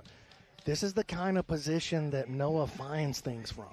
That fly trap, we call that a fly trap submission, when you throw up that far side leg from the bottom of side control like that.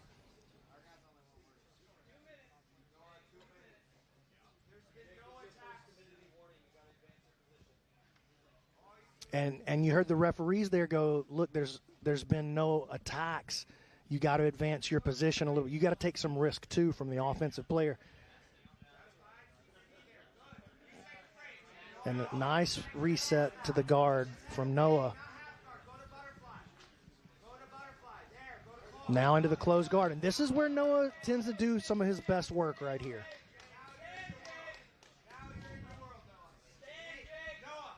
Now inside the final 90 seconds. Uh-oh, he's looking for his Hindulatine. And let me tell you something. If you haven't dealt with this before, it can be a real problem. See, you saw that Jake's trying to pull out of there, but it's not as easy as you would think. Oh, was that a slam? Here let's comes see what happens with it. Penalty flag, calling a halt to the action. I think maybe Strauss is trying to say maybe he stood up, lost his balance, but it seemed like a driving posture it forward. Looked like he returned him to the mat. This might just be an official review. I'm not making that call. I'm not making that call. All right. But I would have probably called that a slam. I probably would have. I would need to go back and see it a couple of times. Well, it doesn't matter really what I say. Right. Heath didn't hesitate at all. Heath doesn't hesitate. But I don't know if it's being that we don't have a call right now thus far, I assume it's because they're looking at it, and we will as well, courtesy of our friends over at Dolomer. Yeah, and let's see if he the question is, does he return him with intent and force? It seems like his legs go out. To me. To me, in that situation, it comes down to, do you throw your legs out? I think he definitely threw his left leg out. Especially his right leg, yes. Yeah. Like the right one is the one that convinces me. That's true. The left one comes... Because he's not off balance. I think he... Yeah. Yeah. I think he sent him back with force, which is not allowed. I mean, that's going to be a DQ most likely. Again, the referees are going to do what the referees do. It's not like the old days when I was trying to guide the referees and, try to make sure we get the calls right. But I think that's probably going to be called a slam. We'll see what they do. Yeah, it looks like Heath is having a little bit of a word with Stephen Aiken, waiting for Stephen to give me a thumbs up. He's giving me the thumbs up. All right, go ahead. Stephen Aiken, make this one official. Oh, hold on. Oh, wait.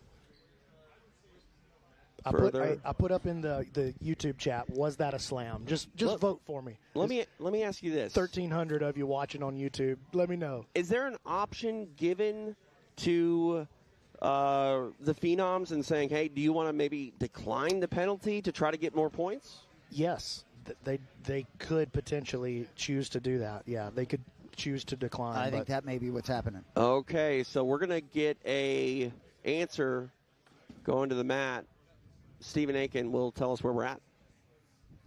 After the coaches' challenge, the judges have come to the decision that it was an illegal slam, giving 2 points by disqualification to Noah McCulley and the Philly Phenoms.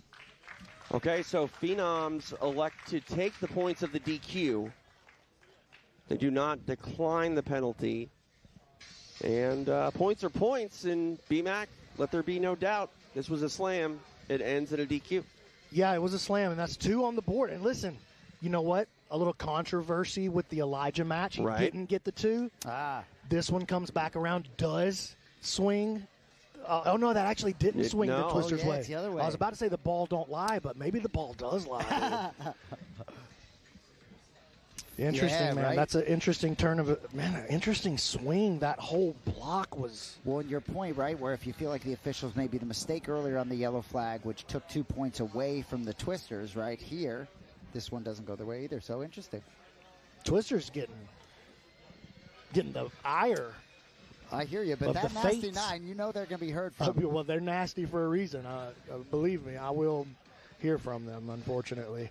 Do not forget, each and every Wednesday, we are live.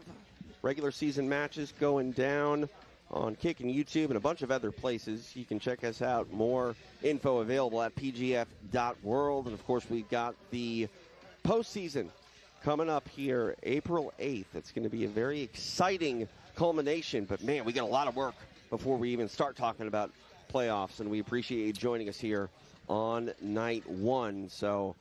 The chat overwhelmingly right now saying, yeah, that was a slam. So I think they agree with the officials there. So the officials got it, let's just be honest, they got it wrong before. Not that they got the call wrong, but that they didn't throw the flag. Right. And that was the problem. You didn't throw the flag, then there's no penalty. I mean, it's not a call if you don't make the call, Imagine Alabama versus Auburn, and you don't blow the whistle or throw the flag, and then try to enforce it. Like you just can't do that. You know, that would result in a riot throughout the state of Alabama if something like that happened. You know, and so a mistake on the part of the officials there.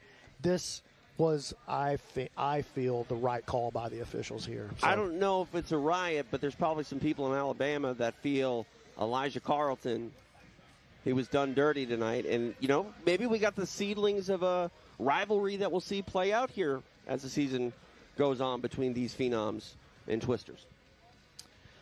I mean, I can feel a Phenoms Wolverines rivalry really stirring up. Like even some of the stuff that happened at the draft between them, nothing aggressive, nothing that bites too much. Right. Nothing over the line, but there's there's a tension between those two teams. Well, I hear you. There's a lot of tension, I would think, in the locker room of the Colorado Wolverines right now. Yeah. 5 opportunities to get on the board here. Big spot to get a little momentum moving into week 2. Yeah, I mean, the man formerly known as Egghead does not want to finish with a goose egg on night 1. And that's a dad joke, I think, but I digress. Stephen Aiken, let's get the second half of our final block underway here. Ladies and gentlemen, we are ready for our final team matchup of the evening. The first athlete coming to the mat, representing the Colorado Wolverines. Make some noise for Caleb Crump. Feels like an enormous spot for Caleb Crump, the franchise player, the only surviving franchise player after Jonathan Wilson went down with an injury. Loss in his first match to Buring. Rayfield was a draw in Block B. So time for Caleb Crump to pick up the Wolverines. And time for his opponent to walk. We go back to Steven. And his opponent making his way to the mat, representing the Vegas Kings. Make some noise for Cam Hurd. Not an easy draw here against Cam Hurd, who's had a good night. Broke Rayfield, had a tough, good match with Buring for a draw in a second block. Hurd trying to finish strong tonight for the Kings. And this is a rematch of what I think was one of the best matches of Season 7. It ended up going to a draw, but man, these guys went to war in Season 7. That's my favorite draw in PGF history. Wow. Nice sign of respect between these two gentlemen. Hurd for the Kings, Crump for the Wolverines. These boys about to wrestle. Yeah, Splash Zone put on notice.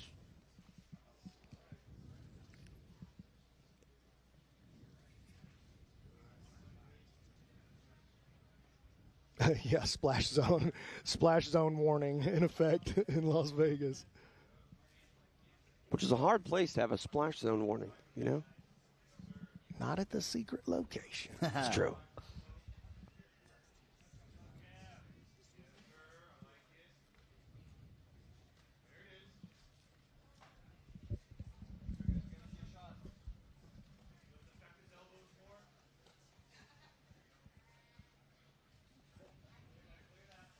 Crump with a shot. Cam shut him out.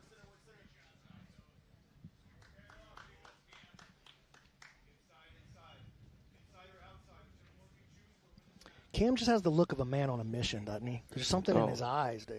I mean, if you want to go back to Season 5 and see the photo that was taken where he's bleeding down the side of his face, that's an all-time classic PGF moment. And look at this. Cam Hurd pulls guard. Just wasn't... Oh, look at this. An anaconda attempt from Crump, and he's got Hurd flat on his back. Hurd recovers the guard, though. Man, Crump should have pushed right there. There was, a little break in the action. That was his shot to push right there. And maybe nothing would have come from it.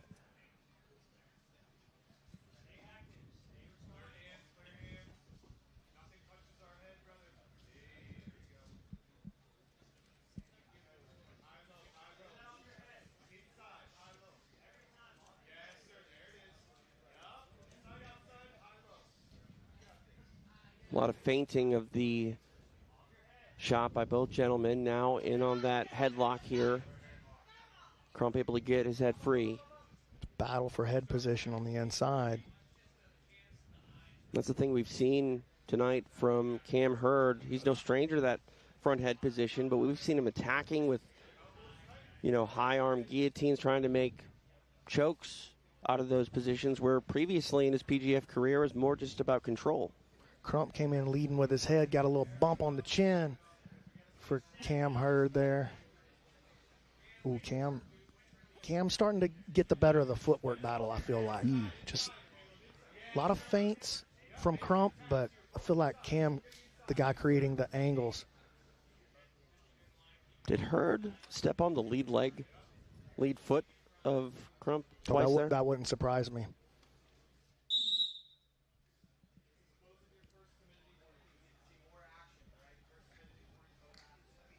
I like that from the referees. Yeah, I mean, we're getting a lot of movement, but again, movement and moving the fight forward is not the same thing. Right. And maybe I shouldn't call it fight. Moving the match forward. And here's a single leg.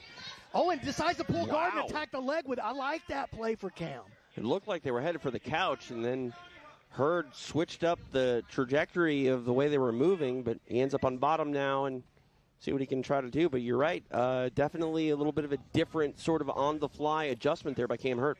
Well, Cam just a whole different grappler than the Cam that we knew the first couple. Oh, look at this. Oh.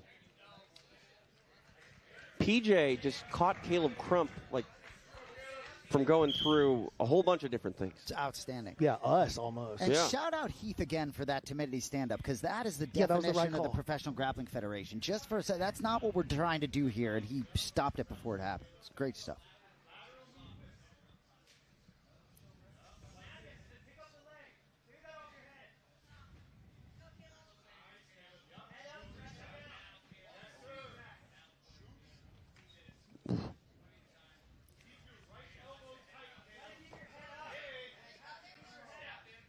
Oh, look at this. This is a choke. This is a choke right here. I mean, Caleb reacted perfectly, cutting the angle on it to relieve it, but that's a real choke that he has to respond to.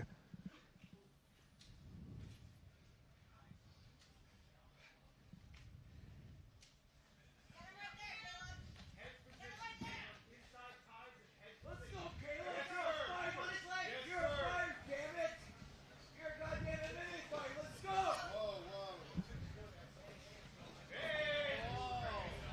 90 seconds left in the match.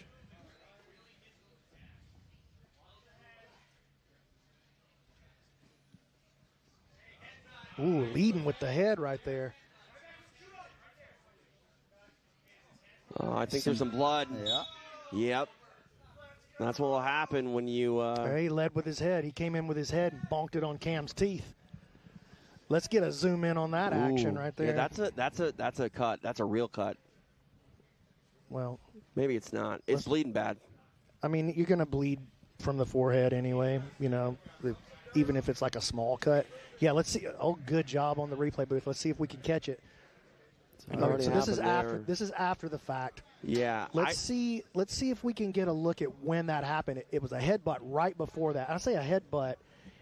Our medical team's out here going to take care of it for us. That's a slice. It's not as bad as I thought it was initially. Yeah, I mean, it's a cut, Not a great spot. Let's see where it happens here. See if the guys have got it. He comes in, I think he hit Cam's teeth, actually, with his forehead. I've had my head split like that a couple of times. It doesn't hurt, but it's so frustrating, man. It's because you're like, dude, this is not something that's going to keep me from pushing, but blood on the mats is just like we can't have that. You know what I'm saying? So we'll let our medical staff get down there and take charge, make it happen for us. PJ. PJ is medical staff as well. He's not technically the medical staff for the PGF, but he works in surgery every day. That's right. I mean, this isn't the technique I would prefer to patch up a cut, but these guys are built different. Oh, I think he's nailing it, TJ. I gets just the don't. blood off the mat, gets this thing moving as quickly as possible. I'm just saying, if I'm cut, I'm going home. Oh, well, yeah, dude. I mean, what are the chances of you getting cut on a wrestling exchange? That's true, but absolutely zero. Is there such thing as -0? Let me just tell you. I bought a car recently. Didn't know how the tailgate, the trunk closed. Sliced my head open. I believe you. Yeah, I believe that. I've been there, TJ. You've been there?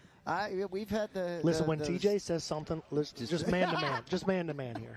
TJ says something like that, don't ever go, yeah, me too. Never do that. Never. Do you have commish things to do right now? 'Cause I would... you just love me to get out of here. Off the mat or something? Yeah. Go disinfect that thing. All right. Shout out to everybody watching on YouTube, watching on the Kick stream. We love Kick. They've been good to us so far. We've been very happy working with Kick. Been happy working with YouTube over the years, but, just want to say thanks to everybody who's watching, wherever you're watching. Heard a rumor, watch it on Amazon Prime. Like, you got an Amazon Prime subscription. Just sign on in there. Check it out. See what's going on. Here we are, Matt side, as the opening night of PGF continues here. We've seen it all. We've seen crazy submissions. We've seen upsets. We've seen people upset. And now we got a little bit of blood. Yeah. People upset, match upset, refs upset. I got upset. But, you guys have been happy pretty much the whole time. It's opening night of PGF. How can we not be? So what do the team standings look like? I put you on the spot. Yeah, I got it. Just sort of curious. I know we're early on. I know the Wolverines in the basement. Oh, here we go. Kings and Phenoms locked up at 21 right now is where we stand. Twisters at 19. Wolverines. 3-horse race. Got an egg. Wolverines got an egg. No pun intended.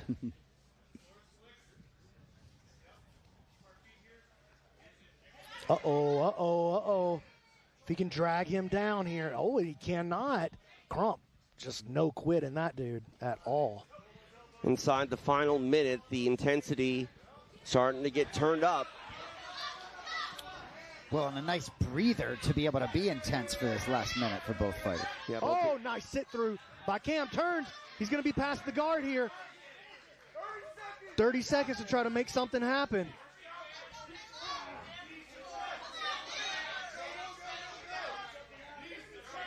Now inside the final 30 seconds. Cam's got to just send it right here. And here's his chance. Darce attack. Oh. Crump tries to step over it. Trying to grab an arm, maybe is heard. I Crump like that, wise though. to it. Just taking chances, trying to make it happen. Crump just not, and you know what? Crump not settling for a moment for any of it. He's just not going to stay there. Yep.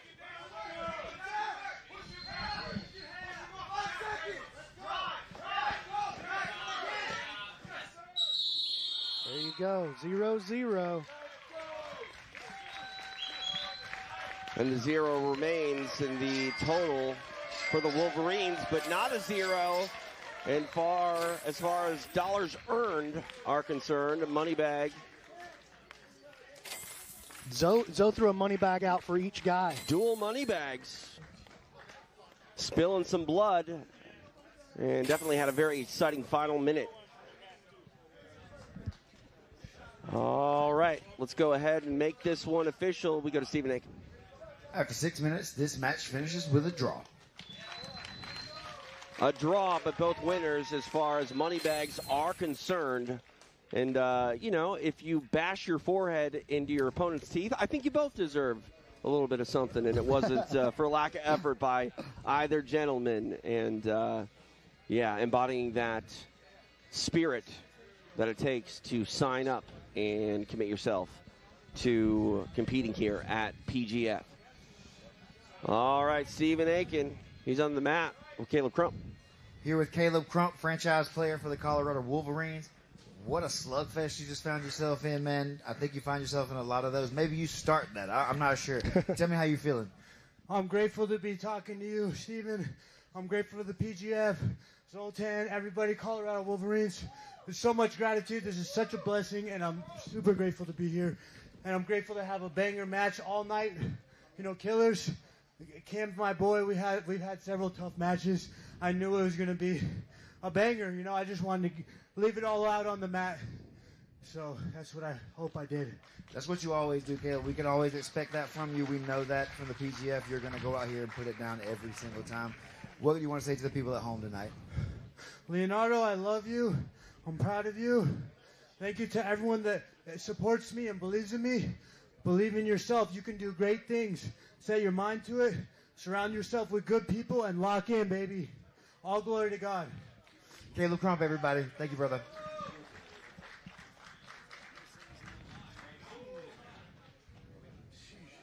Cam Hurd, you're not the one bleeding this time. It's got some on you though, a little bit. Tell me how you feeling after that match. I'm feeling good. I knew it was going to be a war with Caleb. You know, I got nothing but respect for him. He's a great competitor. He always brings it, leaves everything out here on the mat. So, give it up for Caleb. Yes, great job for him, man. And another thing I wanted to say is the title of stopper seems like it's being left in the past for you now. What do you want to say about that? Yeah, man. I mean, that's kind of my reputation in the past. I take that personal. I work really hard. That's just fuel to my fire when I hear that. And I've been working really hard on, you know, all aspects of my game, including my leg locks. So to come out here and get a foot lock, big step for me. There's a lot more to come, though. I'm not done yet. Cam, you're a franchise player for the Vegas Kings. Tell me and the fans at home what that means to you. It means a lot. You know, it's an honor for the Kings to believe in me, to trust me, to give me the opportunity. You know, thank the Lord. I'm glad to be on a team that puts faith first, takes care of their fighters. And, you know, it's all a blessing. Got to say, shout out to my wife and my kids at home. Love you and miss you. Hope you're entertained. I'm going to keep bringing it for you guys. I love you. How could they not be entertained, Cam? We appreciate you, brother.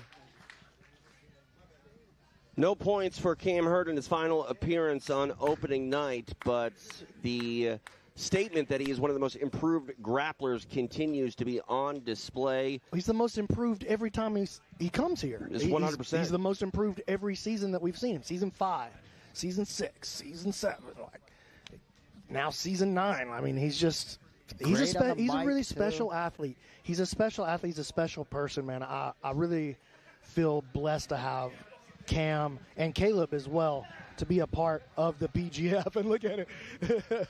Zoe is a generous man slinging out money bags. $500 a piece in those money bags. Just a little something. Just a little something. Wet the beak. Absolutely.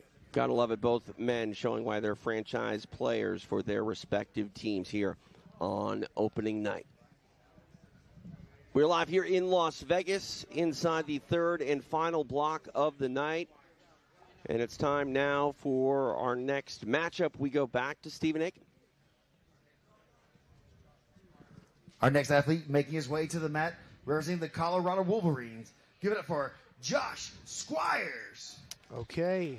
First time seeing Josh Squires. Go ahead, Jay. Yeah, here he is. First practice squad player elevated to the active roster, filling in for the franchise player, Jonathan Wilson.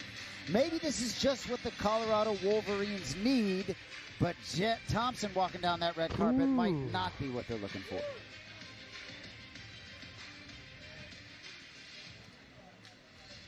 We'll see what happens here. The Wolverines need something. Can Josh Squires be the man to make it happen? We will find out as we await the arrival of the season champion from last year. Stephen Aiken will welcome Jet Thompson to the mat for the final time tonight. And his opponent making his way to the mat, representing the Vegas Kings. Give it up for Jet Thompson. Big kill in the A block for Thompson. Had that great draw with Elijah Colton in the B block.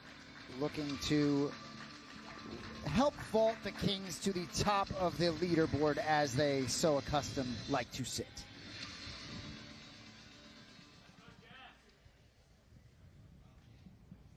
Squires for the Wolverines, taking on the PGF champ, Jet Thompson. Tail of the tape on display there. And we continue here on opening night in Las Vegas. TJ DeSantis, B-Mac, Brandon McCatherine, Jason Anik, Jet Thompson on top. Uh-oh. And, I mean, Jet's body lock passing is so good, and he starts to blast through this guard of Squires very early.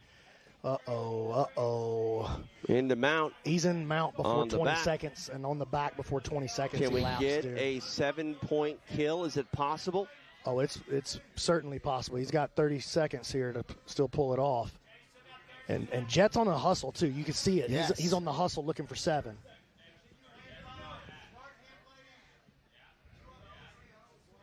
Tough spot to be in if you're Squires. Uh-oh.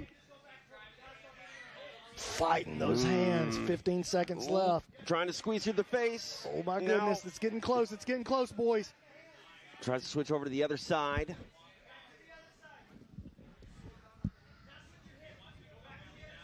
Squires able to survive that initial minute, but Thompson remains on his back with a body triangle. Yeah, I mean, the extra point is off the table, but the 6 is not off the table. See ya. That's it. That's a wrap. Trying to find a way out. Ooh, that don't look good. That's a wrap. Jet Thompson. Like taking candy from a baby, just the aggression is a sight to behold. Big win to end the night for Jet Thompson. Kings getting 6 points. Stephen Aiken, make it official. Your winner with a kill, representing the Vegas Kings, Jet Thompson. Not a slow start to this 2026 campaign for Jet Thompson. Right. It was a phenomenal night for him and B-Mac. I mean, you called it right then and there. It's just a matter of time. I mean, once he doesn't need to get under the chin, dude. And he did in this case, but he doesn't need to. He'll just squeeze through your whole face. He does no regard for a human face. That means nothing to him. And just welcome to the PGF, Joshua Squires, right? You're on the practice squad, and then there you. I mean, like, but hey, that's why Jet Thompson has the name he does. Unreal. Absolutely, Jet Thompson. I think he just turned down Stephen Aiken, maybe. I don't know. Maybe he's just going to go dap up some people here. All right. We're zooming. Dude, Bobby getting in the camera. He was getting feisty with you, TJ. I don't know.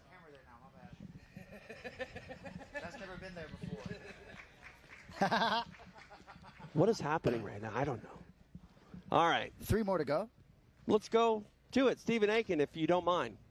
Our next athlete making his way to the mat, representing the Colorado Wolverines. Make some noise for Jaden Groner. 2 appearances tonight for Jaden Groner, 2 losses, but I don't expect him to be deterred. I still really expect him to have a huge impact on this season. I know I'm a broken record, but the Wolverines are in desperate need of some life.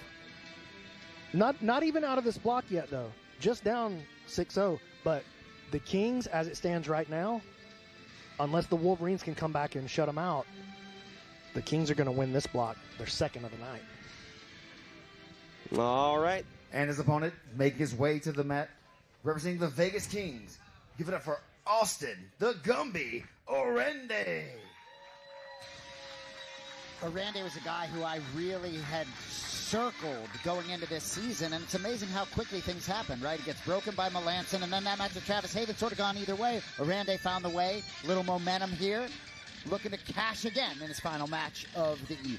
You know, we talk about Jed Thompson, and as we look at our tail of the tape here, Jed Thompson last season, you know, highly projected to do some big things, and he had a bit of a slow start. Ultimately ends up walking away with the belt. Orende, you know, after his first match, you always wonder if maybe athletes don't get off to the start that they want to. Is it going to, you know, go on, and for how long? Orende shut that down in a very big way, and he can still pull out another win worth some points in his final appearance against Groner. Yeah, and I was talking about how experienced Cockle is, how many matches he has. Probably the only guy that's here on the roster that could say they have as many matches as Andrew Cockle is Austin Orende. That dude competes like every weekend for like the last 200 years, you know what I mean?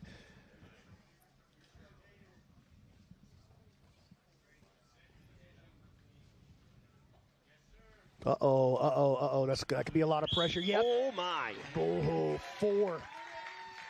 Under a minute. Big day for Orende. Nicely done. Kings. Is it official? They wrapped up the block now? Oh, yeah, they've got it. That's it now, yeah. Wow, nicely done. Austin Orende, 4 points with the break. We will go ahead and make it official with Stephen Aiken. Your winner, with a 4-point break, representing the Vegas Kings, Austin Orende. Not the start he wanted, but Orende comes back and rallies with points in each subsequent match. And the Kings starting to make some things happen as they crawl up further and further that leaderboard as the leaders. B-Mac, walk us through the end here. Well, this is, I guess that's more of a Wojlock style pressure, maybe a toe hold, maybe a straight ankle, but definitely painful, and definitely was going to snap that foot if he didn't tap. King's sitting pretty, dude. 10 points to 0 in this block. Definitely going to win their second block of the night. Now, it is possible. There's 2 matches left. So mathematically, if the Wolverines get 2 kills in the next 2 matches to close the night, then they would win the block. And just think about what that would do to the leaderboard. Shoot them right up there, they'd have 12. They'd still be behind by quite a bit. But, dude, yeah, look at that. Go ahead, TJ. I mean, you just see everything right there written on the face of David Seagraves. If he only knew he had the solo shot live on YouTube and kick right now. But he looks frustrated. I don't blame him. You know, he just looks locked in. Remember, he's a lifelong Marine. Fair. You know what I'm saying? You can't judge off that face. All right, we'll see what his Wolverines can do here to close out the night. We go to Stephen Aiken. Our next athlete making his way to the mat, representing the Colorado Wolverines. Make some noise for Sam Schwartzapfel. Well, if there's anybody that's going to do it for the Wolverines, you know that Egghead has his faith in that man, Sam Schwartzapfel. He believes this season is going to be a big one for Sam, and, you know, there's no better time than the present. We'll see if the tide can be turned by the 10th Planet product who represents the Colorado Wolverines. Back to Steven. And his opponent making his way to the mat, representing the Vegas Kings. Give it up for Chewy Magana. Here he is again, Chewy Magana. Chewy is not going to be an easy dude to put out this season, you can be sure. Schwartzapfel wants to put the points on the board. He's going to have to do it well against Chewy, because Chewy's a tough out. Looks real elusive and slick. I think he's sneaky for $1,000. Oh, yeah, he's a great pickup for this team, and he's the perfect complement. And he landed on the perfect team for him as well. The Kings, they constructed their team very carefully. They didn't just go out there and pick the guys who they thought could put the most points on the board. They wanted to put together a team that would form a team, because they believe a team puts more points on the board than the best point scorers, if that makes sense. It does, and they've done it before. They understand that. We are underway. Oh. And Chewy just laughing. Sam Schwartzapfel not laughing. Trying to send a statement. Sam Schwartzapfel, I don't think he does laugh. I don't think he believes in that. Send him again. Sam looks to be taking out some of the frustration for the whole Colorado franchise here early against Magana. Well, you know, the thing is, he's bullying him around the mat. He's pushed him off the edge twice. So Chewy's going to have to stand his ground a little bit, or he's going to have it happen again. Hey, Chewy counters with his own throw. Here they go into the mats. Chewy starting to get a little bit of game time face on. Yeah. He goes to slap and bump Sam, and Sam's hand just doesn't move. Chewy tries to change levels, but Sam driving forward again, pushing Chewy out of bounds, sending him into the couch. Chewy's got to stop getting shoved around. That's the honest truth. He's taking steps backwards. Sam's bullying him around. That's not Sam's fault that he's dominating. You know what I mean?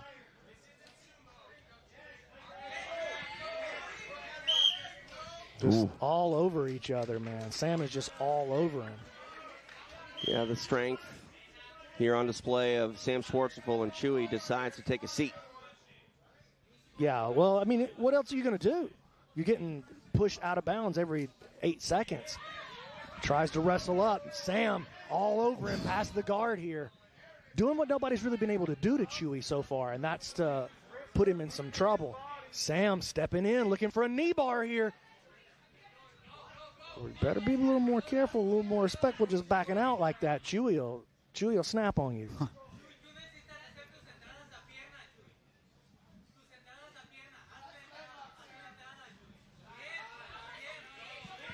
Chewy with the wrestle up, put Sam on his back. Coming to life off the bottom position here. Back step by Chewy, he's in on the leg. Uh-oh. Doesn't have the knee line right now. Toe hold attempt maybe by Schwartzapfel. Thought about it. Yeah, not a meaningful toe hold attempt, I wouldn't say, but enough to distract him and get him off of his own offense, perhaps. An extraction of the leg there by Schwartzapfel, and he'll take a walk back to the center of the mat.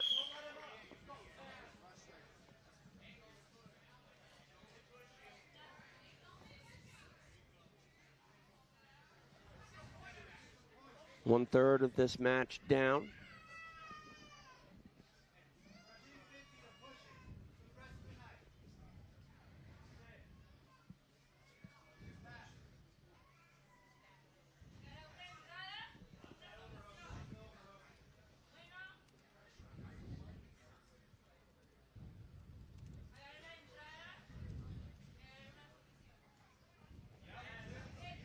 Another nice pass here by Sam.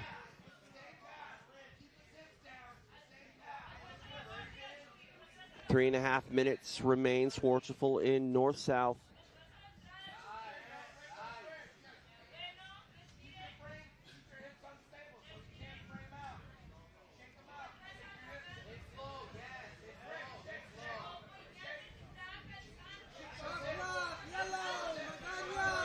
Magana now on the shot clock as we are at the halfway point of the match. 3 down, 3 to go.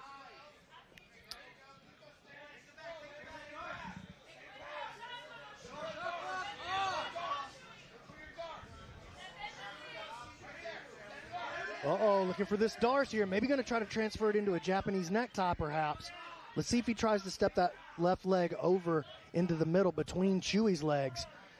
Wants to get a vice grip on the back of the neck. Really needs that forearm, the right forearm planting down on the back of the neck. Chewy with a big sit through to clear it. Nicely done by Magana. Able to get back to his feet.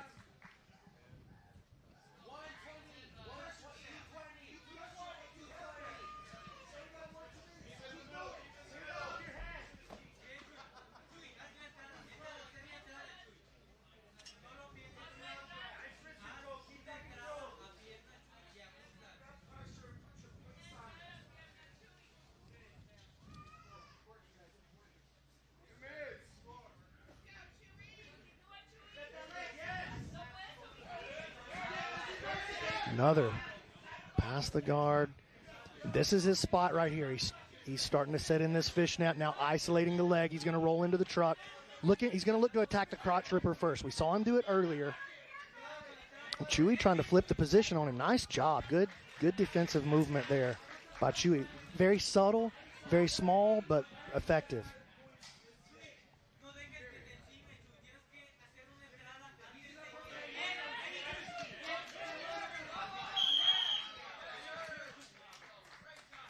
Chewy now driving Sam into the couches. Were it not for PJ Montano, he would have been in the couches.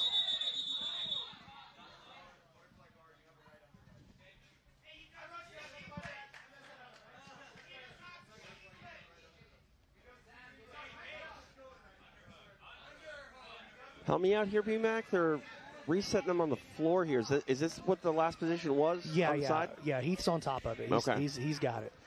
Heath always on top of this kind of thing. You know, I think that shows the veteranship of Heath, because he really didn't even get a chance to size it up, and he knew exactly where they were going when they did get back in the mat.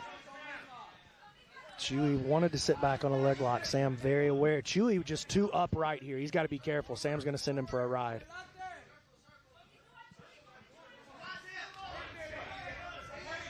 Now inside the final minute. Scoreboard continuing to elude Colorado. It's crazy. Crazy, dude. And I think that's going to be a penalty on Chewy. Just too many steps backwards. Too many steps backwards too many times. You know, and I know Sam is pushing him around, but right. Yo, you got to stand. You got to stand your ground. Oh, you have to. We saw it earlier. I mean, there was a time Magani just elected to take a seat. That would be better than just getting pushed off the mat repeatedly. I mean,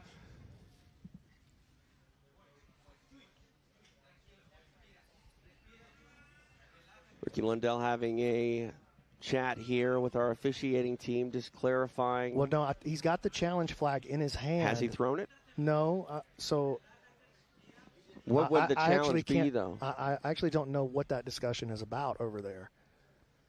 I think he's just trying to maybe find out why the penalty was called. Yeah, I think so. But I agree. I actually agree with that penalty. Too many steps back. I mean, it was just too many steps backwards. It's just real tall. But, you know, Ricky's the coach. It's absolutely his job to be like, no. Yeah. I'm trying to get as many, game as much of the system as I can for my team. So, yeah, that's what he's supposed to do. That's what I would be doing. If we were switched spots and y'all had the privilege of talking to Ricky Lundell instead of old Uncle B-Mac, I'd be getting rowdy probably. All right, an opportunity off that penalty for Schwartzfeld, and he makes the most of it. Short time, but he has the back. Oh, going for a... Oh, Chewy survived it, bro. I like Sam's aggressiveness in this match, man. That's what we want to see, bro. And how aggressive is he going to be in this final 30 seconds? He has the mount. Not a very chokeable neck on Magana. Yeah, not much of a neck at all, much less a chokeable one.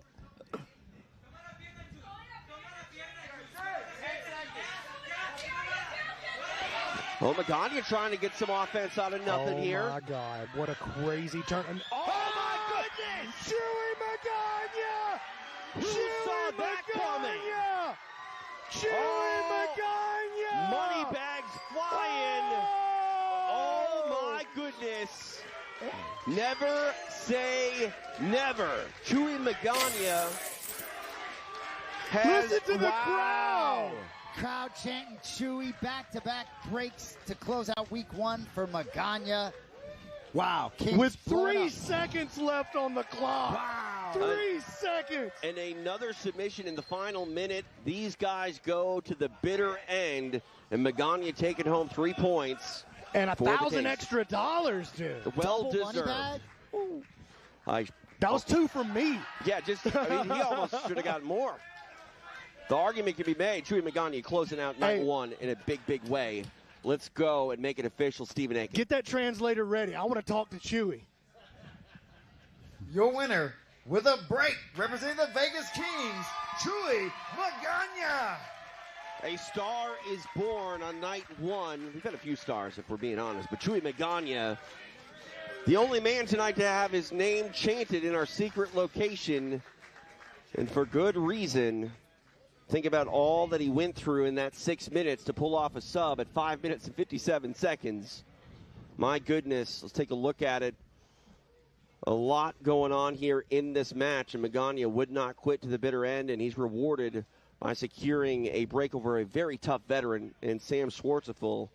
And, you know, like they say, it ain't over until it's over. Oh, man, Chewy was just, let's be honest. Chewy was getting run over. He was getting run over. Literally. Sam was running right at him. Oh, my God, dude, I can't believe, what a comeback. Are you kidding me? But has the finishing skill. You know, you got to be able to finish in this platform. Huge. That was just so cool. All right, Chewy Magana standing by with our Stephen Aiken. I'm here with Chewy Magana. Chewy, biggest crowd reaction of the night so far. Tell me how you're feeling. ¿Cómo te sientes? Todos te estaban aplaudiendo. La verdad es que se siente muy bien. Pues soy nuevo en PGF, entonces me esforzaré lo más que se pueda para sacar mejores resultados cada vez y pues todo en el nombre de Dios. He said he feels really, really good, and he did everything he could to get the best results and everything in God's name. That was an amazing match. You showed a ton of heart. We're really proud and happy to have you here in the PGF.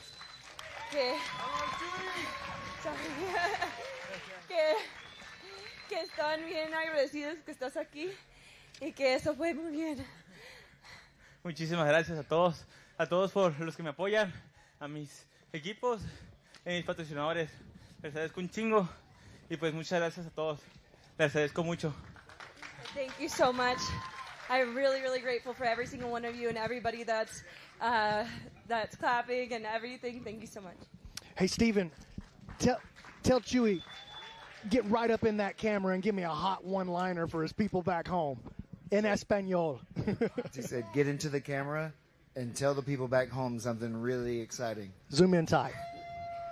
Ve la cámara y dile algo a tu familia en tu casa, algo que agradeces de esto, algo que quieres decir. La verdad es que sí.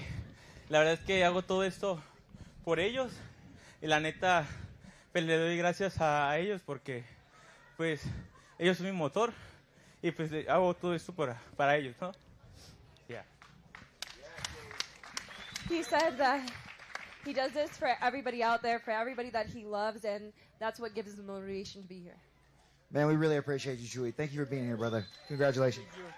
Chewy Magana making a impact and a statement that doesn't need a translator as he scores a break with just 3 seconds remaining over a very tough Sam Schwartzeful. And, you know, we see a lot of stars made here on this PGF mountain. On night 1, you know, Chewy Magana, he made his presence felt in a very, very big way. And the Kings just cracked 30 points on night 1. Big night for the Kings. Just and still one match left to try to expand that.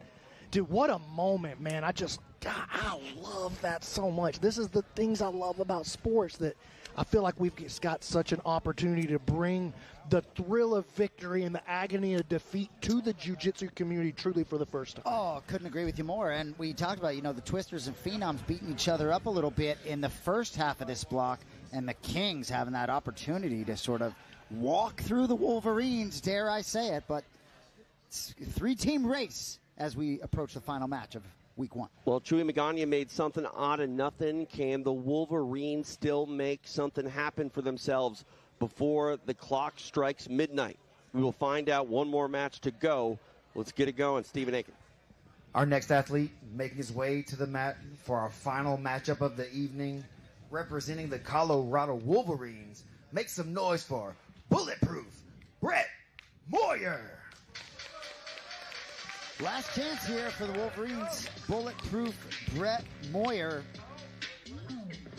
Gotta think he knows what potentially he could do to give his team a little momentum going into week 2.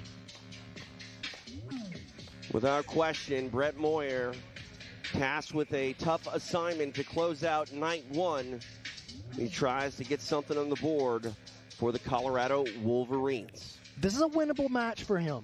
This is a winnable match. And, dude, if you're Brett, you gotta put points on the board for your squad. But all the momentum going the other way, all of it.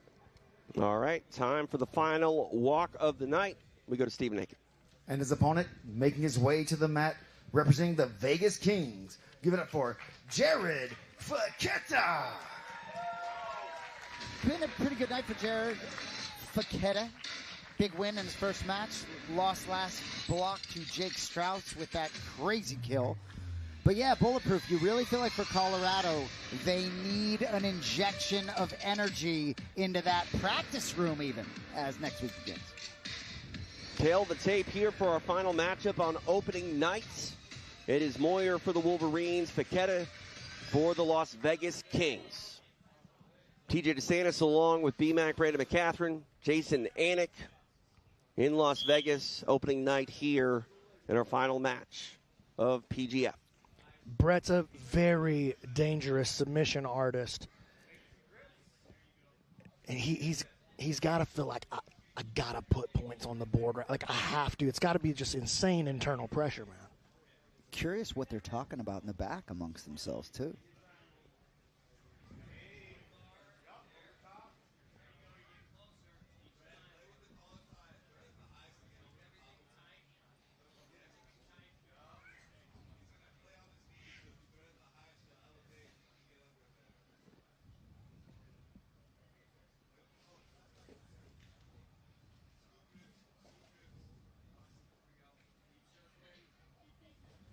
A lot of movement here by Faketa, unable to get past those legs of Moyer. Well, yeah, Moyer's guard just so hard to pass, dude. Uh-oh, watch out. And he's got something cooking right here. This is very dangerous for Jared. There's the heel hook. Oh, he gets it. Colorado ends the night on the board. Brett Moyer. Winnable match, as you said, BMAC. That's huge for that team. Oh, and he just missed. He just missed it by 6 seconds. Almost scored the 4. And you know what? It doesn't matter at this point, guys. I think points on the board for Colorado. It's not going to turn the tide all at once, but it is some pressure relieved to close out night number 1. Enormous. All right, to make it official, we go to Stephen Aiken. Your winner with a break, representing the Colorado Wolverines, Brett Moyer. Colorado, no more. Brett Moyer gets him on the board, and he's got to be very proud of his performance to close out a still disappointing night for the Wolverines, but a night that will end with points on the board and some smiles on the face of a team that has been through it here on night 1. Huge, TJ, as you said, even if it was 1 point just to get on the board, and I think it's fitting that it's the final match of the night to give them a little juice going into next week. And we did see the Tropic Thunders, despite being in the basement all of last season, continue to compete, continue to fight, and continue to have good energy in their building.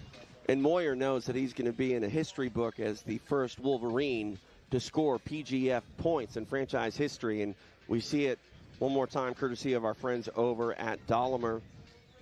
Faketa, very tough, but you see that leg isolated. You don't want to mess around too long there, especially on night 1.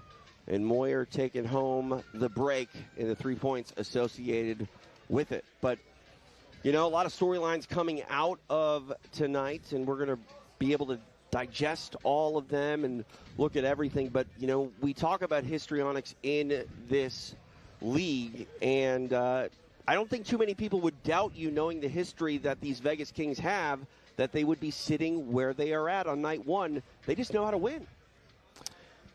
No, they really do, and it's not as if Philadelphia and Alabama didn't give them a run for their money, and they Both were had good very nights. Yeah, both had competitive, good but nights. the cream rose to the top here with the Vegas Kings. And BMAC, you talked about their ability to build the team, but also they got points, I think, from all 5 athletes, if I'm not mistaken. I should double-check that before saying it, but, you know, you have to have impacts from different spots on your roster. We haven't seen any season, I don't think, where we've seen one athlete sort of carry their team. Ryan Aiken, season 7. I gotta come in right away and be like, he outscored almost all the other teams by himself. Fair. So, but not common. That's not common. You know, we've definitely seen seasons where guys have just outsized performances. We've seen it from Elijah Carlton a couple of times. We've seen it from Hunter Colvin in season 2. We saw it. But generally speaking, one guy is not a huge – he's not the difference maker. But, yeah, to your point, it's rare. Those are exceptions to the rule.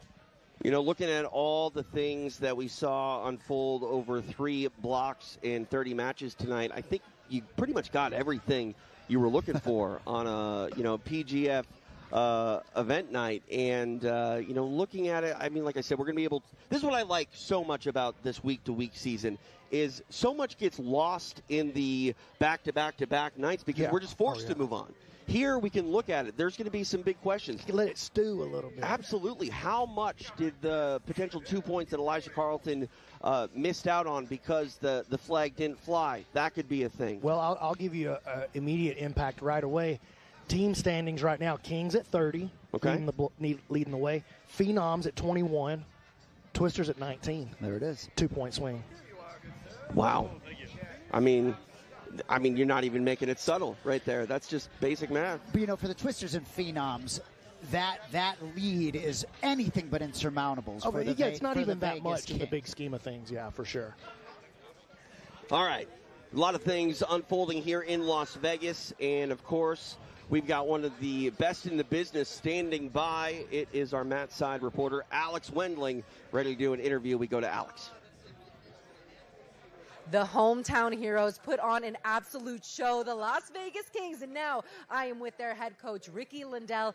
They were telling me that they were feeling very inspired by some of the motivational speeches you were giving them. One of them was of an eagle in a storm. Tell us about the visualization that you were telling them about. We talk about all types of different visualization, but we were talking about an eagle that is in a storm. There's a small eagle. He's holding on to a cliff.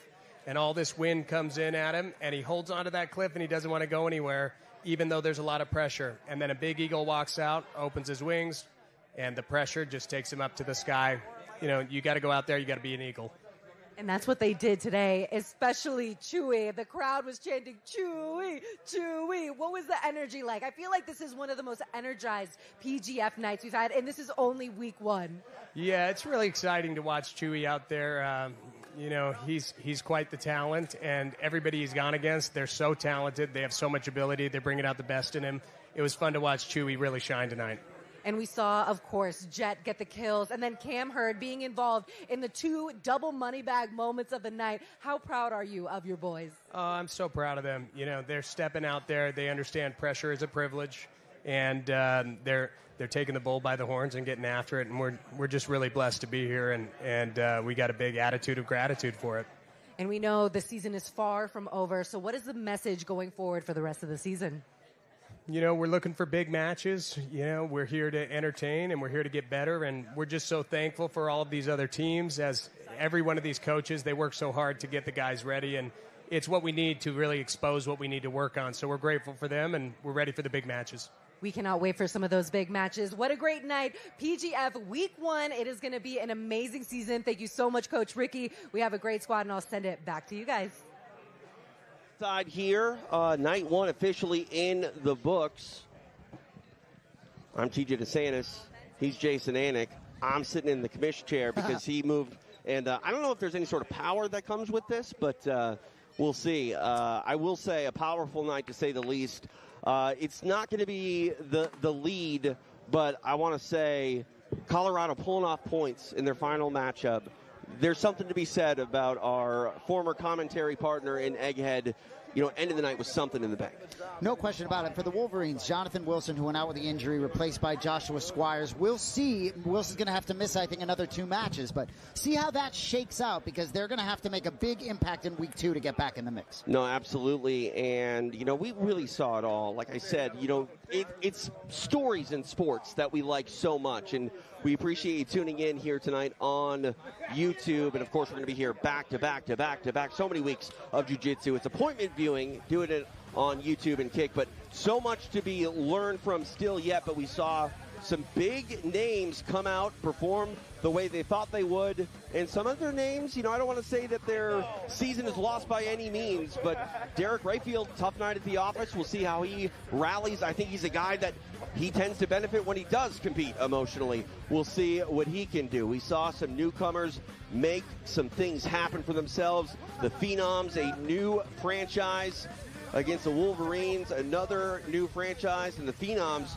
they look like they belong here on this PGF stage. The Twisters came out in their second season, and they came out with a fury, but ultimately they find themselves in third place tonight to end it. We will see what happens next Wednesday live on YouTube and Kick. Rafa Sparza, he's going to be doing our post-show. Tune in for all the news coming out of night 1, and be sure to be back on YouTube next Wednesday night, 7 in the East, 4 in the West, for PGF World Week 2. All right, for Jason Anik, B-Mac, Brandon McCatherine, I'm TJ DeSantis. We will see you next week, live from the Combat Sports Capital. This has been PGF.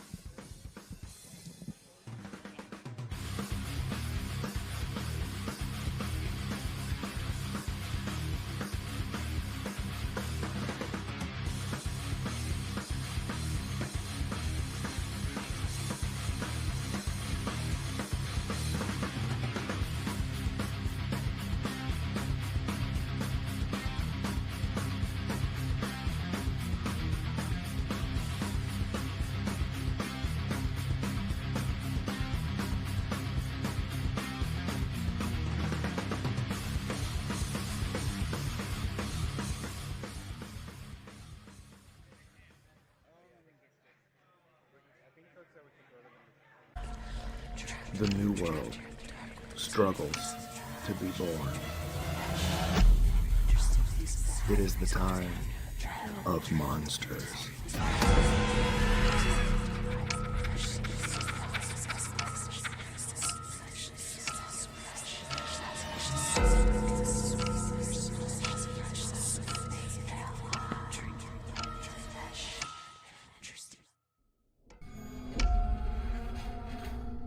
The old world is dying.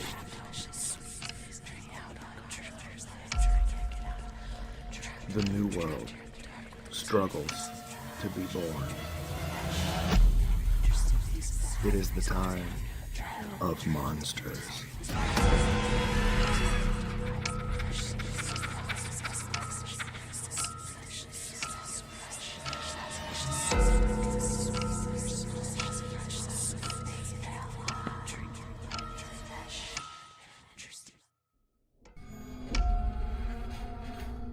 The old world is dying.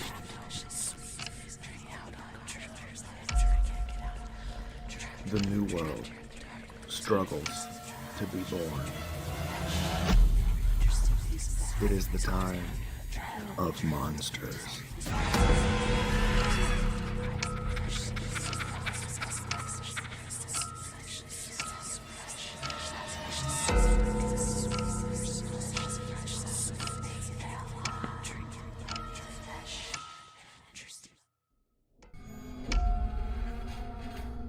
The old world is dying.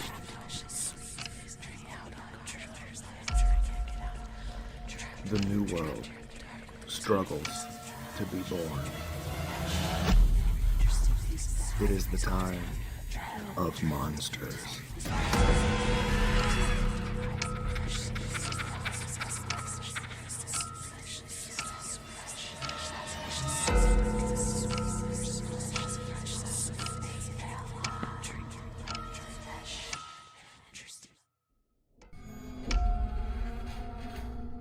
The old world is dying.